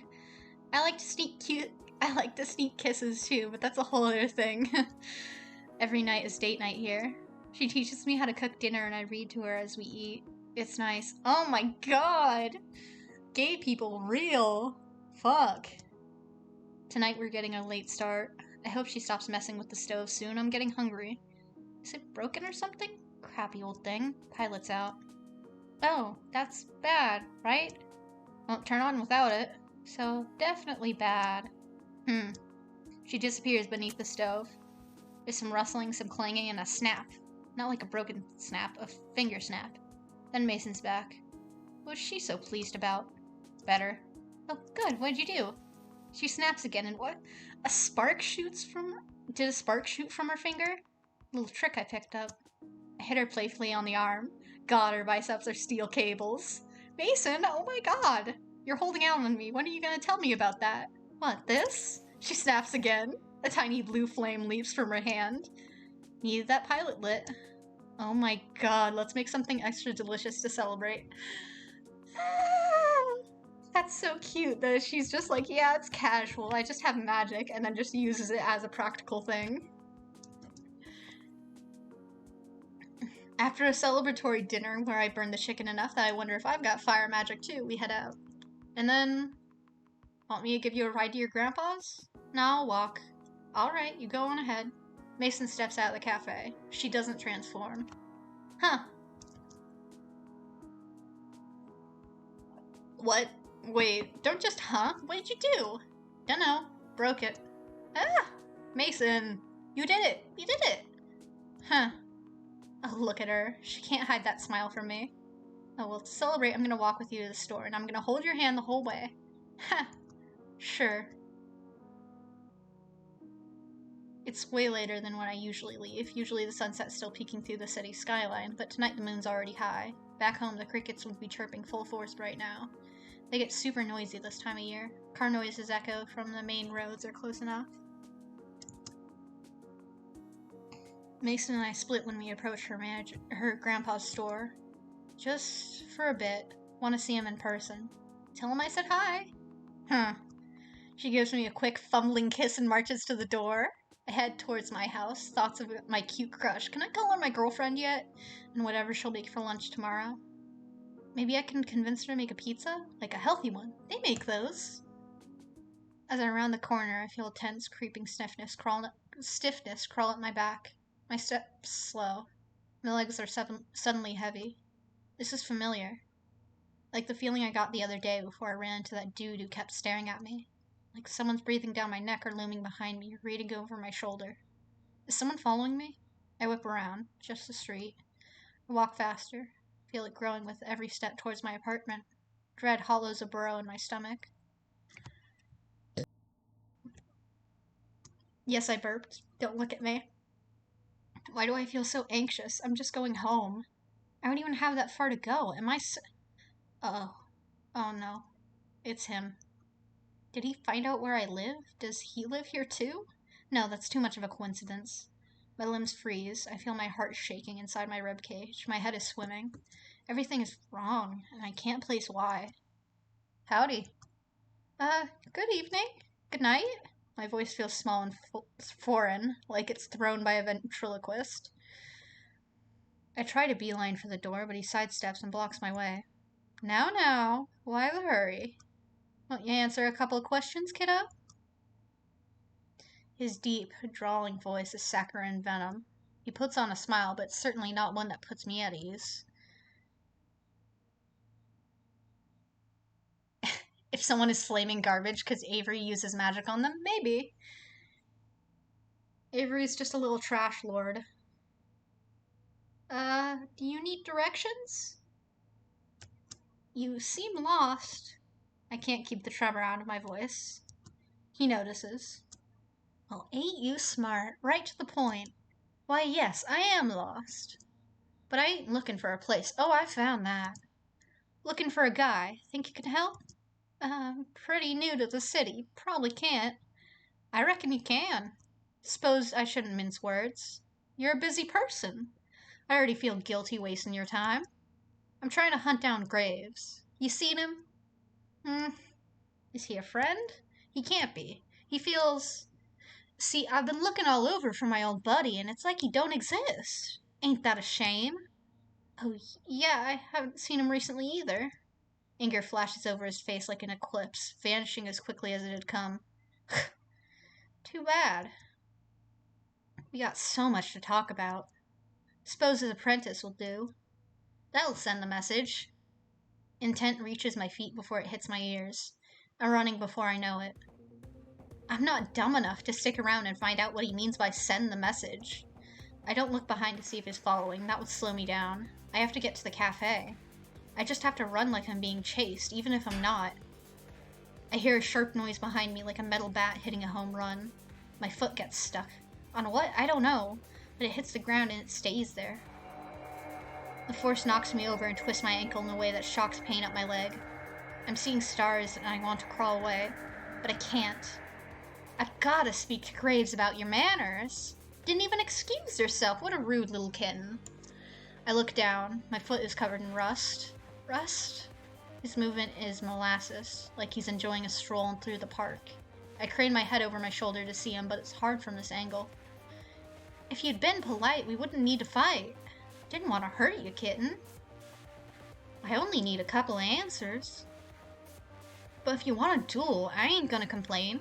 Promise you won't run away, yeah? I won't play dirty if you won't. I don't think I could break this rust without breaking my ankle off. It feels like it's already broken. Tears sting my eyes. I could barely use my magic to make trash sculptures. How am I supposed to use it to fight? I'm doomed. You haven't changed a bit, Noct. Still pushing around the weak to excuse your own maleficence.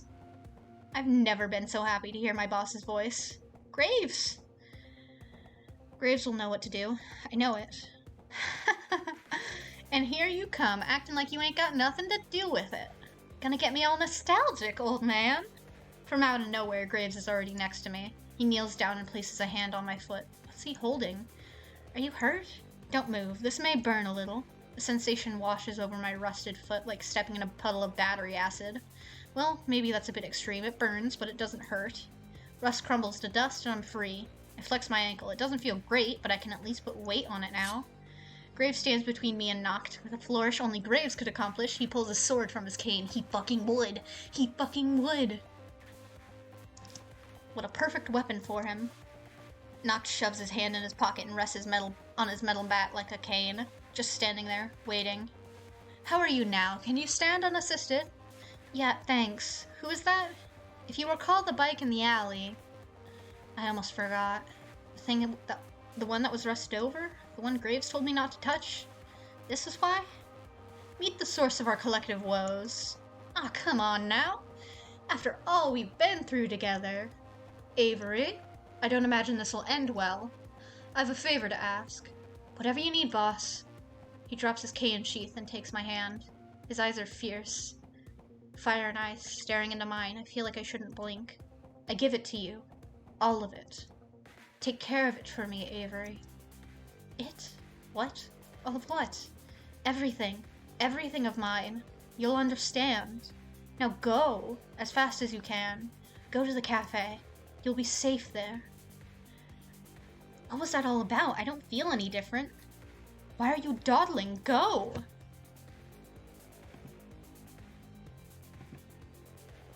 Don't you worry, kitten. I'll catch up. Graves is like, I'm gonna magic marry you for a while, don't worry. Yeah, kinda. A little bit. Just a teensy bit. I'll catch up. Nock's words haunt me as I run best I can on my sore ankle. It hurts with every step, but I can't stop. I know what'll happen next. I'm gonna keep running, twist my leg again like some crappy horror movie, and I'm gonna get followed to death.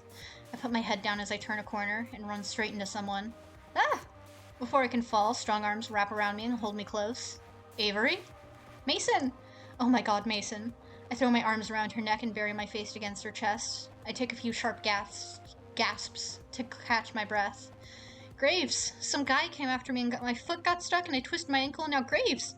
Graves is fighting. He's gonna lose. Her eyes narrow and her grip tightens. Where? A few blocks from my apartment. What's she planning? It can't be good. I'm about to ask, but she plants a kiss on my forehead and guides me to the curb. Stay here. Then she runs. Toward the fight. Mason, no! I scramble to my feet and rush after her. They're right about adrenaline. It does take the edge off pain. I think I'm about running out. I think I'm using all my adrenaline my body will ever make. I almost run into Mason again. Ah! Sorry I followed you. I didn't want you to... But then I see what she's looking at. Oh no. Is that really him? Did he really lose? He can't. He's Graves. He's the mastermind. He can't become a crappy rust statue. What? What the hell? No! Graves, no! Mason, we have to get out of here. Real sweet of you to come back. Heard something about a contract transfer, but that ain't important now. Figure I'll clean up all these loose ends tonight. Don't even gotta tire myself out. Come here, kitten. Give me the fight he didn't give.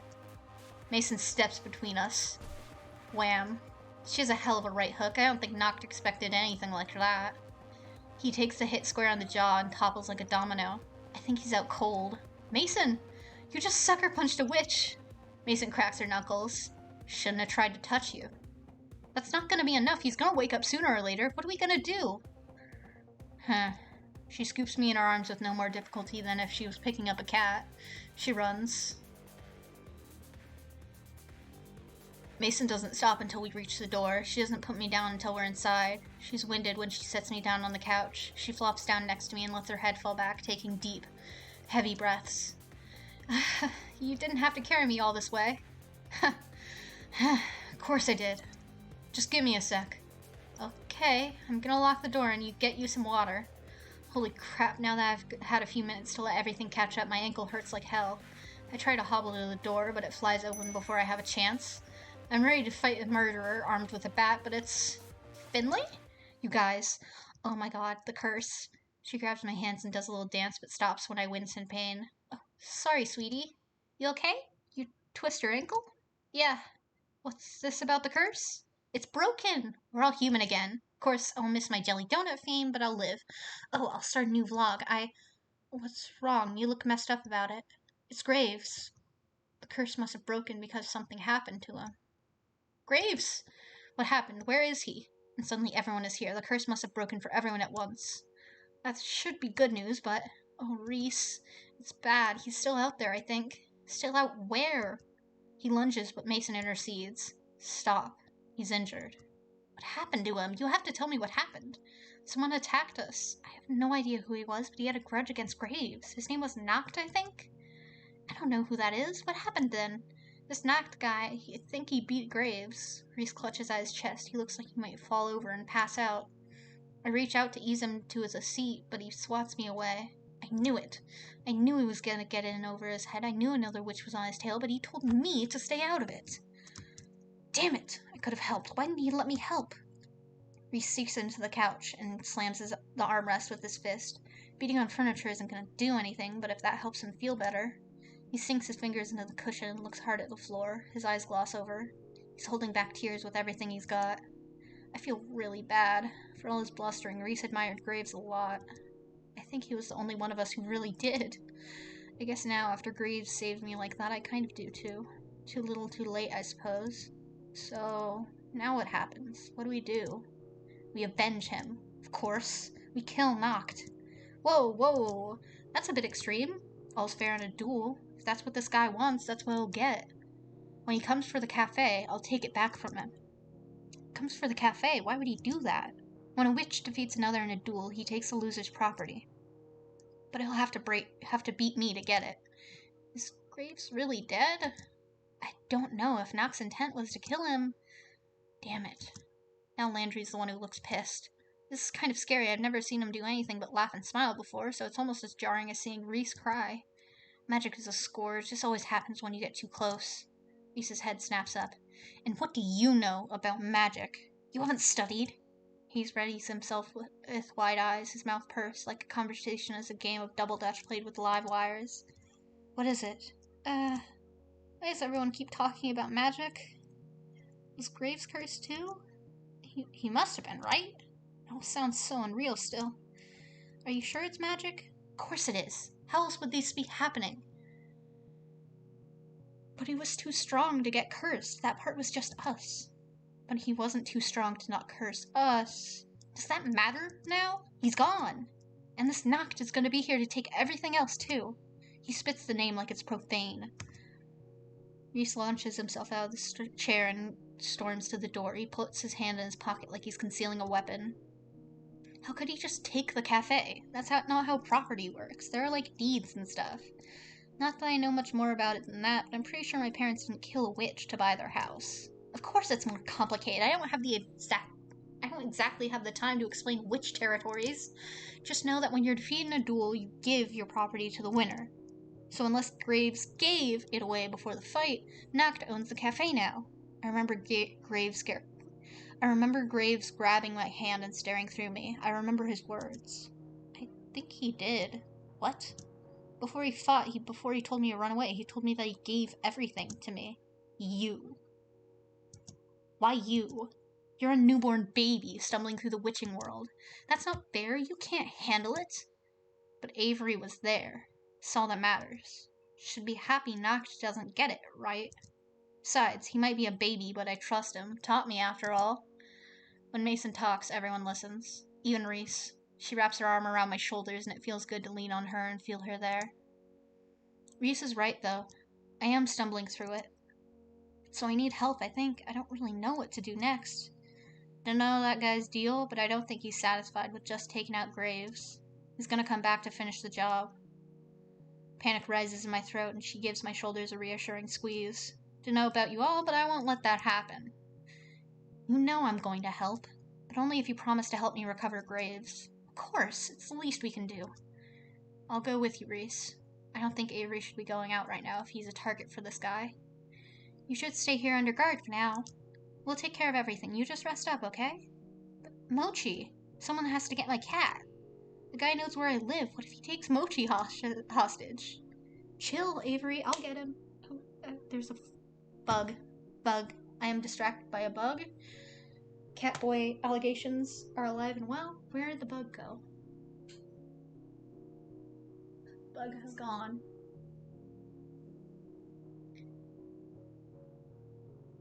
Taking a cat hostage, man, yeah. Exactly. Imagine taking a cat hostage. That's why every single time, it's like, someone's gotta save my cat. What if they take my cat hostage? And it's like, no, Mochi would be the worst hostage. First off, because Mochi's a big lump. He's a big lump of a man. Also, Mochi would kick Noct's ass barehanded. He would do it. I believe in him. Gun to the cat's head, tell me where your owner is. The cat farts. The cat? What? You're not the person who feeds me. What the fuck? Could you feed me anyway, though? Chill, Avery, I'll get him. Operation Fat Cat Drop accepted. But when I get back, you better show me this magic you're apparently teaching everyone else. I can't believe you held out on me. You can patch up your ankle, but after that I'd like to learn more about some magic too. I don't relish the idea, but I should at least sit in. I'm in this too. Guys, I'm just some screw-up kid. You don't have to do this for me. course we do. Yeah. You're our screw-up kid. We stick together through thick and thin, us cursed cats. Tears of gratitude sting my eyes. I never thought I'd have friends like this who'd endanger themselves for me. My high school friends would have run off the moment someone said curse. I love these guys. I vigorously scrub my face, don't want to get too mushy. I hobble back to the couch. Okay. Yeah, Reese is watching this and pouting, because he's like, no one asked me to teach them magic, and I obviously look like I know more, and I was saying I know more, so I know more. We can do this, right? Yeah. Promise me no one's gonna get hurt, okay? Please. Give us more credit than that. Yeah. This guy will be sorry if he underestimates us. Then we enact our plans. Reese, Landry, and Finley all head out together. It's so weird to see them walk away from the cafe as humans. Hayes vanishes into the bathroom for the first aid kit. Mason dips into the kitchen and I hear a horrific screeching noise like metal against linoleum. What is she even doing? She returns triumphantly. She smirks at me, or more accurately, the dumb, gawking face I'm making. Block the door. With what? An industrial range? She gives this self-satisfied smirk and then paces in front of the front door in the windows like a sentry. Oh my god, who needs magic? She could snap that knocked guy in half with her hands, but could she snap me in half with her hands, please? Hayes is back with bandages and a bag of ice. Gingerly he removes my shoe and rolls up my pant leg to get a better look at my ankle. I'm glad I'm wearing socks that don't have holes. Listen, you're not allowed. You're not allowed to call me short. You're the same exact height as me. You can't do this to me.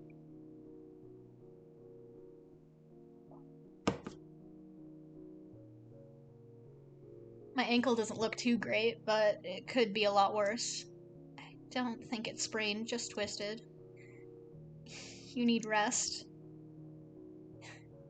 He slowly, neatly wraps my ankle with one of the stretchy bandages. When he pins it in place, it's like a pro's work.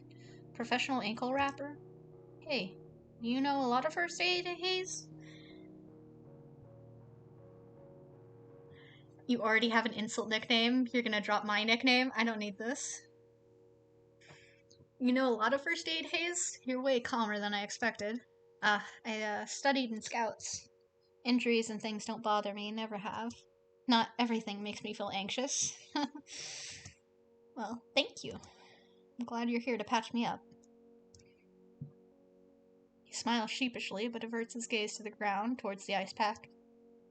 Yes, I'm, burping. Ugh. He props my foot up on one of those big puffy ottomans and places the ice onto my ankle. Oh my god, does that feel good. Now just keep it elevated and rest a little, and take the ice off in 20 minutes. Thanks again, Dr. Hayes. Thanks again, Dr. Hayes. I'm gonna go make some coffee. I think everyone will need it. I stress nap once Hayes goes back upstairs. Sometimes I need a system shutdown before I can think straight again. I think even the cats know something's up because they all swarm me. I've got 2 on my lap and the others pile around me. Soothing to hear them. Doctor. Listen, I've never claimed to be eloquent.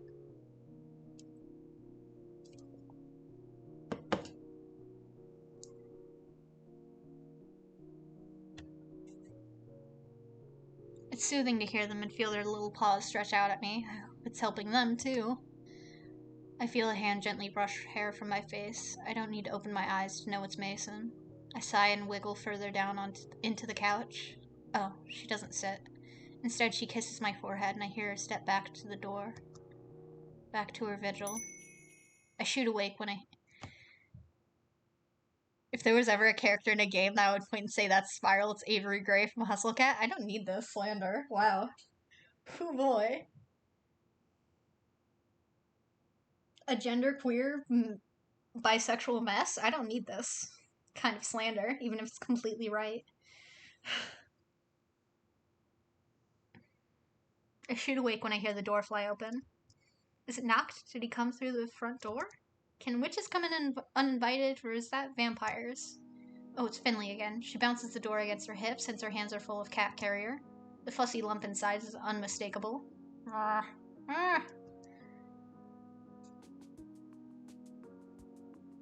Spiral Stream Bingo, where there's a square that says Chaos and M gently bully Spiral. There's another one that's just my cat being being a Minecraft YouTuber anti. And that's the free space. Because fuck you, Pandora. She's just curled up being a little baby right now, actually. I can't be mad at her. Wow, you are so whiny. Hold your pants on, baby. Mochi, did you have any trouble? Is everything okay? It's fine, though. I had to lure him into the carrier with treats, and he hated every moment of being in there. So, same as always. That's good. Another space is me doing a baby voice. Separate Pandora and Milo cameo squares. The real rare square is getting a Minerva cameo. She's usually busy. She's only shown up in like at least 2 streams, I think, and that's it.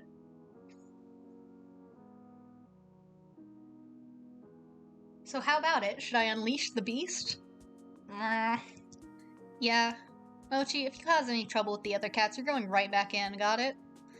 Like he's gonna choose now to start listening. Finley opens the carrier, and he shoots out like a furry cannonball. And then he stands there, dumbstruck.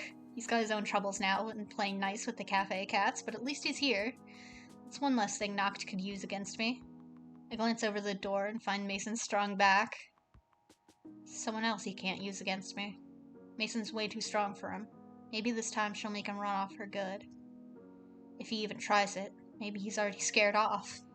I can't help but smile. Maybe when this is all over, she can teach me how to box. I see movement in front of the cafe, is it? No. There's too many people for it to be Noct. Anyway, I'd know that hat anywhere. It's Reese and Landry, back already with Graves. Or what used to be Graves. Now he looks like a forgotten statue, flaking bits of rust off as they haul him up on the sidewalk. Are their hands glowing? I squint to get a better look. Oh, they look like garden gloves? Glowing garden gloves? They set Graves in front of the cafe, then come inside. Reese peels his gloves off and then helps Landry with his. Nobody to touch him unless you're properly enchanted. The rust spreads easily. Are you gonna leave him out there? He looks like a huge, ugly yard gnome. Not that I'm gonna say anything. We can't risk the cats coming over to investigate. They might touch the rust, and Reese said it could spread to them too. I can't take him upstairs. Dracula would be at risk. Poor Dracula. Dracula is Graves' cat. And she's like this old, kind of blindish, like a very old cat who really relies on Graves. I know she'll be heartbroken. So now what do? We get ready. So who here knows a thing or two about magic? I mean, I know 2 of us have learned a thing or two, though we're hardly experts. I guess we can do the best we can to teach you, though. Speak for yourself. You can't teach me anything I don't already know. Wait, yeah, Reese, how do you know so much about this? I've learned a thing or two in my time. I'm not an assistant manager just because I'm good at accounting.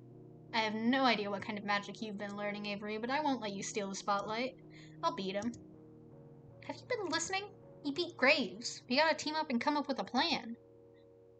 We fight alone, he picks us off. We all jump him, we have a chance. See? Mason gets it.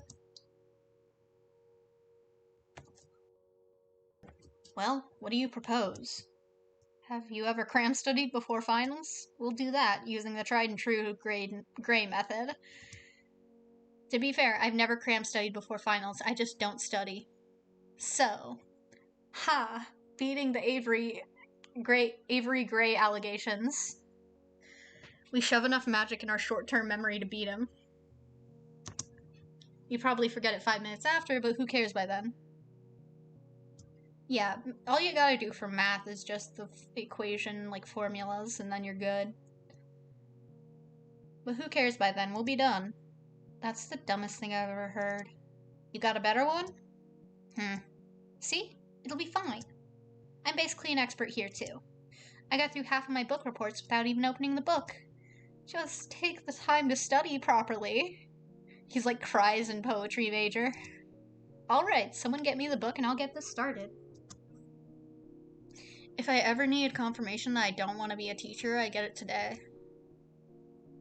I try leading a sort of haphazard class on magic, but it's like herding cats. Sorry, Hayes, but SparkNotes is my best friend. I'm not gonna read Lord of the Flies when the teacher and the people aren't going to actually fucking teach me the main purpose of the fucking book.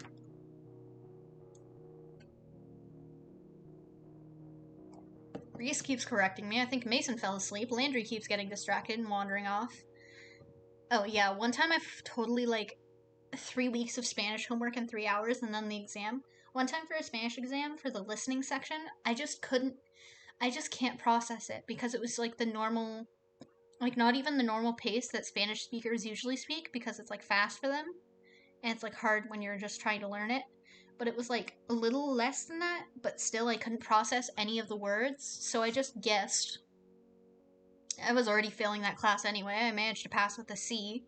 Yeah, auditory processing goes brr, and he plays it once for the entire class to hear, as opposed to letting us just have it and listen to it on our own time or something. I suffer. Landry keeps getting distracted and wandering off. Finley's interested, but she's also interested in her phone. Hayes is too shy to actually try anything. Yeah, I'm sitting there crying because, I can't hear anything. I hear, one verb or, one vocabulary word I actually know. And then the rest of it, I'm I don't know.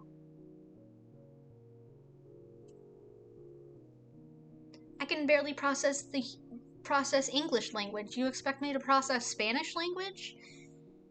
When I don't even know it? Pain, suffering. Also, Avery's going through, he's going through it trying to get all of these fucking neurodivergent cat people to work together. Hell, it looks like Mochi's paying more attention than they are. This is important, so I keep trying, and I think they do too, but I'm exhausted. Look, I'm beat, y'all. I gotta take a nap. Can we sort of, independent study? Sure. You should get some rest. We can take it from here. Yeah, that sounds great. But we have to prepare to fight. But we don't even know if this guy's coming. We could, take guard shifts? Right. We'll go in shifts. Avery can rest, 2 of us can stand guard, and the rest of us can move the cats to the basement. The basement? Why? I don't want any of them in the line of danger. They're safer if they're away from us. I doubt Noct cares about cats. He won't go chasing them. Ugh, but then we gotta herd them all down there. We can do it if we work together. You better get Mochi and Dracula too. I don't want to leave Dracula alone. She must be scared. Sure. Can you get her and keep the cats company? No, I'm taking first shift as guard. Graves would want it that way. I'll take care of them, Landry. The cats like me. Great. I'll take the other guard shift. Everybody else, relax. I'm surprised Mason doesn't volunteer. I feel her hand on my shoulder. She looks tired, but I think Mason is tougher than sleep itself. Come on, I'll help you upstairs. Thank you. She scoops me in her arms like carrying a bride over a threshold and stomps her way upstairs. Okay. If we're gonna do it like that, okay. It's so empty. It's so quiet, empty. Reese ducks in to scoop Graves' sweet old cat, Dracula, and is just as quickly gone. Then it's just us. There's so much going on. It doesn't feel real. Maybe it's not. Maybe I'm asleep. Huh. She ruffles my hair and her face softens. Get some rest. She puts her arm around me and I nestle against her. I'm out. I wander in and out of sleep, but the slow rise and fall of Mason's breathing lulls me back every time. Maybe I can sleep through this. Everyone else can take care of it, and then we can all get back to work. Whilst I'm at it, why not get ambitious? Maybe everything really is a dream, like cats and witches? Magic? It's ridiculous. A car crash, or a large window shattered with a metal bat. Sounds like that. Sleep is ripped from me as I shoot up from the couch with a scream. I see Mason standing before me as if shielding me. Broken glass is everywhere. And there, balancing on the shattered window frame with a rusty bat in hand, is Noct. Knew you squatters were here. It was the damnedest thing, let me tell ya. Here I am trying to enter my cafe, and you know what I found? A bunch of wards. You believe that? On my territory. I can't think. I don't get this. How did he get up here? How is he balancing like that? What am I supposed to do? Of course, I should have thought of it. Of course, Graves would give my property away. The hell wouldn't he? Ain't like he plays fair. So I say to myself, I bet he doesn't arm his floor. Classic mistake, yeah? And wouldn't you know it, he ain't got him up here. Lucky he didn't get robbed, bless his heart. Step in. Go on. Dare ya. Calm yourself, Missy. I'm talking basic security stuff that discourages irregular crooks and what have yous. Turns out he only forgot to ward his windows. I gotta stay right here, and it's a damn shame that. Could get glass all up in my boots. Why does this matter? Why does he keep talking to us? His words lap at my ears like dark, soothing waves, almost like they're trying to slip in. The air tastes like metal. What do you want? Leave us alone. You already said you can't get in. Just give up and leave. No can do. See, I got my mind set on taking him for all he's worth. And once I'm all set, well, I ain't gonna spoil it for you. These wards are gonna get weaker and weaker. But I ain't. One day I'm gonna push on him and then... He snaps his fingers. Poof. So let's negotiate. How about you give up and give me the building? I wish I had something to throw at him. I've never been angry at Graves for keeping such a clean apartment. I can't make any magic like this. Gotta think fast. I can't beat this guy with skill alone. We gotta get crafty. I grab Mason's sleeve. When she looks at me, I lean in and murmur in her ear. Mason, I need trash. What? For my magic. My magic only works on trash. What? My brain is going into overdrive. I feel the wheels turning, but I need more time to figure something out. If only I had a distraction. Just stall for me for a bit, okay? I gotta come up with something. Yeah. Alright. Mason's got one mode of distraction, and it's intimidation. She walks up to Noct and gives him a solid push to the chest. He must be magically glued to the windowsill because he doesn't budge. She leans closer, close enough he has to feel her breath, and smiles. You. Meet me out front. We'll settle this. No magic, no weapons, no nonsense, just you and me and our fists. You ain't got one clue, do you? I'm not here for fun. Yes, you are. Look at that grin. You're out hunting. I know the type, just another thug looking for a thrill. Yeah, she's right. You're a two-bit punk picking on baby witches you know won't put up a fight. That's good, Mason. Stall some more. Ha! Don't waste your time. I've got a real long temper. But I got no problem with honoring last requests. Meet me out front, Missy. And you better scoot with her, kitten. Wouldn't want you plotting anything while I'm gone, Yeah, whatever. Mason cracks her knuckles and then her neck. She gives me a wave and disappears back downstairs. Hey, wait, here's some Foley work.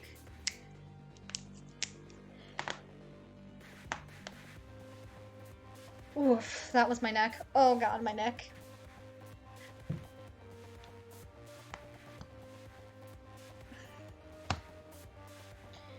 She gives me a wave and disappears back downstairs. Noct is staring at me, waiting.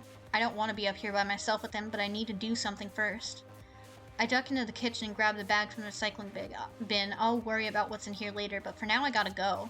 Forget something? Just taking out the trash. Quit your stalling unless you want to lose the chance to say your goodbyes. I scurry for the door. Imagine someone he's looming on the fucking windowsill, and then we're out here like, oh god, I gotta grab this trash because I have a fucking trash magic. I've got the bag of recycling over my shoulder when I bust through the front door. Everyone else is still in there as they crowd around the door as I head out. I'm surprised to say it, but Noct is true to his word. He leaves his bat at Graves' feet. Yeah, what even counts as trash? Could Avery literally just fuck up a couch or something and then use it in his magic? Could he have used the broken glass? Doesn't broken glass count as trash at that point? King, think about this. Please, think with your head. Think with your mind.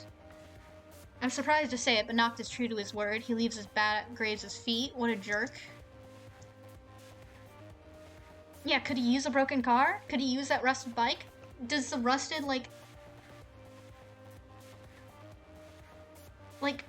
please, King. And also, what if someone else Yeah, can he use anything that's rusted? Could he use Graves?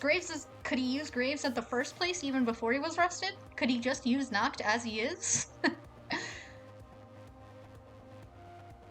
Could he use Noct's ripped up clothing? Please. I'm surprised. Okay. Reese looks ready to go out and punch Noct himself, but Landry restrains him. Landry's right, I wouldn't want to get between those two. They circle each other, snarling like dogs, goading each other. Mason's the first to strike.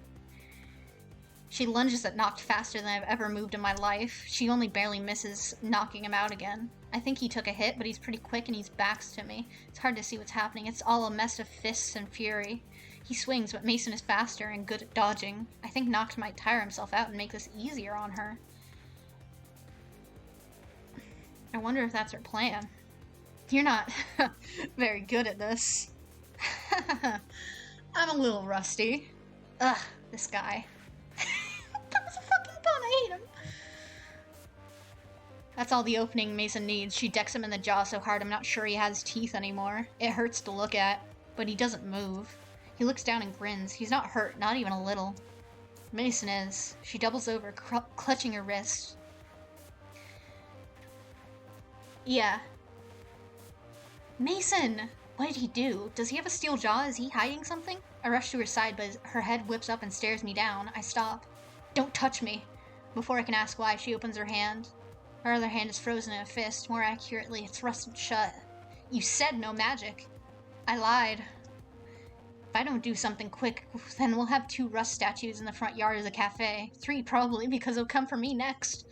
I can't let that happen. I can't let Mason get hurt like this. I reach in the recycling bag. Here goes nothing.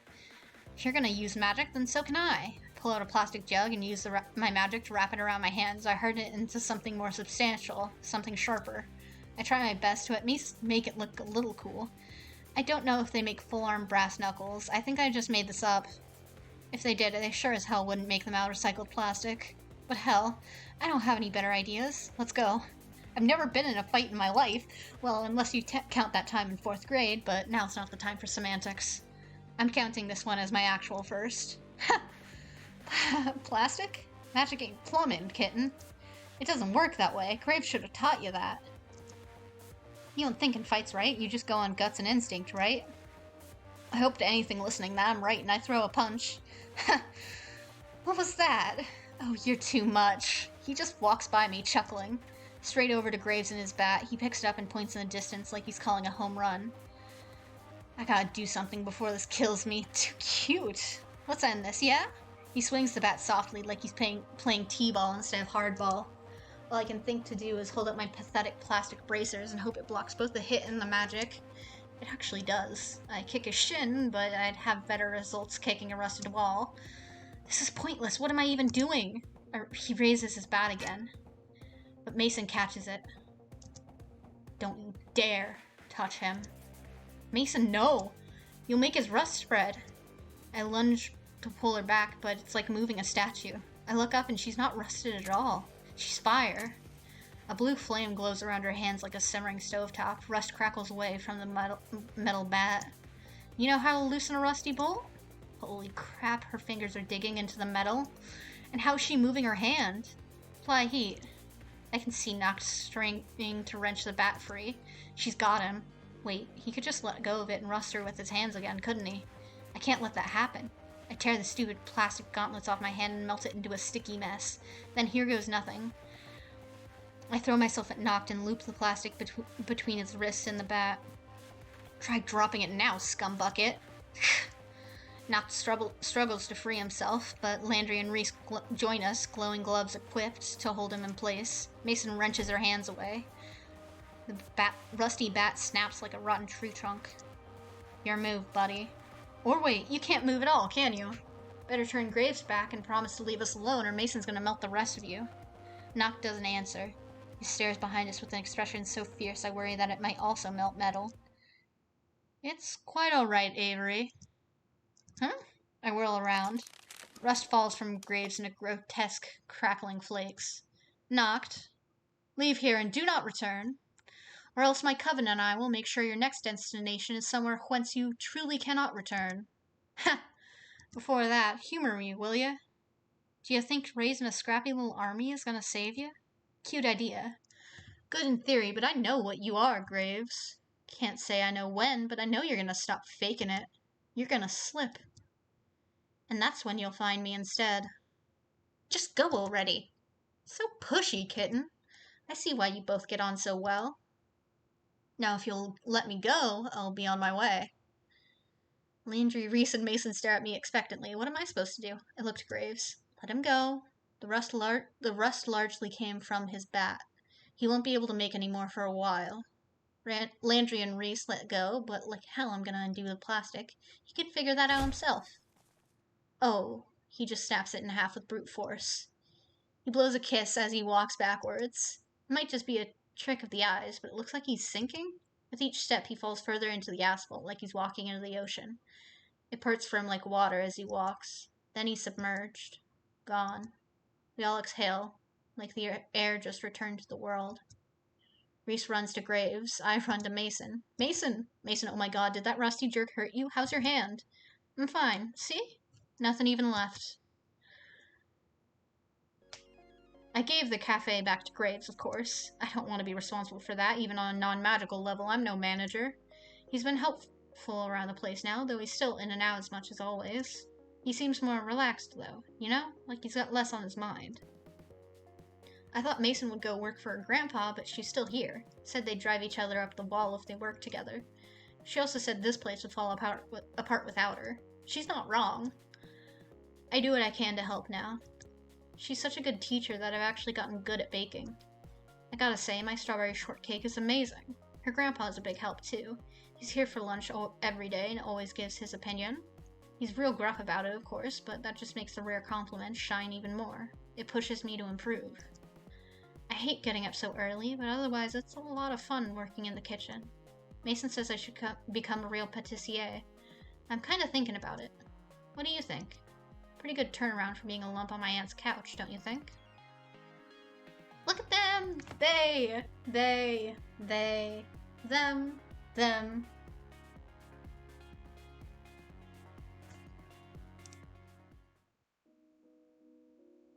Here, let's check. I'm gonna check the achievements. See what we got. Because we should have unlocked Wurmst is...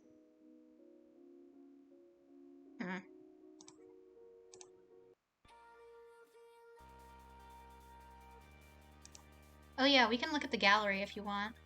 Let's look at... Oh, sweet treats are made of this, complete Mason route. A vampire must be invited to unlock graves. We've done it. We've done it, gamers.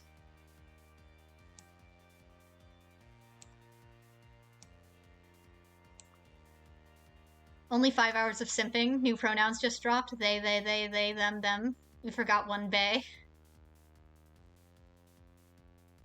But yeah, so far we've gotten a lot, huh? Oh yeah, you can see what... This is the outfit. And you can change it to look like whichever.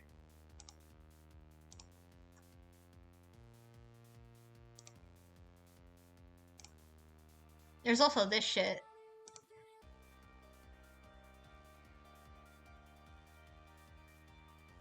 I lose my mind.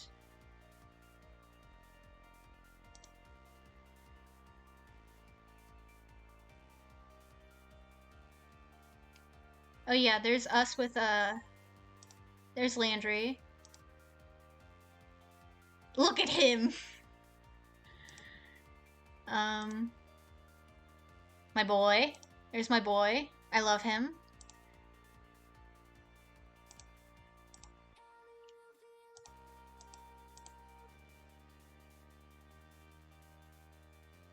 And I'm sure the rest of these are ones we can get with, Graves' stuff, I think. Yeah, Hayes has powers. They all have powers, if you look at them.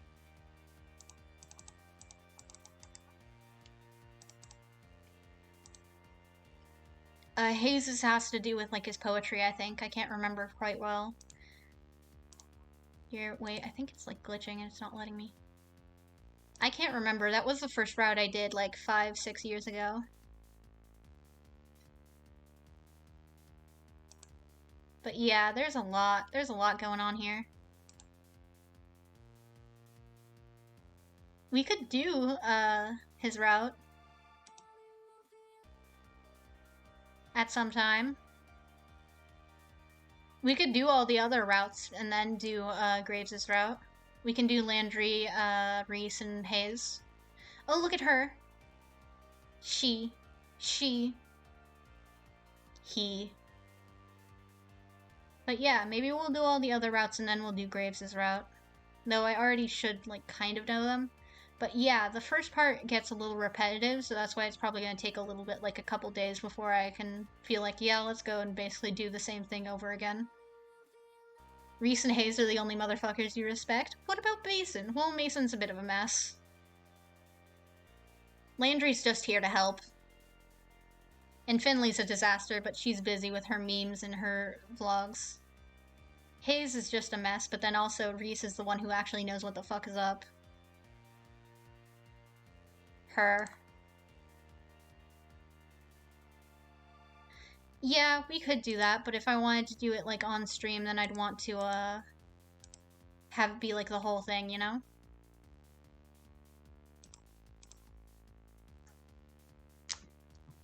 But yeah, that's 5 hours of simping. We've done it. I'll make sure to put this one up on the channel as well, because it's real easy to just be like, yeah, here's the whole VOD of the whole thing, and that's it, as opposed to other stuff that's got more, like, bothering with the, whether it's in a series or not and everything. Yeah, good night. Night, M. Oh god, it's 2:30 a.m. Okay, good night. Good night for you. Because it's 2:30 a.m. for you.